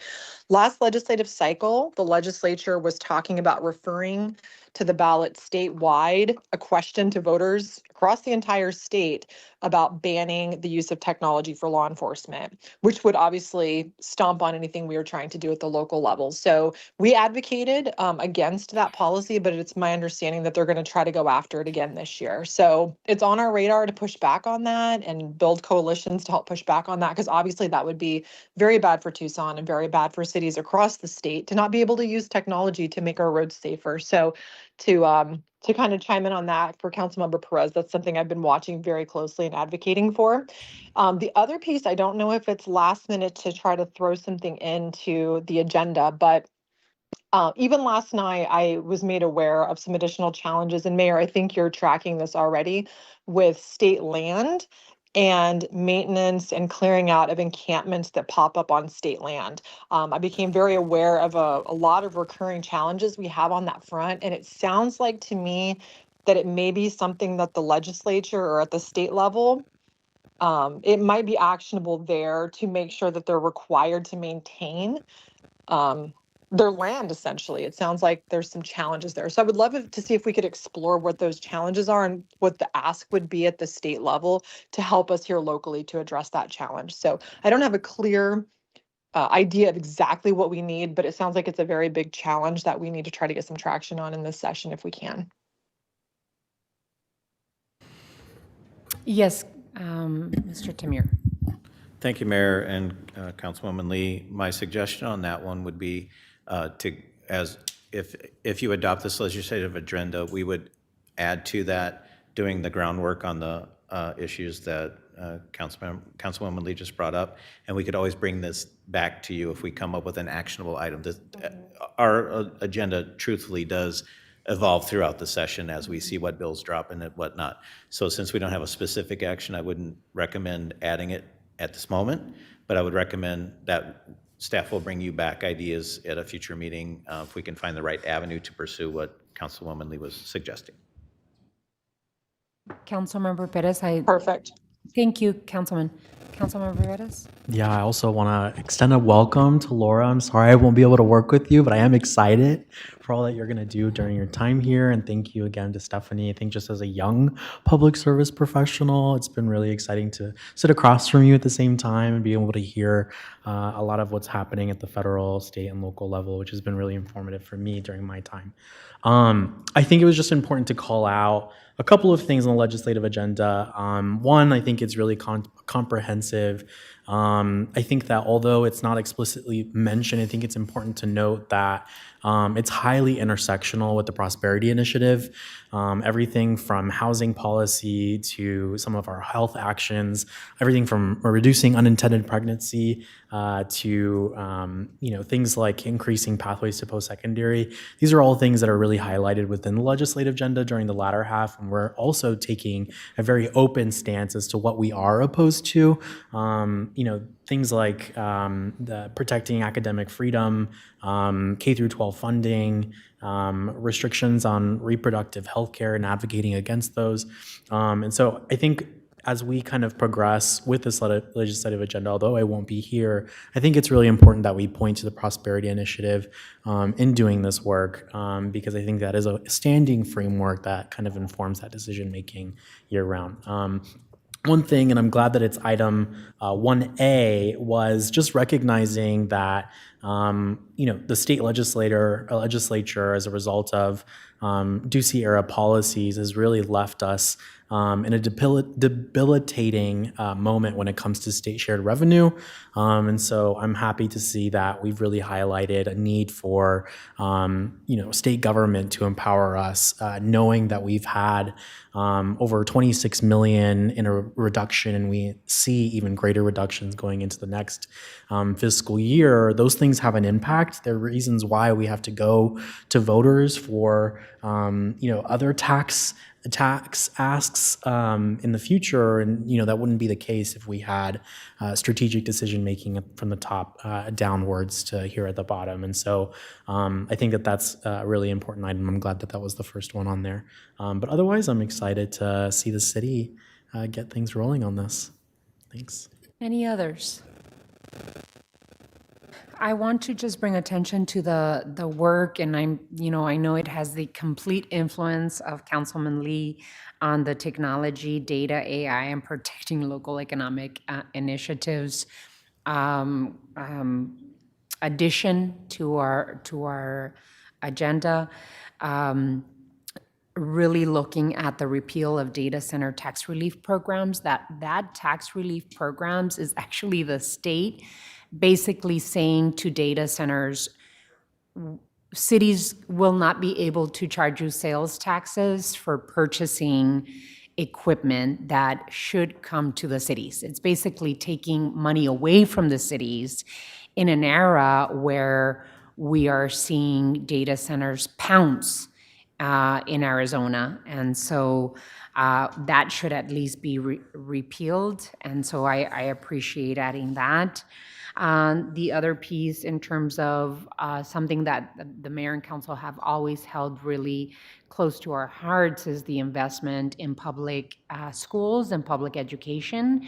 The repeal of the voucher system that is cannibalizing the investments done to our public schools, more than $900 million, almost $1 billion in vouchers that is really sucking out the money from our public schools, and paying close attention to the lawsuit that is at the table in the state in terms of capital investments in schools.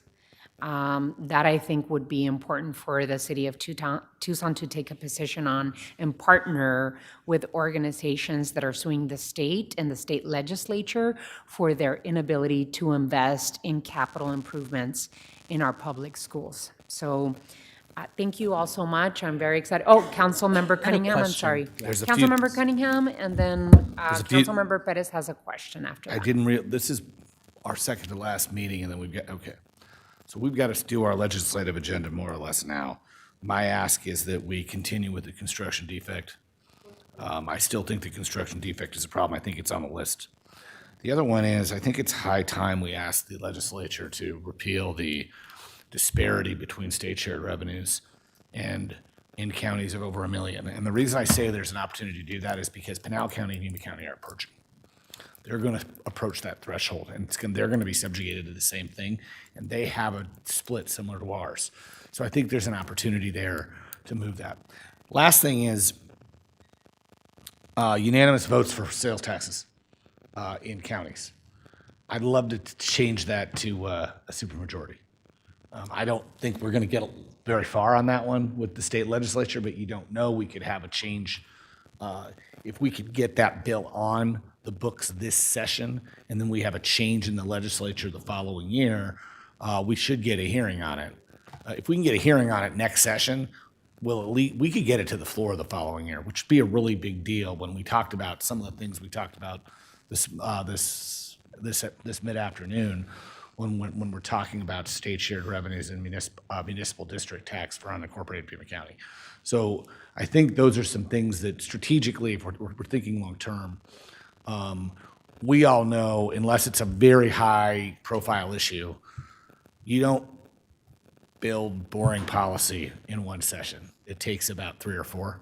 And so I'd like to see some bills get going on that. So those are some things that I think, if I was our lobbyist, that's what I'd be working on. Councilmember Perez and then Councilwoman Lee. So I know that in reviewing an earlier iteration of this, there were some mentions in regards to utilization of AI to maximize the efficiency of operations. But I know that we also recently added items in terms of protecting localized data in regards to artificial intelligence. Can you maybe just share a little bit about that inclusion and ultimately what the work would look like in that respect, what the interest would be in that respect? Yeah, I would love to see if my colleague Stephanie might be able to share a little bit more about that. That is part of the new included agenda, is looking at public safety data protection and defense. But I'm not quite sure the origins of that and what the manifestation of that looks like. So. I'm so sorry, Honorable Mayor. Councilmember Perez, can you repeat your question one more time, please? There was earlier iterations of this that had touched on the utilization of artificial intelligence when it came to processing and maximizing the efficiency of the city. I know that this more recent iteration includes an interest in safeguarding data. Can you maybe share a little bit about what that interest of the city would be in terms of legislation that would protect that data and maybe why?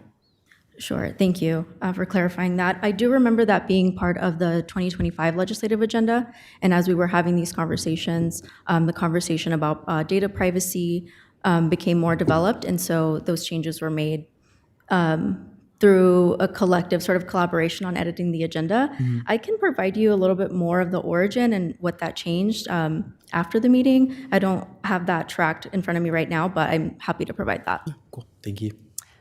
Yeah, and Councilmember Perez, if I could just add, we are having conversations with all of your offices in the immediate future, as well as with our public safety teams, both at the county and at the city level really soon, to flesh out further what that looks like, what the interests are, and how we can make sure that we're representing those effectively at the Capitol.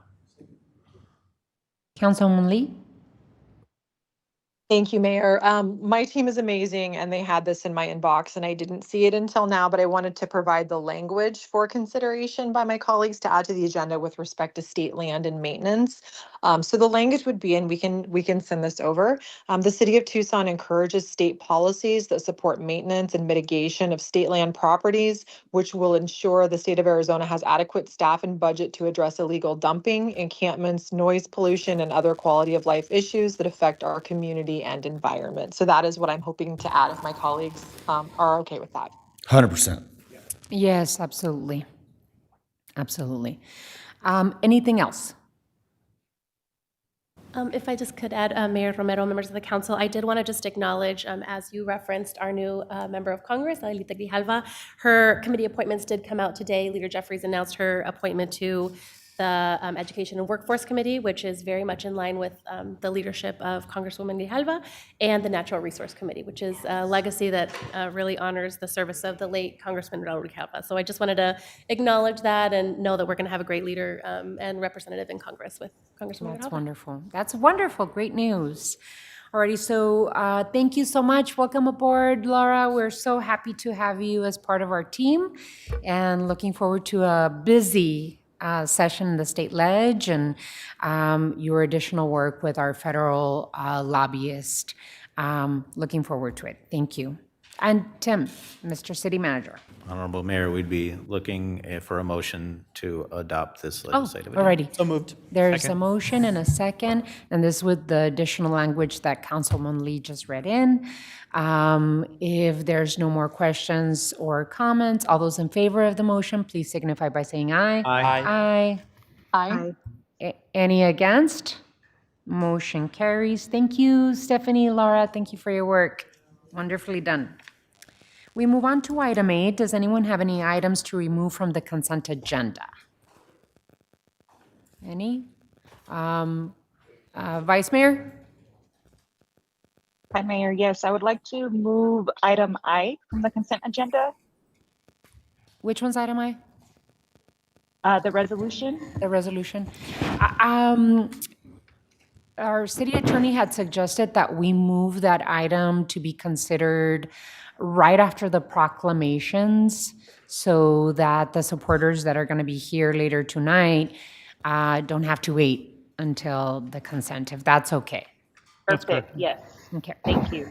Any others? Thank you, Mayor. All righty. Hearing none, we move on to item 9. Does anyone have any items for future agendas? Seeing none, then study session is adjourned. The regular session will begin. Let me see, I want to give you a half-hour break. The regular session will begin at 5:35. The next study session will be Tuesday, December 16th, 2025, and that's not counting our inaugurational meeting. Thank you all so much. Really appreciate it. We'll see you in half an hour.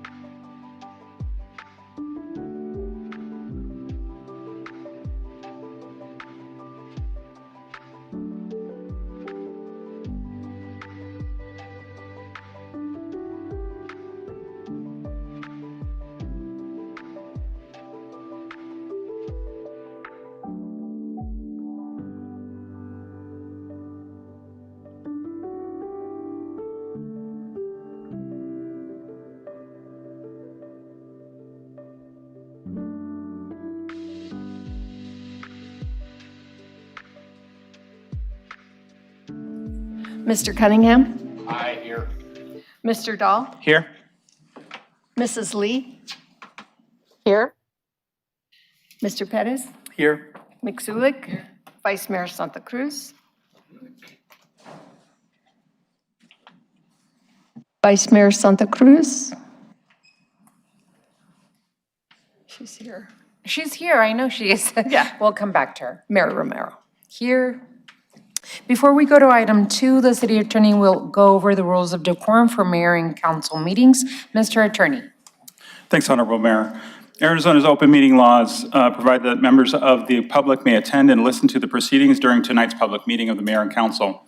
Arizona law also allows the mayor and council to enforce the rules and procedures for public attendance of the meeting to ensure orderly behavior and to prevent unnecessary interference with the public meeting. Here are the rules that apply. The rules require decorum and orderly conduct by the members of the audience. No person attending the meeting shall engage in conduct that disrupts or otherwise impedes the orderly conduct of the meeting, including any statements or conduct that interrupts the persons who might be addressing the mayor and council or that disrupts the discussions of the mayor and council. The mayor has the authority to ensure compliance with the rules of orderly conduct. If disorderly or disruptive conduct continues after a warning, and this is that first warning, the mayor may direct the removal of persons from the chambers and/or recess the meeting itself. If disruptive behavior makes it necessary to clear the chambers, the persons who disrupted the meeting will not be allowed to return to the chambers for the remainder of tonight's meeting. As a final note, please be aware that interfering with or preventing this lawful public meeting from being carried out in an orderly manner not only violates the rules of participation, but also violates Title 13 of the Arizona Revised Statutes. Thank you, Mr. Attorney. Item 2. Invocation, Pledge of Allegiance, and appointments to boards, committees, and commissions. The invocation will be given by Reverend Kelly Dick of Saguaro Christian Church. After the invocation, I ask that you remain standing for the Pledge of Allegiance.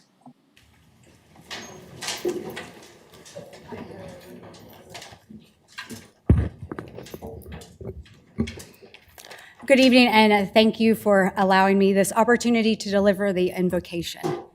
I invite everyone to take a deep breath and settle your feet on this shared ground, to feel the weight of this moment and to open ourselves to the sacred, whatever your tradition may be. Shall we gather?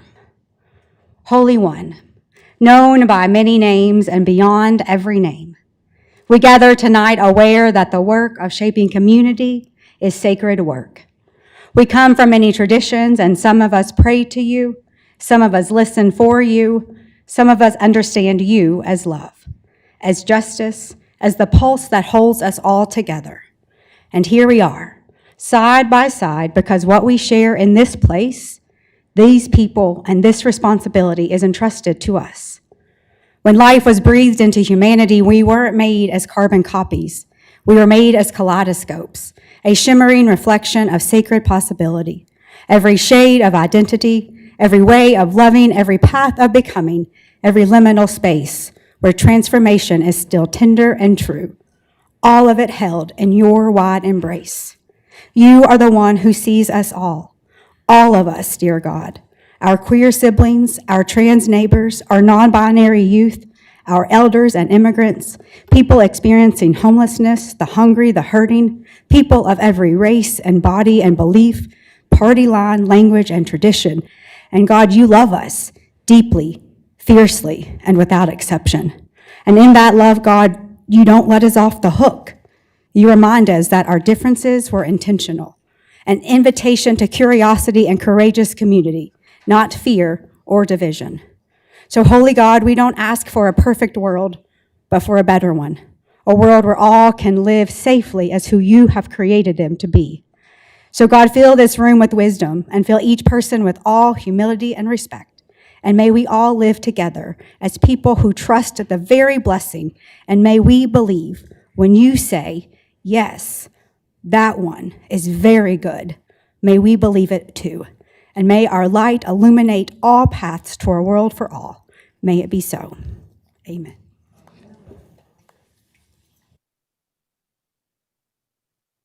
Of the United States of America, and to the republic for which it stands, one nation, under God, indivisible, with liberty and justice for all. Thank you, Reverend, for gracing us with your beautiful words. All righty, we will be moving on to item 2C. Appointments to boards, the proclamations. Presentations. All righty, so we will have three proclamations today. One, we will be celebrating the 250th anniversary of the United States Postal Service.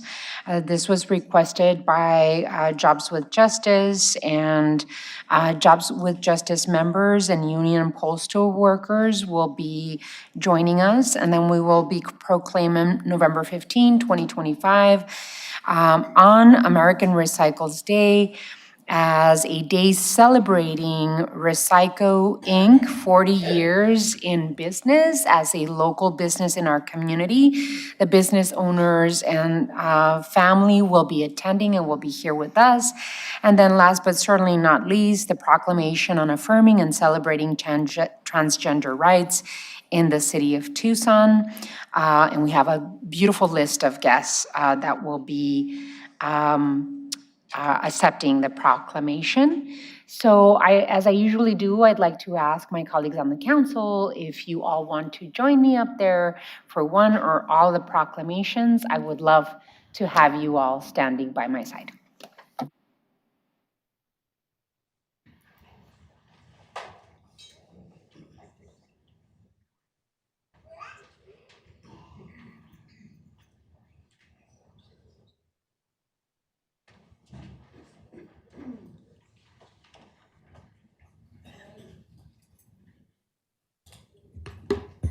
Our first proclamation is celebrating the 250th anniversary of the U.S. Postal Service.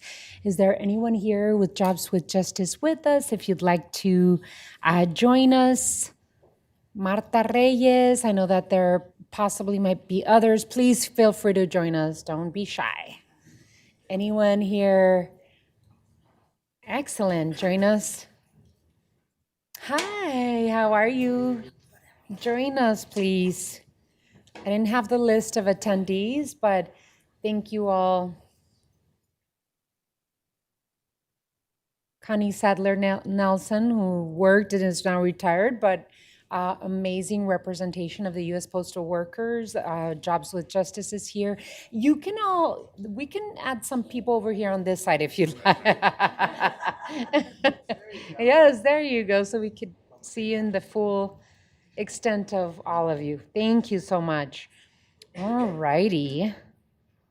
So we have a framed copy, and if you'd like to, APWU is here representing in full force. All righty. Thank you so much. So on behalf of the City of Tucson at the Office of the Mayor, I'd like to recognize the 250th anniversary of our U.S. Postal Service.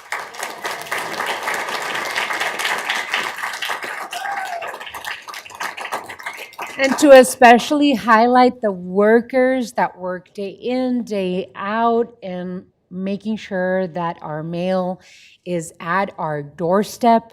I mean, talk about service.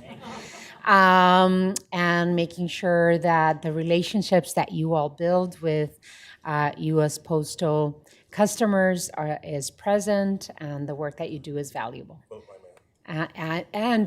One of the issues that we worked before with Connie and APWU is the idea of voting by mail, right? This is something that the City of Tucson moved towards, a vote by mail system in collaboration with APWU and other unions, and to ensure the safety of the vote getting there. I know that our postal workers treat our ballots with the most respect, and make sure that those ballots get to where they need to get to be counted. So thank you for everything that you do. So on behalf of the City of Tucson, of the Office of the Mayor, I'd like to read a proclamation.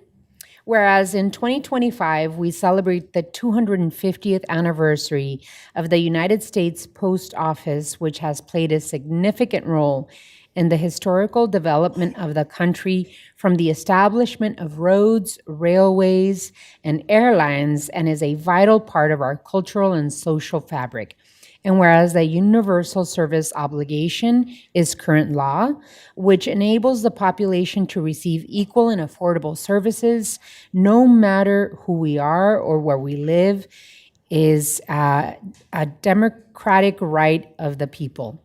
And whereas the U.S. Postal Service serves 169 million addresses, 6 and sometimes 7 days a week, and whereas the U.S. Postal Service is primarily funded by the sale of postage, products, and services, making it largely self-sufficient and supports 7 million jobs across our country. And whereas the Postal Service is an important source of good union living wage jobs with fair hiring practices and equal pay for equal work for workers of all walks of life, and is one of the largest employers of veterans. And whereas, while communication habits are always changing, the USPS remains a vital source of communications, the exchange of ideas, financial transactions, private and secure correspondence, mail order medications, mail-in voting, and the secure and timely delivery of election materials that protect and expand access to democracy for all voters, and e-commerce packages, and a host of opportunities for new and expanded services. Whereas local postal facilities such as Sherry Bell Processing and Distribution Center in Tucson have long served as vital community hubs, ensuring reliable mail service, supporting the voter system, and upholding the Postal Service historic role in connecting people to their civic rights and responsibilities.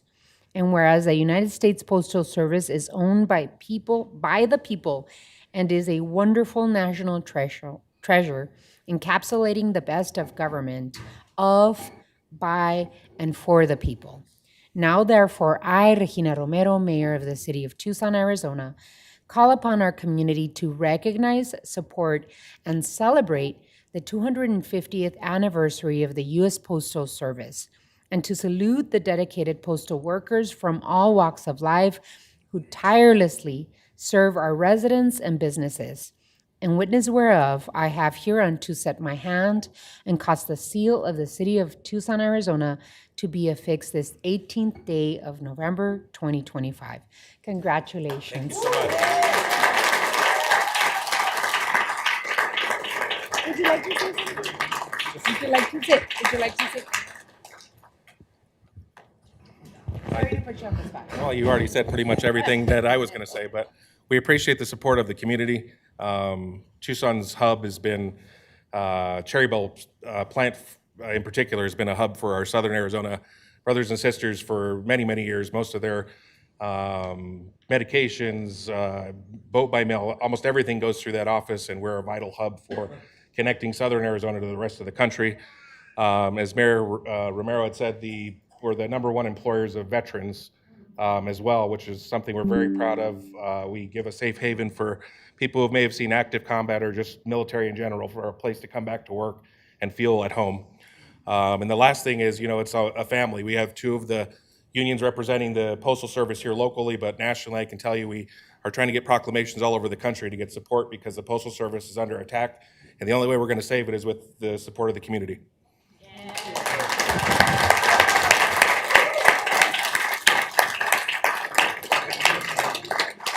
Yes, one other thing, I wanted to say thank you to all of you. We appreciate your time. This means a lot to us, more than you even know. Thank you so much. Round of applause for our postal workers. Thank you.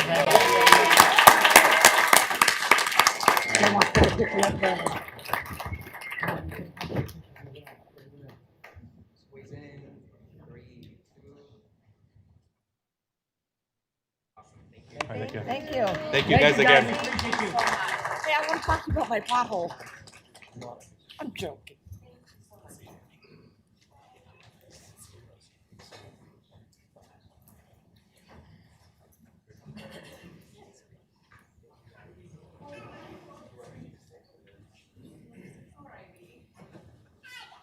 And now we'll invite the family and local business owners, the founders and owners of Recyco, Marco Gallego and Olga Gallego, as well as their daughters, Chief Financial Officer and Chief Operating Officers, Belgica Macias and Vanessa Gallego, and any of additional family members and workers that are here. 40 years of local service.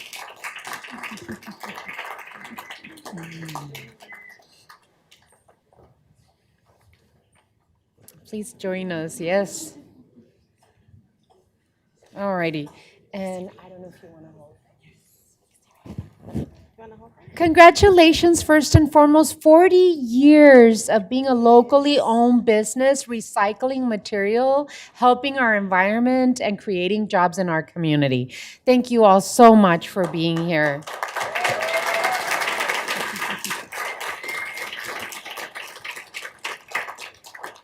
So on behalf of the City of Tucson and the Office of the Mayor, I would like to proclaim November 18th, November 15th, which was American Recycles Day, as celebrating Recycle Inc.'s 40 years in business day in the City of Tucson.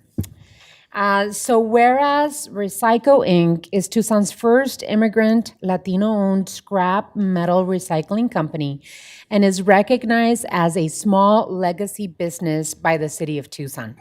And whereas Recyco's mission is to divert scrap metals from landfills, helping protect native ancestral lands, people, and animals from pollution.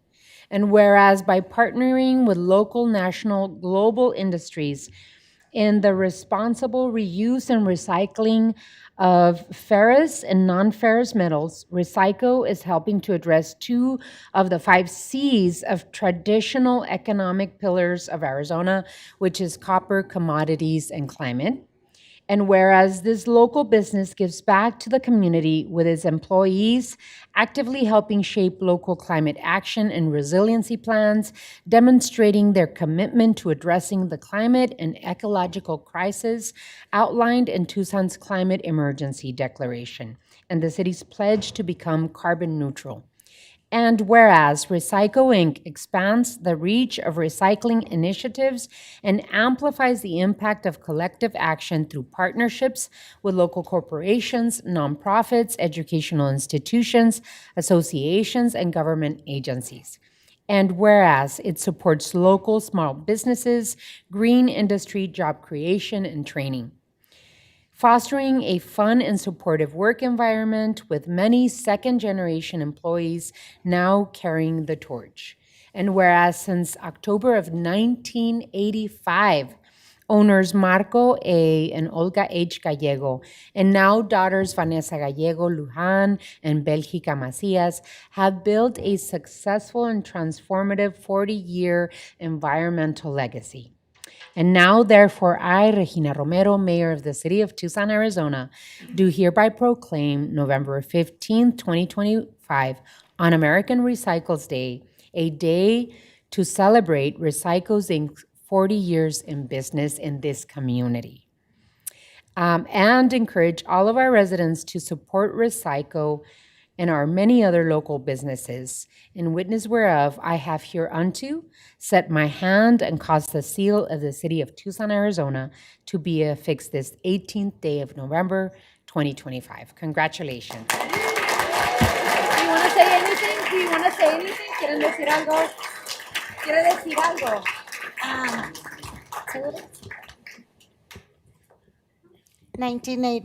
1991, we received a certificate of appreciation of Mayor Thomas J. Bolgi. 1991. Tom Bolgi. Yeah. We have 6 years in the business. Thank you very much. Congratulations. Muchas felicidades. Does the second generation of business owners want to say Yes.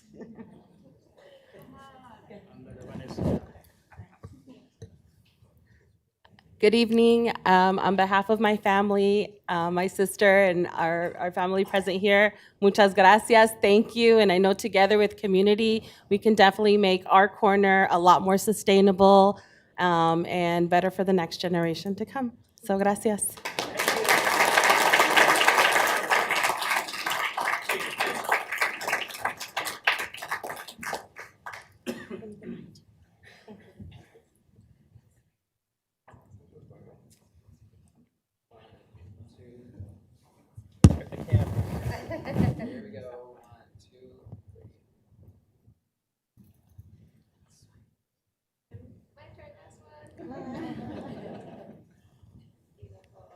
Muchas felicidades. Thank you. Here's to another 40 years.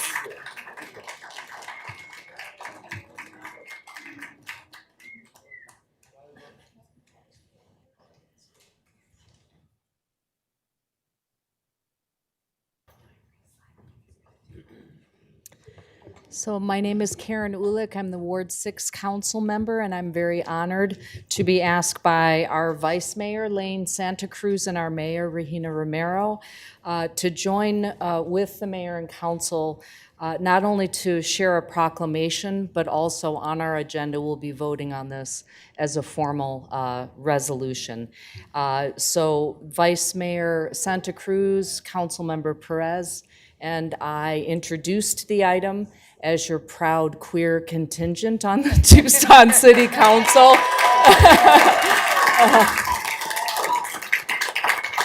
And even more importantly, probably, is the fact that we're joined by 4 allies who could not be more solid, and a community that could not be more behind all of us and our community in this proclamation. So we have guests here, I know, Reverend Matthew Funk Crary, Lynn Davis, Reverend Amelia Votz, I'm sorry, I don't know how to pronounce that, Reverend Meredith Jobert, Reverend Naomi Hartman, Reverend Ben Guerin, members of the Multi-Faith for Pride, Peter Loya, and our fabulous LGBTQ+ commission members.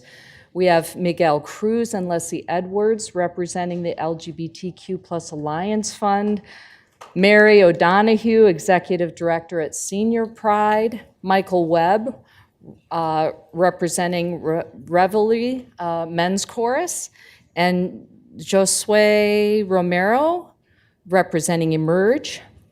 Also representatives from the City of Tucson Office of Equity and Advocates, Vanessa Duarte, Adrian Islas, Lucas Suarez, and any other community members. I see many family members who may want to join us up here. Please do.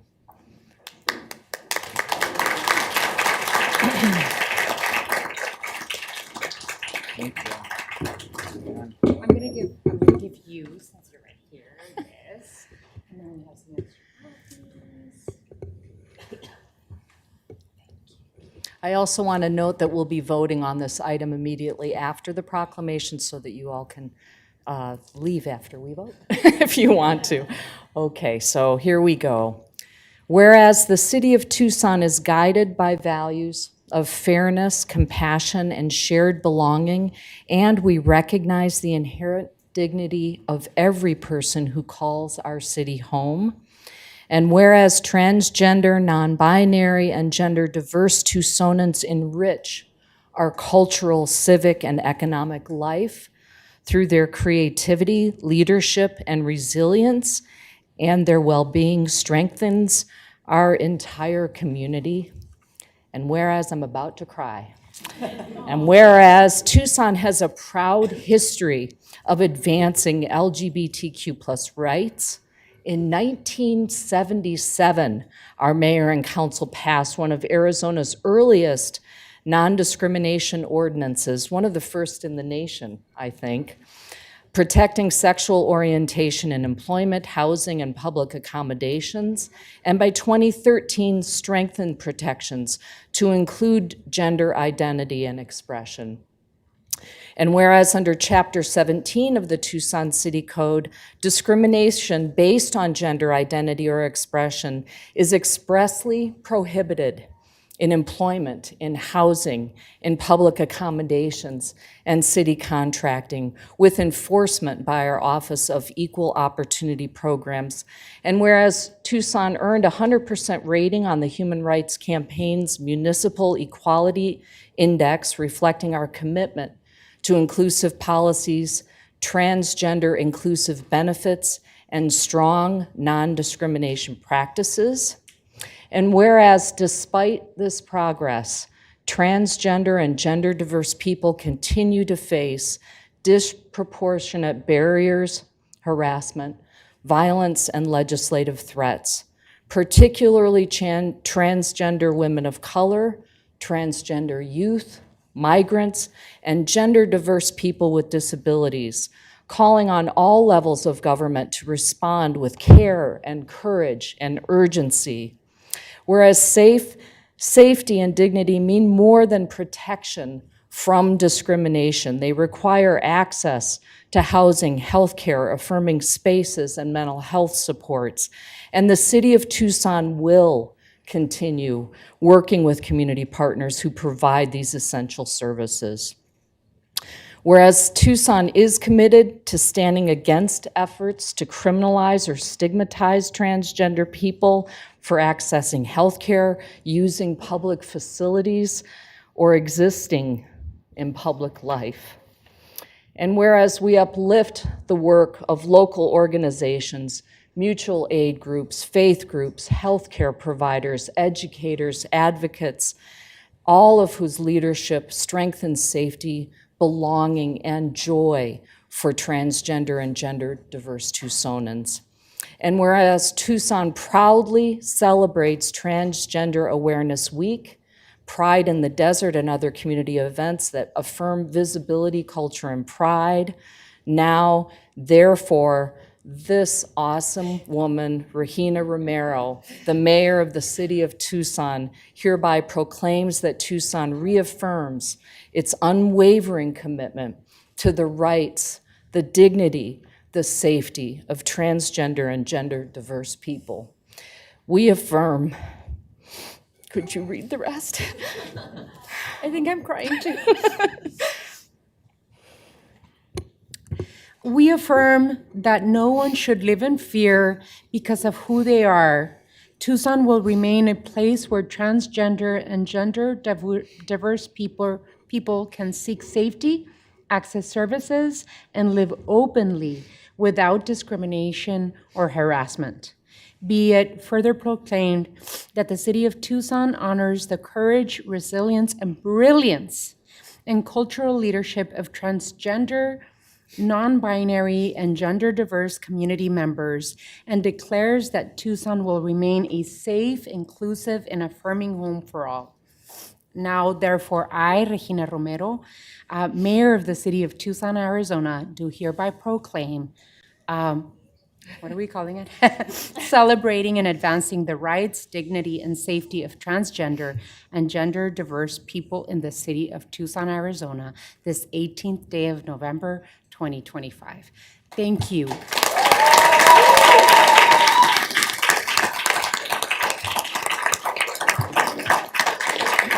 you want to say something?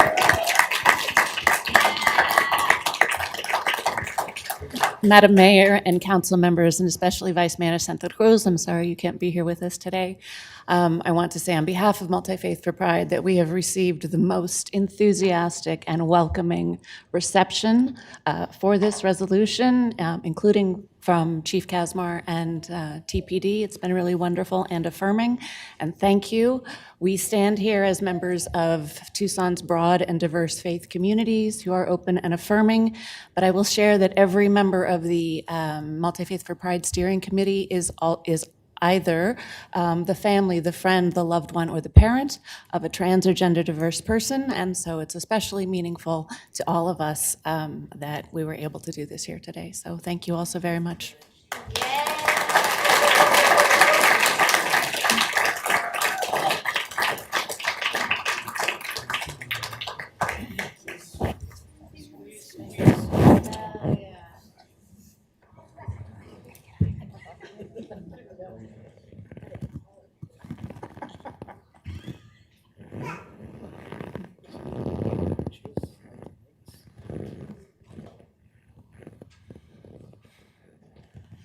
was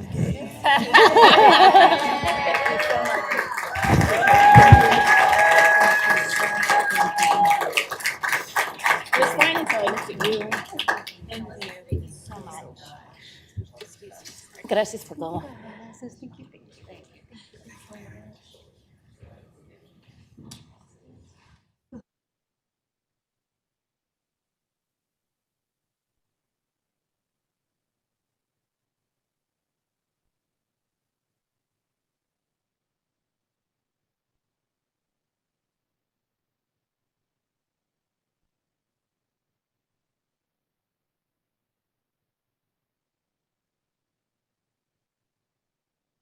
Ms. Clerk, can we consider the resolution for this item separately right now? Absolutely. Item 7I is a resolution affirming transgender rights. The title is Resolution Number 24042, a resolution of the Tucson Mayor and Council in the City of Tucson reaffirming transgender rights and declaring an emergency. May I have a motion for this item, please? So moved. Second? There is a motion and a second. Any further discussion on this resolution? Mayor, I had some remarks. Yes, go ahead, Vice Mayor. Yeah, thank you. I'm so bummed to not be able to be there with y'all right now. As was said in the resolution, and thank you, Councilmember Ulick and Mayor Romero for reading. You guys had me in tears. I wanted to just take a moment to just acknowledge and uplift that trans and non-binary and gender diverse people are part of what makes Tucson vibrant and whole. Even as we see attacks on the right to exist coming from the highest levels of the federal government, our community continues to choose care and inclusion over fear. Tucson has a long history of showing up for our LGBTQ+ neighbors, and we are committed to carrying that forward. I want to thank our multi-faith leaders from Dare to Care who approached the Mayor and Council about introducing this resolution reaffirming transgender rights, and I appreciate their leadership and bringing this forward. It's been an honor to work with my colleagues, Council Members Karen Ulick and Rocky Perez, to introduce this action that recognizes the courage, the leadership, and daily contributions of our trans and gender diverse community members. This resolution is a reminder of our responsibility as a city to create conditions where every person can live openly, safely, and with dignity. Through this resolution, we are committing to making all functions of our city government welcoming and affirming, and to oppose any state or federal legislation that seeks to restrict transgender rights in moments like these. Local governments must step up to protect its most marginalized residents. So I am proud that Tucson continues to stand firmly on the side of safety, dignity, and community for all. Thank you all so much for your support. Thank you, Vice Mayor. Councilmember Perez. Yeah, thank you again, Vice Mayor, for bringing this forth, and for the Mayor's office for really working with folks to come, to bring folks and ensure that we were able to bring everyone here to this table. And again, I think it's been an incredible honor coming onto council, having our senior most council member being Karen Ulich has been here, and a proud advocate for the dignity of all people, and especially under Mayor Romero, who is actively fierce in that respect as we're in this really hostile moment. Tonight's resolution is both a reaffirmation of Tucson's values and a clear statement of who we choose to be as a city, especially at a time when transgender and gender diverse people across this country are experiencing unprecedented political hostility and legislative attacks, not only at the federal level, but also at the state level.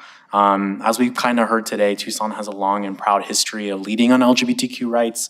It's a legacy that we're especially proud of, but also that we will continue to strengthen. Affirming people's dignity is not controversial. Keeping people safe is not controversial. Ensuring that our residents can access housing, employment, and public services without discrimination is not controversial.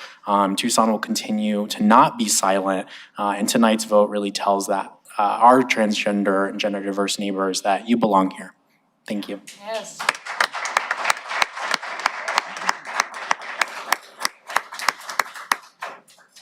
All Alrighty, and with that, if there's no other comments or questions on the item, there's a motion and a second. It's roll call vote. Mr. Cunningham? Aye. Mr. Dahl? Aye. Mrs. Lee? Absolutely, aye. Ally. Mr. Pettis? Aye. McSulick? Aye. Vice Mayor Santa Cruz? Aye. And Mayor Romero. Aye.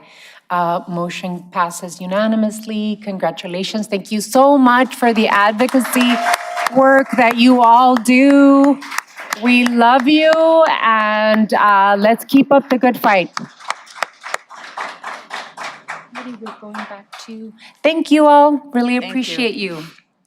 Alrighty, so we move on to item 3. 2D. 2D. Appointments to boards, committees, and commissions. City Manager's Communication Number 373 dated November 18th is received into and made part of the record. Do we have any appointments today? No, Your Honor. Okay, are there any personal appointments to be made at this time? Hearing none, we move on to, I think I just want to make a point for the general audience that might be tuned in. With new council members, with both current council members stepping off and new council members stepping on, the opportunity to apply for boards, councils, and commissions does become an opportunity for folks to be able to apply, express interest. And so for those that are listening in and who maybe want to get involved in everything from LGBTQ commission to education council to regional transportation, the list goes on. There's a number of them. Please be sure to reach out to your council members. There will be vacancies opening up, and we would love to see some applications, I'm sure. yes. And if I could add to that, we do have an application form on the city clerk's website. So if you're interested in any BCC membership, please feel free to fill out an application. It will be forwarded to the council member in that ward. Thank you. Awesome. And you could just go to TucsonAC.gov to take a look at the openings and to fill out your application for boards, committees, and commissions. We're always looking for community members to fill these roles. And I know Council Member Ulick is going to be retired soon. So I'll let you rest 6 months and then invite you to apply for a board, committee, or commission.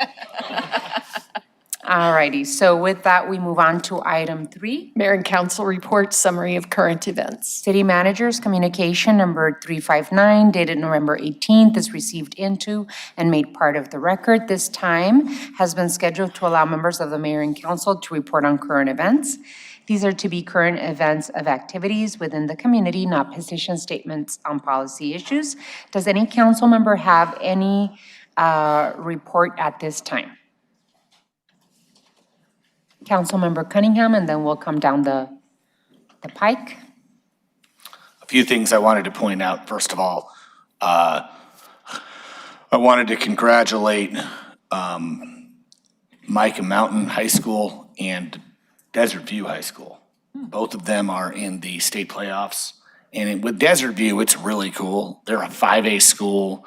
A lot of the socioeconomically advantaged schools usually dominate this area, but Desert View has done it with community efforts.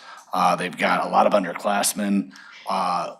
One of our own TPD, Bobby Bonias, is their coach, and they are undefeated. They are 11-0, and they will be in the quarterfinals on Friday night. And we haven't had a 5A contender in a while, so I'm really excited about that. So Desert View High School and Micah Mountain are both alive in the state finals. So, speaking of that, speaking of high school sports, I'm going to take a quick point of personal privilege here. Wednesday night starts the varsity basketball season, and normally I wouldn't announce this, but my son is going to be playing varsity for Rincon this year, and I want to congratulate him for making the team. So I thought I'd do that. That's all right. He doesn't. That's okay. So the last part is I want to thank everybody who participated in our food drive. So we did a food drive when the government shut down because a lot of people were losing benefits. We had a considerable amount of federal employees who had not received a paycheck in over 45 days. We put out the call and we were able to deliver 230 food boxes to different people around the city. I want to give some acknowledgments to U-Haul. They actually donated 400 boxes for us. And I want to give a shout out to El Charro Restaurants, Ray Flores and Carlotta Flores. They bought 400 half gallons of milk for everybody. Dennis Shields at Finley paid for, and Penske gave us a discount because we had to store the milk, and they actually gave us a truck to store the milk. So every single box got milk. It got like multiple boxes of cereal, thanks to our Tucson firefighters. It got multiple cans of tuna and mac and cheese, thanks to our Tucson Police Officers Association. It got pasta and pasta sauce. It was actually like a 30-day supply of actual food. It was an organized box, not just knickknacks. And the community response, some 50 volunteers from the east side showed up. Kelly Dick, the reverend who gave the opening benediction, that beautiful benediction, her church actually stored the milk for 2 days after. So it was an amazing effort community-wise, and I just want to, it was one of the most rewarding, it was one of the most rewarding experiences I've had since I served on the council to see our community acclimate. Also TUSD Palo Verde Resource Center. So we had about 100 federal workers get boxes, 125. Then we had another 150 families who attend public school who are SNAP recipients who had not received their SNAP card. They got boxes. So that was kind of how it worked. And I just want to thank the whole community. It was awesome, and it's great work. And we're going to do some other stuff in the near future that is community-based like this. So thank you so much. Thank you, council member. I see the vice mayor's hand up, and then I think I also saw Councilwoman Lee's hand. So vice mayor and then Councilwoman Lee. Hi, yes, Mayor, thank you for the opportunity. Just again to share of the heartbreaking passing of 41-year-old Jay Hall, who was at an activated Hawk pedestrian crosswalk when she was hit by a vehicle. Despite life-saving measures, she passed away. Jay is survived by their wife, Chelsea Burkhart. And so I want to send my deepest condolences, and that, you know, this kind of really puts at the front and center of the conversation that we were having earlier, that one life is too many for us to lose on the road.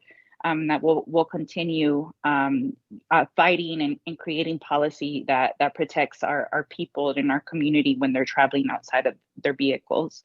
I also want to give my condolences to Lupita Robles, who lost her mom last week. I just found out about this last night.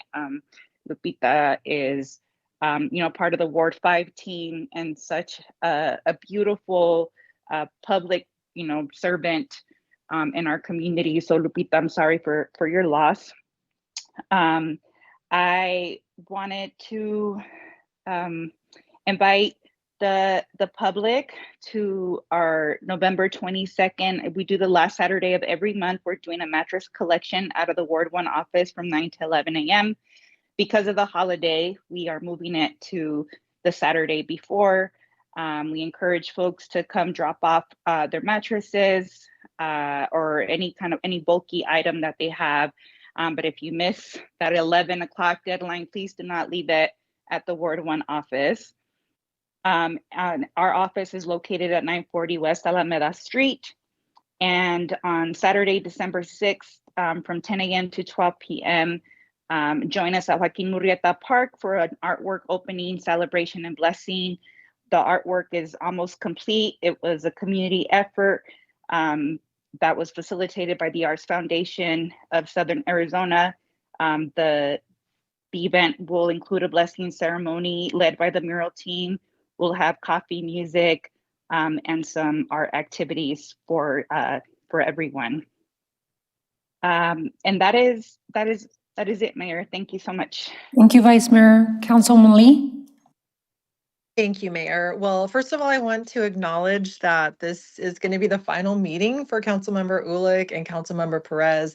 And I just want to thank both of them for their amazing service. And I've had such a privilege and a joy working with each of you and learned so much from working with each of you. So just wanted to thank you both for stepping up and finishing terms of folks and for everything that you have brought to the table for whatever amount of time you have been there. So really appreciate all of you. Also, Suzanne's final meeting is tonight with the exception of the inauguration. So I didn't know if we would have the opportunity at the inauguration to thank her for her 46 years of service to the city of Tucson, which is just incredible. I can't even comprehend that because I'm not even 46 years old. So that is absolutely amazing, Suzanne. Thank you for everything you have done for our city, and you will be greatly missed. A few other announcements. I just want to thank the Tucson Firefighters Association for once again stepping up to give several hundred Thanksgiving meals to our Tucson families in need. Our food banks are reporting high record of needs. So TFFA Local 479's generosity is greatly appreciated during this time and always. I want to encourage those who can give a little this year to donate what they can to the Community Food Bank of Southern Arizona. And I also want to remind residents that this Saturday is El Tour de Tucson. And for our Ward 4 residents and those living in Vail, please visit, well, and for everyone for that matter, please visit ltourdetucson.org to find out the route map and take note which roads are closed, as several residential neighborhoods will not have adequate access to get out of their communities for much of the day. So just plan accordingly. And I hope everyone stays safe, and I wish the riders a great race this year. Thank you, Mayor. Thank you so much, Councilwoman. Anyone else? Councilmember Perez. Yeah, thank you. I just want to, I think, start off by, again, just recognizing, my chief of staff did lose her mom last week. And if you know Lupita, and for those that don't, Lupita has been a longtime dedicated servant to Ward 5 and the city of Tucson. When I came in, Lupita had already a number of years under her belt where she really was guiding a lot of the work that was happening within the South Side on behalf of our council member at that time. And so for me to come in and for her to lend her support for me while she was balancing care for her mom, I think is something that I hope we all collectively recognize. And I know that she'll continue to support the city, although I will be leaving. That being said, on a lighter note, I did want to congratulate the 15 small businesses and 15 nonprofits who were selected for the Ward 5 Grants Program. There were recipients covering everything from addressing housing needs to literacy gaps to food insecurity. We had businesses, everything from vets care to salons who really, I think, are the core of our South Side. And so, I've had the incredible honor of having received over 150 applications and really narrowing it down to 30 who really could use our support. And I'm excited to have been able to join Mayor Romero in a roundtable to discuss their needs, and really want to congratulate them in their funding for their awesome projects going forward. Recognizing that this is our final meeting, I know that we'll have the inauguration to say some things, but I think worthwhile and just some outstanding mentions. I really want to thank Corin and the planning and development team, Sam, Transportation Mobility, Chad, and Tucson Police, and Roy, the city attorney's office. I think you all really were the folks that I was engaging with the most, and the level of responsiveness I think is something that our citizens never are able to see in the work that we do. But to have the director of planning and development or parking or of transportation and mobility being able to show up and meet with neighbors and small businesses and being able to address their needs and respond to them so promptly in collaboration with our office was something that was not unrecognized. And I know that that's a thankless line of work, and maybe the thanks is really just the fulfillment that you get in it. But Roy, you and the work that we were able to do with your office really helped facilitate over over $500,000 in investments in our south side, and it was because of the work that you all did and me keeping you up at night with random texts that we were able to do that together. And so I really appreciate you and all that you've done. When I had come in, I was obviously up for an applications process, and another individual that was a candidate at that time was Gabriel Holguin. Although I was selected, Gabriel was a member of the Ward 5 team and he stayed on. Gabriel has been an incredible support of me, particularly when it comes to mayor and council meetings. And I know that he will not be continuing in with the Ward 5 office. And so I want to send a special thank you to Gabe. Alongside Mary, who has been with the Ward 5 team the longest, who will also be retiring, and I want to extend an immense thanks to her. Mary has been the one that's really answering the phones and working with constituents and addressing utility needs, finding housing support. She is our frontliner when it comes to supporting our Ward 5ers, and so I want to send a special congrats to Mary as she goes on into retirement. And the same goes for Lita. Lita is the one that answers our phones, and she's really the kind sweetheart that really serves as the liaison to all that we do. And then really want to send my thanks to all of my council member colleagues. I'll get into that when we get to inauguration, but I know Karen won't be there.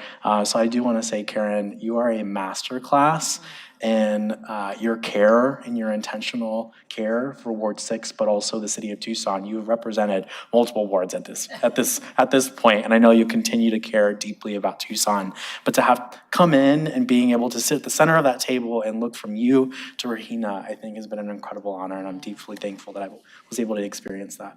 Thank you. Thank you, Council Member. I too want to add first my sympathy to Lupita Robles and her entire family on the loss of their mother. It has been a difficult year for losing people in this city.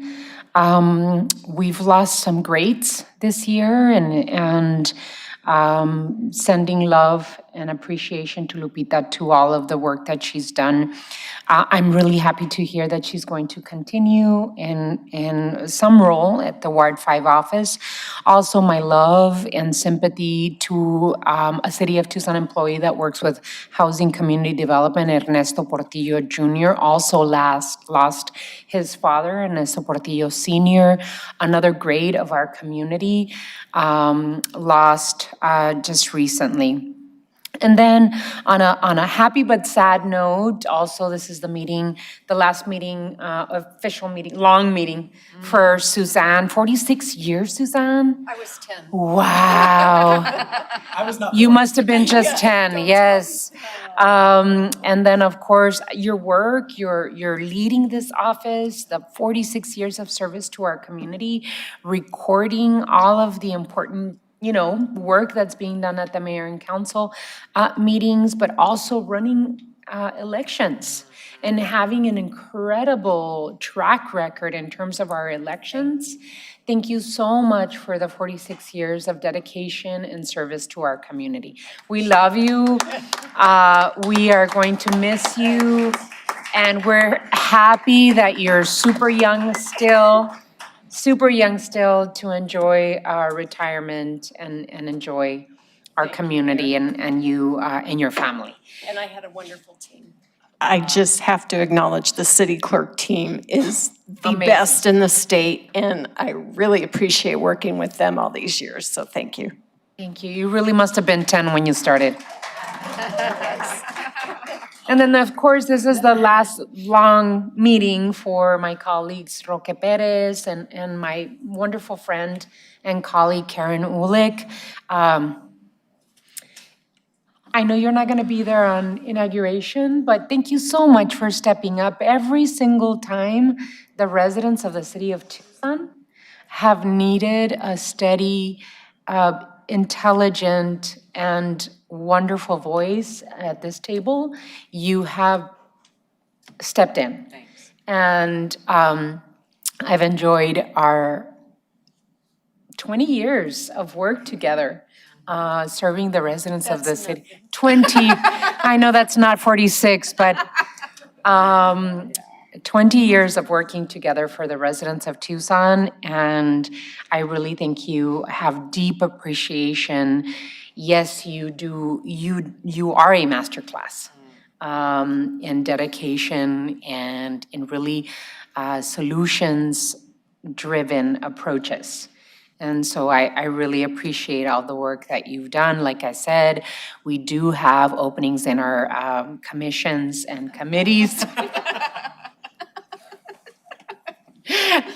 Really appreciate you, my friend. And Roque, I know that you're new to serving the public in this role, and you did such a wonderful job.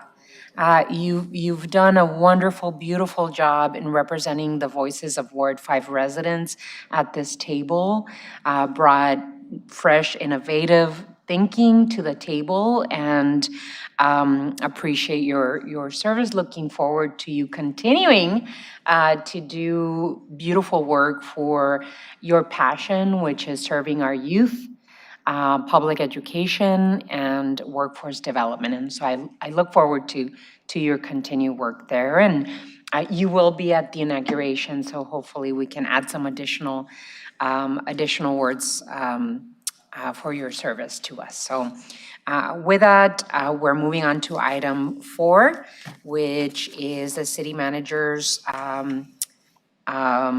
report of current events. Can you read it into the record? Item 4 is the city manager's report summary of current events. City manager's communication number 360 dated November 18th is received into and made part of the record. This time has been scheduled to allow the city manager to report on current events. Mr. Manager. Thank you, Mayor and members of the council.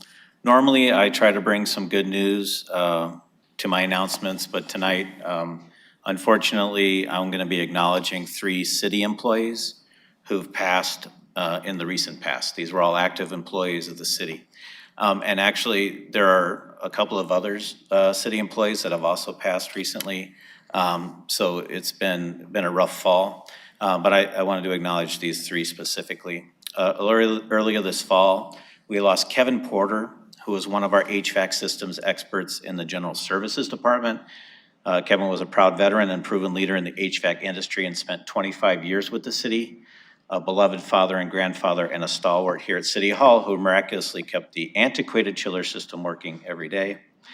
Condolences to Kevin's family. Just last week, our administrator for the real estate division, John Cahill, passed away. Many of you worked with John. By the nature of his work, he was a valuable colleague to my office and many of the departments of the city throughout and the community. He was a thoughtful, steady, and incredibly kind. After 13 years of service, his absence will be deeply felt. And just this morning, I learned of the passing of Pam Fritz, our financial services administrator for the accounts payable team on our business services team. And Pam's husband also works for the city. With an incredible 29 years with the city, Pam was deeply dedicated to her work. She was beloved by her coworkers, many of whom she mentored, and all of whom were the beneficiaries of her delicious cooking. I know that the loss of these exceptional employees is weighing heavily on city staff, myself including, and my deepest condolences to their families, their coworkers, and the many people of Tucson that they've all touched. Thank you for the moment. Thank you, Mr. Manager. Item 5. Liquor license applications.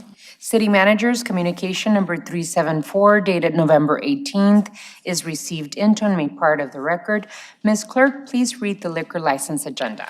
Your Honor, on this evening's agenda, we have 4 applications for new licenses, 4 requests for person and location transfers, 3 special events, and 1 agent change acquisition of control. All applications are in compliance with city requirements, so an appropriate motion at this time would be to forward items 5B1 through 5B8, 5C1 through 5C3, and 5D1 to the State Liquor Board with a recommendation of approval. So moved. Second. There is a motion and a second on the liquor license agendas. Any further discussion on this item? Hearing none. All those in favor, please signify by saying aye. Aye. Aye. Aye. Aye. Any against? Motion carries. Item 6. Call to the audience. All righty. Ms. Clerk, do you have an announcement before we go to call to the audience? Oh, thank you. Yes, Your Honor. At this time, the public is allowed to address the mayor and council about any issue except for items scheduled for public hearing at this meeting. The call to the audience is scheduled to last for no more than 30 minutes, and speakers are limited to 3-minute presentations. The green light on the lower dais will turn, the light on the lower dais will turn green as you begin speaking. It will turn yellow when you have 30 seconds left, and it will start beeping when your time is up. If the beeping occurs, please conclude your remarks immediately and sit down so that the next speaker can come up, because I know we have a lot of cards tonight. Thank you. We do have a really big bunch of speakers, so if you can keep your remarks to 3 minutes so that we can allow as many people as we can with the allotted time. Our first speaker is Adrian Islas.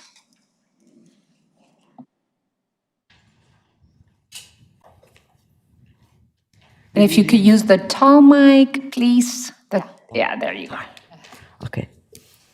Good evening, City of Tucson, Honorable Mayor and Council members. My name is Adrian Islas, and I'm a 17-year-old transgender Tucsonian. I would like to start off by thanking the Council for taking the time to hear from LGBTQ plus individuals and for your continued commitment and support to protecting the LGBTQ plus community. Tucson has a rich history of being inclusive for LGBTQ plus people. For instance, in February of 1977, the Tucson City Council passed one of the earliest municipal ordinances in Arizona that prohibited discrimination based on sexual orientation. This prohibited discrimination in multiple factors of life, such as employment, housing, and public accommodations. Having these non-discriminatory laws put into place in such an early period has helped LGBTQ plus individuals live an inclusive and safe life in Tucson before laws being passed at state levels. However, it is important to note that even though these laws were put into place, we still face many challenges in our daily lives. For example, when I was going to start my freshman year of high school, my mother and I spoke with the principal of the school that I would be attending regarding using my chosen name and preferred pronouns. We were assured that it would be acceptable for me to use them. When the school started, my English teacher refused to use my chosen name and preferred pronouns, regardless of the fact that the principal said that I could use them.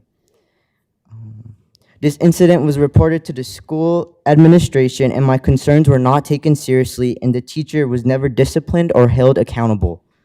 This led to discrimination in my classes and unlimitedly by other students during my time at this school. For reasons like this, it is important to have laws put in place so that LGBTQ plus youth are able to have a safe school environment and be able to thrive in all walks of life. Another statement to highlight is that the current presidential administration is targeting LGBTQ youth and trans youth. Families are having to leave the country because of this administration. It's sad to say, but the government has continued to fail LGBTQ plus adults and youth. We are always at the center of attacks and discriminatory legislation.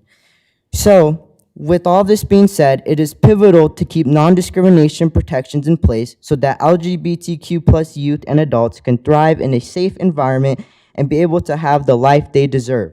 Thank you again for your continued support and time. Thank you, Adrian. Mo Goldman. Thank you, Honorable Mayor Romero, Vice Mayor Santa Cruz, and the entire City Council. I wanted to just first off point out that Adrian, you are a courageous individual. Thank you for saying what you just stated on the record. I'm here as an ally to the LGBTQ plus community, and I want to thank all of you for passing that resolution. But I also want to say, stand firm. We need to stand firm because there is the federal government lurking out there. Look what's happening in Charlotte. Look at what's happening in Chicago, in Los Angeles. They're coming. And being a city that's inclusive, that cares about individuals in Southern Arizona, we are a potential target and we need to stand firm. I've, as an immigration attorney, have represented numerous individuals in the LGBTQ plus community, especially ones that come here who are transgender from Central America, who are fleeing some of the most horrific and most harrowing situations, including sexual assault, violence, torture, kidnapping, and so forth. What's happening in our country today and the attacks on the transgender community, especially the most marginalized in our community, is abhorrent. It is something that people flee to come here for safety, and we need to stand firm. So let's stand firm, and I thank all of you. And I am so thankful and grateful that we have a community that cares about humans and human rights. So thanks. Thank you, Mo. It's Patricia Banerly, I think. Patricia Banerly. Maybe I'm wrong. We'll put it to the side. Ron Taylor. Ron Taylor. All right.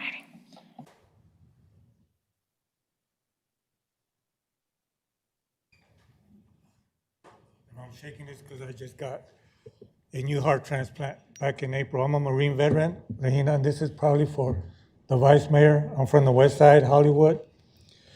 And my therapy is doing exercise and doing all that. The other day I went to Menlo Park. That's my hood. I grew up there. Actually, Anita in Hollywood. Menlo Park también. I was the first one in Tucson. Menlo Park videos. I don't know if any of you remember that. That was me, right there on Congress and Grande. Anyway, I was doing my therapy, walking the park, and with my stick picking up the plastics and stuff. And there was these guys under the Ramada, by the pool, by the kids' playground. Okay. First day, I thought he was dead, under the table, this black guy. So I called the paramedics, because I yelled at him. I didn't see any breathing, any movement, nothing. So entonces, paramedics came. He had a big dog with him. Sorry if I'm shaking, because I'm taking anti-rejection medications. 20 in the morning and 20 at night, so yeah. Anyway, I called the paramedics, they came. The dog that he had wasn't tied. He went after those paramedics. But he ended up laying up, and he was under the table, okay? And he attacked the paramedics. The dog went after the paramedics. They pulled out some stuff, and the dog stopped, and he moved, the guy moved, and he was awake. Next day, the same thing, okay? Same routine. But this time he was sitting under the bench up against the table. And I asked him how long he planned on staying there. And he went off on me. He told me as long as you know what I want, right? I said, oh, hell no. This is my neighborhood. I grew up here. My grandmother's on Anita. My other grandmother was on Ontario. And I said, oh, hell no. This is my hood. I'm back in my hood. You're not going to do this shit here. My kids, my nephews, grandkids, the academy next door, Menlo Park, they go there for recess, okay? And he said, well, there's another table right there. I said, you know what? I'm not going to say what I told him. But the kids from both schools go there for recess, okay? He got up and he ran into the men's bathroom, and this Chicano punk and this girl, this white girl, came out. You could tell they just did their shit.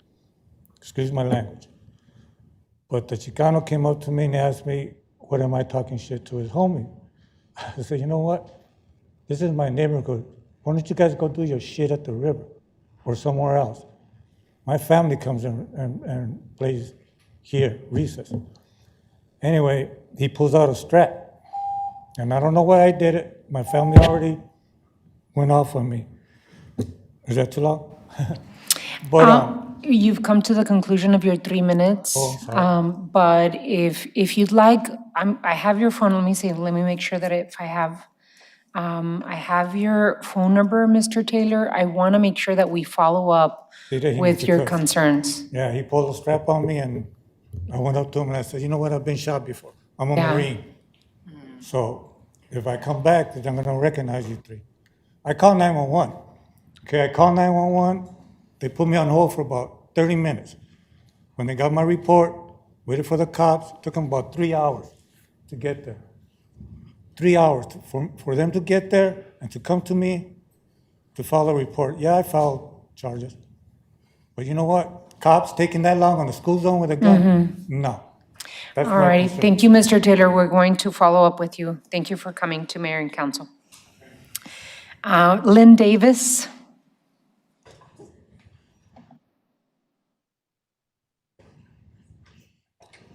Thank you, Mayor Romero and Vice Mayor Santa Cruz and members of the Tucson City Council. I want to thank you again for tonight's unanimous support for the resolution celebrating and advancing the rights, dignity, and safety of transgender and gender diverse people. My name is Lynn Davis, and I'm a resident of the city of Tucson. I direct the Rabbi Joseph H. Gumbiner Community Action Project at Tucson Jewish Museum and Holocaust Center, and it is my honor and privilege to stand here as a member of the Tucson Multi-Faith for Pride Coalition.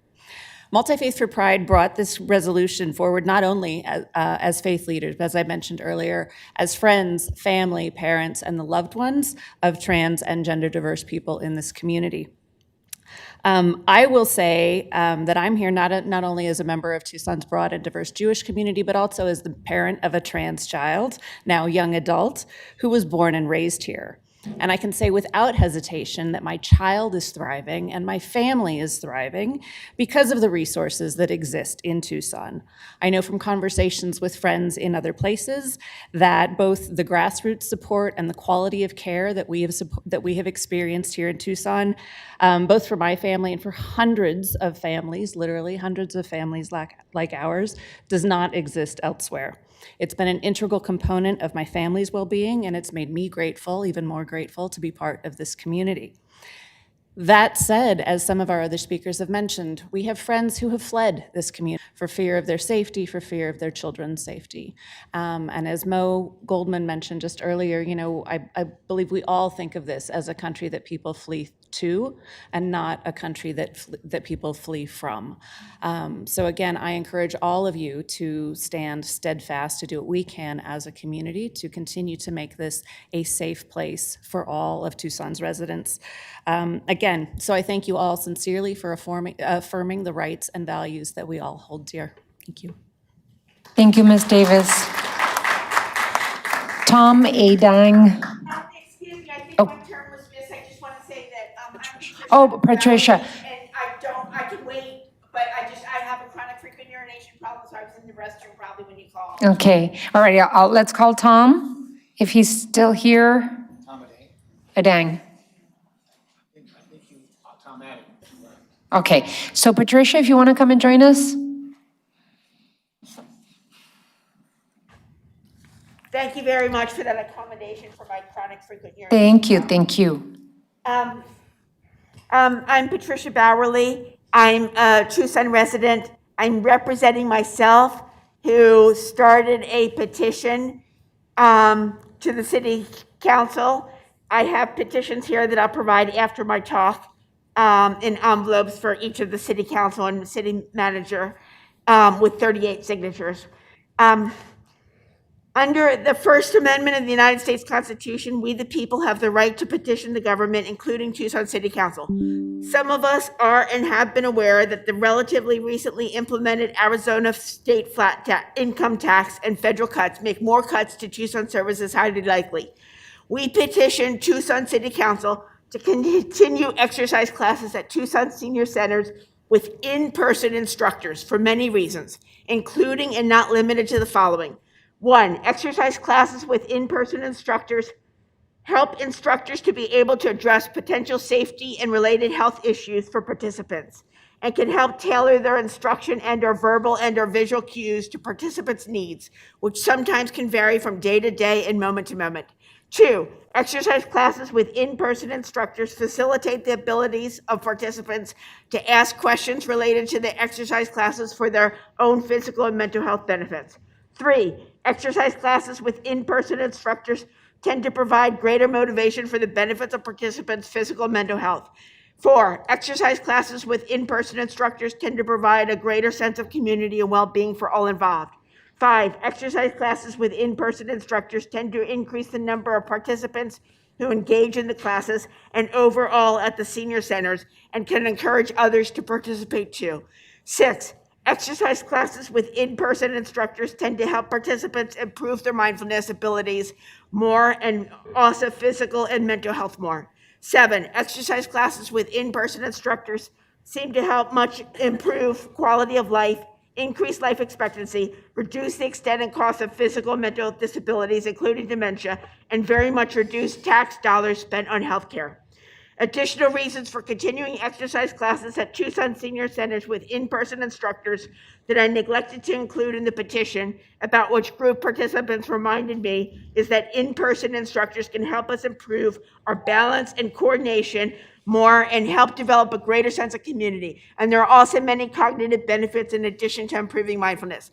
Armory Park senior staff person Alfreda, who seems to be trilingual in English, Spanish, and Sign English, provides in-person sign language class, also helps to provide many of those same benefits, including mindfulness and other cognitive benefits and benefits for arthritis in her hands. And sign language, of course, is so very important to learn to help communicate with so many people with hearing difficulties, and especially as we age and tend to develop more hearing difficulties ourselves. Thank you. Thank you, Patricia. Really appreciate you. Kathleen, I think it's Dubs, Kathleen Dubs.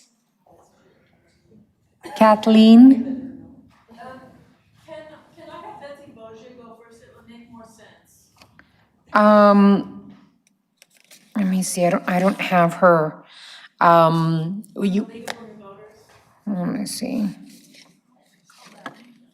I don't recall seeing that name. I'm sorry, but if Kathleen doesn't want to speak, I need to go to the next speaker.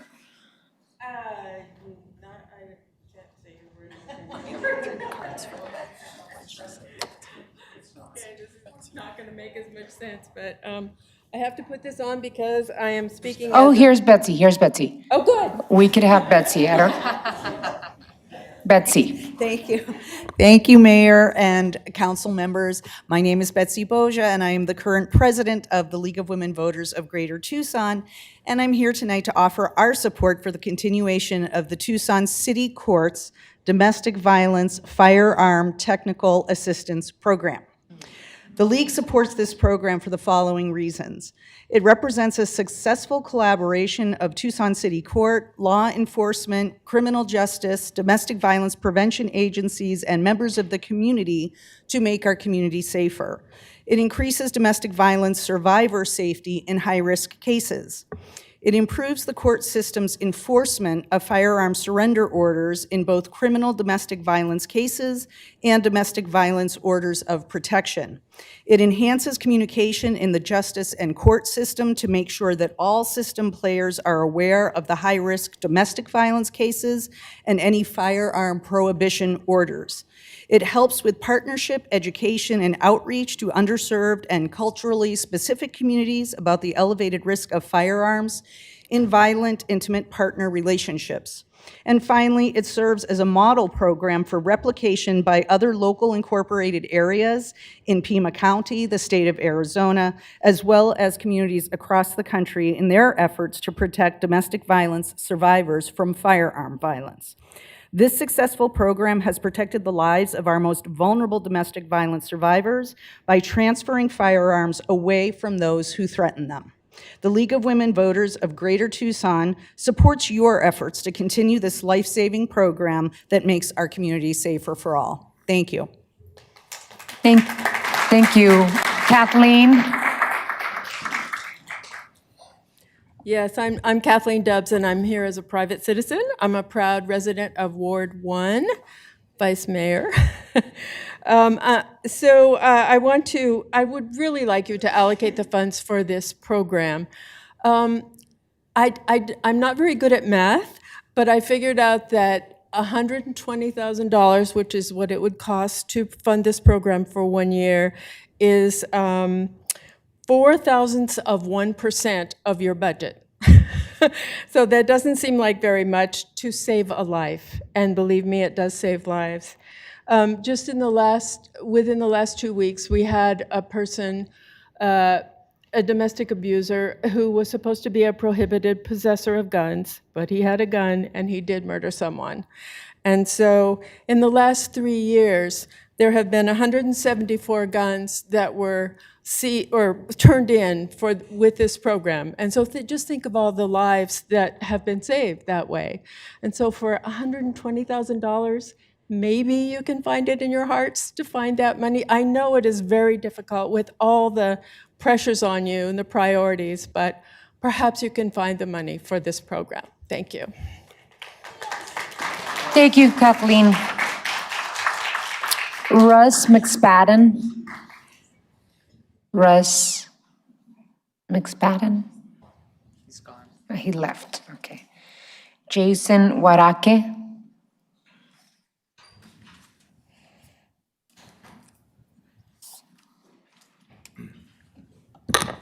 Good evening, esteemed Mayor and Council. My name is Jason Warake. I'm co-chair for the Barrio Santa Cruz Neighborhood Association and also a staff member for the City Court Public Defender's Office. I wasn't planning on speaking tonight, but I was able to attend the joint meeting this afternoon between county and the city, between yourselves and the supervisors. And it was just, I found it very inspiring. I'd like to start by giving thanks first to Vice Mayor Santa Cruz and Supervisor Cano. They've addressed, we didn't know what was happening, but they addressed a reinvestment towards West Side communities that are affected by the proximity towards to the jail and the transition center. And this is something that we have brought up. We didn't expect it to be addressed in such a fashion, and we're very grateful for that. It's something the neighborhood's been texting and talking about all afternoon.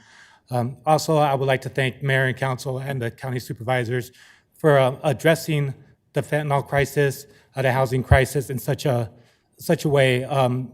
It's just very impressive. It'll be easy to listen to loud voices, some voices that are suggesting forced therapy and treatment, and there are other groups that would like to just see the crime and addiction just disappear so they don't have to deal with it.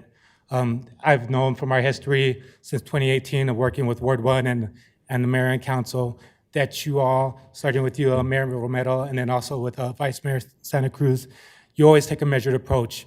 You listen, you take the time to understand, you do the work to do the research, and you find what the root of the problem is, and you address it in a reasonable, compassionate way. It's just really inspired our own neighborhood and other neighborhoods to do the same. It's hard when the residents of the neighborhood are saying, we're dealing with problems with the unhoused, make a change. And it's really your example that taught us how to address it, how services are available and how this can be addressed in a way, and also taught us that we're one community, whether you're dealing with behavioral health, whether you're dealing with unhoused, whether you're dealing with addiction, you are Tucson, the same as all of us here are today. And so to set that example, to show what a responsible government can really be, it's just very inspiring.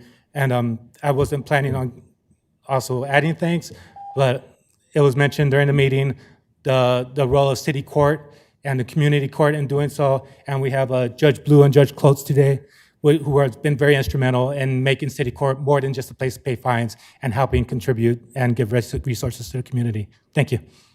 Thank you, Mr. Aurake. Molly McCasson.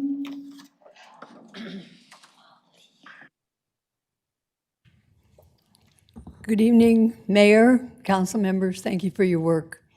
Thank you for your patience. And I appreciate being able to my name is Molly McCasson, and I live in the city of Tucson. I wasn't particularly going to speak tonight, but then I realized that being in this room, it was an opportunity to share with you my strong feelings about this program, about the DVFTAP program.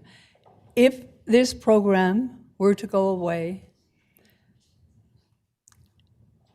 nothing would improve for the victims of domestic violence who have been threatened with guns. The guns wouldn't go away. The perpetrators wouldn't go away. What would go away would be the care that's being given right now to these folks, which is substantial, from the police department, from the courts. We are very fortunate to have this program. I don't know if you all are aware, but there are 17,000 calls last year, domestic violence calls to TPD. That's a huge volume, way over what any of us would want. My hope is that you will find a way. I know that it's so difficult now. We have an administration that has, I guess, reopened, but actually it slammed its doors on gun violence prevention in January. It slammed its doors on domestic violence victims in January. And we're here to appeal to you. This is sort of the last resort for finding funding for a program that could save the life of a woman in this coming year. And I want to thank you for your consideration and all your work. Thanks. Thank you, Molly. Yesenia Siemens. Hi, my name is Yesenia. I'm a public healthcare worker, and I am a lesbian from Yuma. I was the only out lesbian in my high school, and I would have killed for the support that Tucson City gives to the community. That's what this is about, giving young, queer, and trans kids the chance to be themselves without being crushed, without having to fight at every turn, letting them just be able to be kids and grow up as themselves. We, the community, have always been here. Like the desert wildflowers, we will bloom in the most inhospitable places.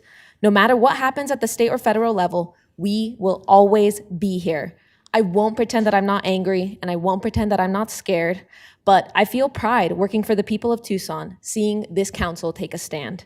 I hope the Tucson City only increases its support of trans people. We are a richer community with trans voices in the choir. The country may be against us, but I want my girlfriend and I to have a place here, for trans and non-binary people to have a place here. This is the right side of history. Thank you. Thank you, Yesenia. Kevin Holder. Kevin Holder.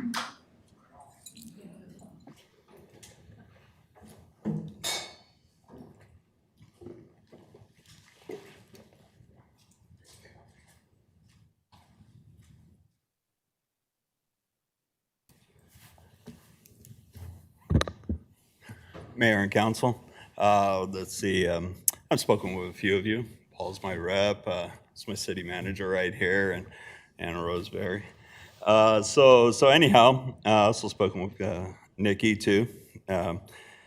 So anyhow, my name is Kevin Holder. I'm not a union member, I'm not a paid speaker. I can only speak for myself and my family. Let's see, I only wish more of my coworkers were more engaged. So, but hey, it is what it is. I work for the city of Tucson since January 1997. I'm a longtime employee. My department is Department of Transportation. I am currently a street maintenance worker 3. I will try to choose my words correctly. I'm sure I will hear from my coworkers. So anyhow, I would like to first thank my Lord and Savior, Jesus Christ. Amen. I like my job, close to loving it. I really do. I really like my job. Last I spoke, I was a little upset. My city manager, Tim, told me, said, wait till the fall. It's the fall. Anyhow, I was able to meet with my director, Sam Credio. He's awesome. I also met with the HR team concerning the things I was upset about. So anyhow, I have a really good supervisor. His name is Danny Urias. He also comes from the trenches, at work. He said to me in his past bouts and trying to, make sure he can get a pay increase and stuff, he said, just because it didn't happen and doesn't happen right then, he said he is still going to go back to work and do his job. And I align with that because that's what we do. It is one thing to be upset. It is another thing to show your appreciation and your gratitude. I would like to thank Mayor and Council, my city manager, Tim. Thank you, Tim. My director, Sam Credio, the HR director and the team for working together and for the wage adjustment. I just want to make sure I don't bite the hand that feeds me, you know. Have a wonderful and safe holiday season. Merry Christmas. Thank you again. And you guys have a great night. Thank you. And John Doherty is going to be our last speaker. John, thank you. Please join us. The time allotted for call to the audience is exhausted. And after John, we're going to move on to the next item, but I tried to add as many different voices to the conversation as I could. Go ahead, John. Good evening, Mayor, Vice Mayor, members of the council. My name's John Doherty. I'm Executive Director of Save the Scenic Santa Rita's, and I'm here on behalf of our members and a lot of other of our sister organizations to alert you to some significant developments involving the Copper World Mine project that I know this council has been following closely for many years. Copper World is unusual compared to other mines in southern Arizona. They rely completely on trucks. There's no trains. So this means, based on our calculations, they're going to require more than 110 truck trips a day. And these trucks are going to go from the Copper World site location on the western flank of the mountain across the Santa Rita Experimental Range, 7 miles of unpaved road. And the Santa Rita Experimental Range is required by state law to be operated for ecological and rangeland research. It's not supposed to become an industrial corridor, but that's what Copper World's owners, Hud Bay Minerals from Toronto, intends to do. We learned about an ordinance down in Patagonia a couple years ago that was passed to protect the streets of that town from a mining company. And in fact, the town was able to pass an ordinance that limited the number of trucks that could go through Patagonia to the point that the mine down there built a bypass around Patagonia to avoid violating the ordinance, which was reviewed by the former Attorney General who upheld it. And so we took this information to Pima County, which controls the right-of-ways on the Santa Rita Experimental Range, and said, is it possible to develop a similar ordinance? Because the goal is to protect the Santa Rita Experimental Range, to reduce the potential air pollution that would come from 110 trucks a day, more than 40,000 trucks a year crossing this area. The roads there in that area was never designed to become an industrial corridor.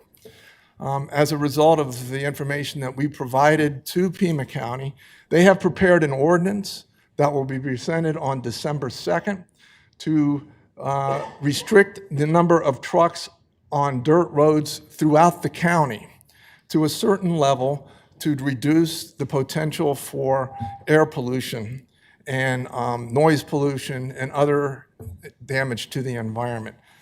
It's extremely important that the city supports Pima County in this effort. Unlike most mines that are on federal land and were controlled by the federal government and regulations, in Arizona, it's up to the counties, the cities, and the states on how these mines will operate. So thank you very much. We look forward to your support. Thank you, John. And that concludes our call to the audience. Thank you, everyone, for making the time to come and join us here at the council. Thank you so much. Item 7. Consent agenda items A through I. Reports from the city manager on the consent agenda are received into and made part of the record. Ms. Clerk, you are requested to read the consent agenda. Your Honor, on this evening's consent agenda, we have item A, approval of minutes, item B, intergovernmental agreement, excuse me, with the Arizona Board of Regents and the City of Tucson purchase network services for information technology disaster recovery. Item C is a final plat, TD DIV 0324029, Drexel Heights subdivision, lots 1 through 10 in Common Area A, Ward 5. Item D is a final plat for TD DIV 0725078, Bridges Subarea B4, Block 10, Lot 7B and 7C. Item E is a final plat for TD DIV 1025097, Tucson House. Item F is an amendment number 1 to intergovernmental agreement for transportation funding between the City of Tucson and the Regional Transportation Authority of Pima County for the Grant Road Phases 5 and 6 project. Item H is boards, committees, and commissions renaming the Metropolitan Education Commission, MEC, to the Southern Arizona Education Council, and item I has already been handled. May I have a motion, please? So moved, Your Honor. Second. There's a couple of motions and a couple of seconds. Any additional comments or questions on these items? Hearing none, we need to go to roll call. Aye. Mr. Dahl? Aye. Mrs. Lee? Aye. Mr. Perez? Aye. Mixulic? Aye. Vice Mayor Santa Cruz? Aye. Mayor Romero? Aye. The items on the consent agenda are approved by a vote of 7-0. Item 8. Public hearing, bingo license application, John P. Burns, American Legion Post 36, 5845 East 22nd Street in Ward 6. City Manager's Communication Number 369 dated November 18th is received into and made part of the record. This is the time and place legally advertised for a public hearing to take formal action on a bingo license application for American Legion Post 36 located at 5845 East 22nd Street. This public hearing is scheduled to last for no more than 1 hour. Speakers are limited to 5-minute presentations. Madam Clerk, do we have any requests to speak? No, Your Honor. Alrighty. Let's see, anyone in the audience wishing to speak on this item? Seeing none. Move that we close Is there the anyone? public hearing. Okay, yes. Motion to close the public hearing? So moved, Your Honor. There's a motion and a second. Okay. All those in favor of closing the public hearing, please signify by saying aye. Aye. Aye. Aye. Aye. Any against? This public hearing is closed. Ms. Clerk, you are requested to read resolution number 24037 by number and title only. Resolution number 24037 relating to city clerk approval of bingo license application for John P. Burns, American Legion, Tucson Post 36. What is the council's pleasure? Madam Mayor, Yes. I'm proud to make the motion to support the American Legion Post 36 and their bingo license application. So the motion is that the mayor and council approve of the bingo license application and forward it to the, with that endorsement, to the Arizona Department of Revenue. Second, Your Honor. There is a motion and a second. Any further discussion on the motion? Just want to thank Post 36 for coming out tonight. I'll be there next week, as I Thank you promised you. so much for coming out. Absolutely. Thank you. If there's no further discussion, we need to go to roll call. Mr. Cunningham? Aye. Mr. Dahl? Aye. Mrs. Lee? Aye. Mr. Perez? Aye. Mixulic? Aye. Vice Mayor Santa Cruz? Aye. Mayor Romero? Aye. Resolution 24037 passes by a vote of 7-0. Congratulations and thank you and good luck with your license. Item 9. Special exception ordinance adoption, TPENT 0425008, CURALEAF expansion, North Oracle Road, C3, marijuana dispensary. City Manager's Communication Number 364 dated November 18th is received into and made part of the record. Ms. Clerk, you are requested to read Ordinance 12200 by number and title only. Ordinance number 12200 relating to zoning a special exception land use marijuana dispensary, TPENT 0425008, CURALEAF expansion North Oracle Road, located at 4695 North Oracle Road at the intersection of Oracle Road and North Oracle Road, approving with conditions the expansion of a marijuana dispensary in the C3 zone and setting an effective date. What is the council's pleasure? Madam Mayor, I move we pass and adopt resolution number 12200. There's a motion and a second. And a few words. This is an existing operation that hasn't had any problems. They need to expand. I've met with the representative, and it seems great to me. So I urge everybody to support this. We have a representative here if someone has a question. No. Any questions? None No. over here. So with that motion in a second, and no further discussion, we do need to go to roll call. Mr. Cunningham? Aye. Mr. Dahl? Aye. Mrs. Lee? Aye. Mr. Pettis? Aye. McSulik? Aye. Vice Mayor Santa Cruz? Aye. Mayor Romero? Aye. Ordinance 12200 passes by a vote of 7-0. Thank you so much. Item 10, Rezoning ordinance adoption, TPENT 1023042, Pepper Viner, East Escalante Road, SR to R2 in Ward 4. City Manager's communication number 365 dated November 18th is received into and made part of the record. Ms. Clerk, you are requested to read ordinance 12201 by number and title only. Ordinance number 12201 relating to zoning, amending zoning district boundaries in the area located at the southeast corner of Escalante Road and Evergreen Avenue in case TPENT 1023042 Pepper Viner, Escalante Road, SR to R2, and setting an effective date. What is the council's pleasure?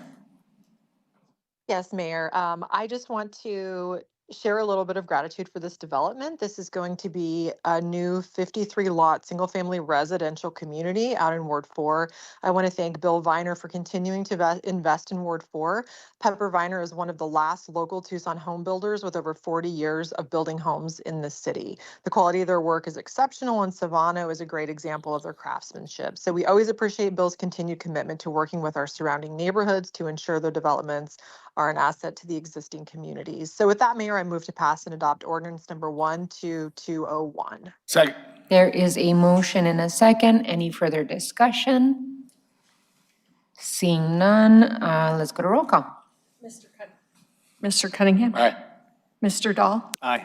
Mrs. Lee? Aye. Mr. Pettis? Aye. McSulik? Vice Mayor Santa Cruz? Aye. Mayor Romero? Aye. Ordinance 12201 passes by a vote of 7-0. Item 11, Adoption of the City of Tucson Floodplain Management Plan Update 2025 update. City Manager's communication number 370 dated November 18th is received into and made part of the record.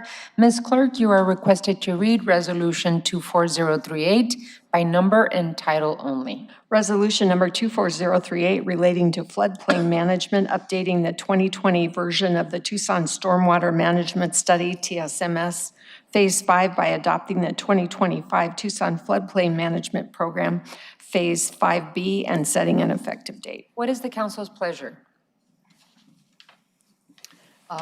Mayor, I move that we pass and adopt Resolution 24038 relating to our update to the floodplain management plan. Second.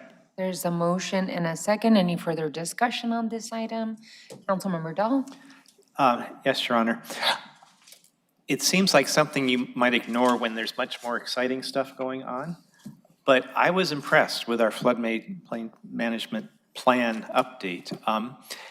It seems a little nerdy, but climate change not only means more heat, but also means stronger storms, and we have to be prepared for the flood damage and to try to prevent it and mitigate it. I was especially impressed by the roster of the committee, the Floodplain Management Committee, and it showed that we are working with all sorts of nonprofits, with our partners at the county, who not only do floodplain management, but have their own flood control district, and they were well represented in the revision of this plan. So I'm so proud to be able to vote yes to adopt this. Thank you, Councilmember Dahl. That it is nerdy. But it really, really is important and is a piece of the puzzle in our climate resiliency strategy. So I too am happy that we have this in front of us. I'm happy that we're working so well with Pima County Flood Control and with the rest of our community and the experts. So with that, let's go to roll call. Mr. Cunningham? I'm sorry. Oh, I'm sorry. You're doing roll call. Okay. Go ahead. Mr. Dahl? Aye. Mrs. Lee? Aye. Mr. Pettis? Aye. Mix Ulick? Aye. Vice Mayor Santa Cruz? Aye. And Mayor Romero? Aye. Resolution 24038 passes by a vote of 7-0. Item 12. Elections, canvass of the returns and declaration of results of the general and special elections held on November 4th, 2025. City Manager's Communication Number 372, dated November 18th, is received into and made part of the record. Ms. Clerk, you are requested to read Resolution 24039 by number and title only. Resolution number 24039 relating to elections, canvassing the returns and declaring the results of the general election for the offices of council members from wards 3, 5, and 6, and of the special election for Proposition 417, both held in the city of Tucson, Arizona on November 4th, 2025. What is the council's pleasure? Mayor Romero, I'd like to pass and adopt Resolution 24039. Second. There is a motion and a second. Any further discussion on this item? If I may, just Yes, take the opportunity absolutely. to congratulate our incoming council members, as well as a congrats to Kevin Dahl on his successful election, and also on the success of Plan Tucson. I'm excited that we got that through, and I know Corin's here. I want to say kudos to you all and being able to bring us to that finish line and really getting out the vote in that respect. So congrats on that. Thank you. Ditto. So with that, let's go to roll call. Mr. Cunningham? Aye. Mr. Dahl? Aye. Mrs. Lee? Aye. Mr. Pettis? Aye. Mixulic? Aye. Vice Mayor Santa Cruz? Aye. Mayor Romero? Aye. Resolution 24039 passes by a vote of 7-0. Item 13. Boards, committees, and commissions, appointment of PAULA WILK to the Civil Service Commission. City Manager's Communication Number 377, dated November 18th, is received into and made part of the record. Ms. Clerk, you are requested to read Resolution 24040. Let me start all over. 24040. How about 24040, resolution number 24040, relating to the Civil Service Commission, appointing Paula Wilk as a Civil Service Commissioner to fill the vacancy created by the term expiration of Carol West, and to serve for a 6-year term beginning November 18th, 2025, and ending November 17th, 2031, fixing annual compensation and declaring an emergency. What is the council's pleasure? I'd like to motion to pass and adopt Resolution 24040. There's a motion. May I get a second? Second. There's a motion and a second. Any further discussion on this? Seeing none, let's go to roll call. Mr. Cunningham? Aye. Mr. Dahl? Aye. Mrs. Lee? Aye. Mr. Pettis? Aye. Mixulic? Aye. Vice Mayor Santa Cruz? Aye. Mayor Romero? Aye. Resolution 24040 passes by a vote of 7-0.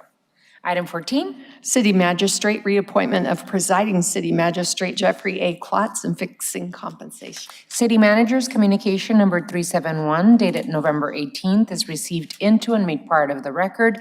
Ms. Clerk, you are requested to read Ordinance Number 12204 by number and title only. Ordinance number 12204 relating to city magistrates reappointing Jeffrey A. KLOTZ to another 4-year term as city magistrate of the city of Tucson, fixing compensation and declaring an emergency.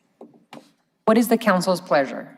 I'd like to move the item, Your Honor, and congratulate Judge KLOTZ. He's done an incredible job at City Court. Moreover, I want to congratulate Paula Wilk for being on the Civil Service. Of course, of course. Second. So there's a motion and a second. Any further discussion on this item? I too want to congratulate Judge KLOTZ. It's been really a pleasure to work with you. Really enjoy the solutions-oriented disposition that you have and really wanting to find the best course of action for our community. I really appreciate that, Judge. So with that, let's go to roll call. Mr. Cunningham? Mr. Dahl? Aye. Mrs. Lee? Aye. Mr. Perez? Aye. Mixulic? Aye. Vice Mayor Santa Cruz? Aye. Mayor Romero? Aye. Ordinance number 12204 passes by a vote of 7-0. Congratulations. Thank you so much for your service. Item 15. City Magistrate, reappointment of City Magistrate Ryan T. BLEAU and fixing compensation. City Manager's communication number 368 dated November 18th is received into and made part of the record. Ms. Clerk, you are requested to read ordinance number 12203. Ordinance number 12203 relating to city magistrates, reappointing Ryan T. BLEAU to another 4-year term as city magistrate of the city of Tucson, fixing compensation and declaring an emergency. What is the council's pleasure? Your Honor, I'd like to pass and adopt 12203, reappointment of Judge BLEAU. Congratulations, Judge BLEAU. Second. There is a motion and a second. Any further discussion on this? I too want to just add how wonderful it's been to have you lead our community court and to see the expansion and your addition into the conversation that we've been having on our Metro Justice groups. Really looking forward to your additional service to our community. Thank you so much. With that, let's go to roll call. Mr. Cunningham? Aye. Mr. Dahl? Aye. Mrs. Lee? Aye. Mr. Perez? Aye. Mixulic? Aye. Vice Mayor Santa Cruz? Aye. Mayor Romero? Aye. Ordinance 12203 passes by a vote of 7-0. Congratulations. Thank you so much for your service. Yes. Item 16. Appointment of interim city clerk. City Manager's communication number 366 dated November 18th is received into and made part of the record. Ms. Clerk, you are requested to read ordinance number 12202 by number and title only. Ordinance number 12202 relating to administration and the city clerk, appointing Yolanda Lozano as interim city clerk of the city of Tucson effective December 4th, 2025. The effective date of city clerk Suzanne Message's retirement and until a new city clerk is appointed and declared Your an Honor. emergency. Yes, Councilmember. Your Honor, I'd actually like this one, and this is just, I know this is a little surprise for you, but considering this is 20 years of service on the council on and off, and Yolanda's tenure at the city clerk's office, I think, and it's the last meeting and last item, I think it's actually appropriate for Ward 6 to make this motion. Aww. It's my honor, actually, Suzanne, and with great admiration and appreciation. I would like to move that we pass and adopt ordinance number 12202 and congratulate and thank Yolanda for stepping in as well. Thank you. Second. There is a motion and a second. Any further discussion? Yes. Councilmember Suzanne, you know I love you very much. Thank you. And Yolanda, congratulations. I'm so like happy for you. I don't want to sound condescending. I'm like super duper proud of you, but I don't know how to say that. Cool. So. Yolanda, thank you so much for stepping up. We know that you too have put in many years of service into the city clerk's office. We hate to see you go, but it is with great gratitude for both of you for keeping us afloat and helping us so much make these meetings work and making our elections work and all that. It's really I'm really happy that we're in a place where you had some succession planning and that you could leave for retirement and leave really competent, a great team. Yeah. Yes, please. Suzanne wants to say something. It's been quite a year, And Yolanda not only just stepped up, but has really supported me through my challenges this year, and I couldn't have got through it without her, so thank you. Thank you so much to both of you. Thank you, Yolanda. We appreciate you. So did we do roll call? Yes, ma'am. We need voted? to. We need to do roll call. Okay. And See, they Vice keep me Mayor- on track. Vice Mayor Santa Cruz has her hand. Vice Mayor Santa Cruz? Yeah, Mayor, I just, wanted to also add my congratulations to Yolanda Lozano as our interim city clerk. And I want to congratulate, our amazing city clerk, Suzanne Message, for her outstanding career. Your hard work and dedication have kept us all legal and put together. So thank you so much, Suzanne, for your service. I, wish you rest, healing, and a lot of love and happiness in your chapter ahead. So thank you. You will be missed.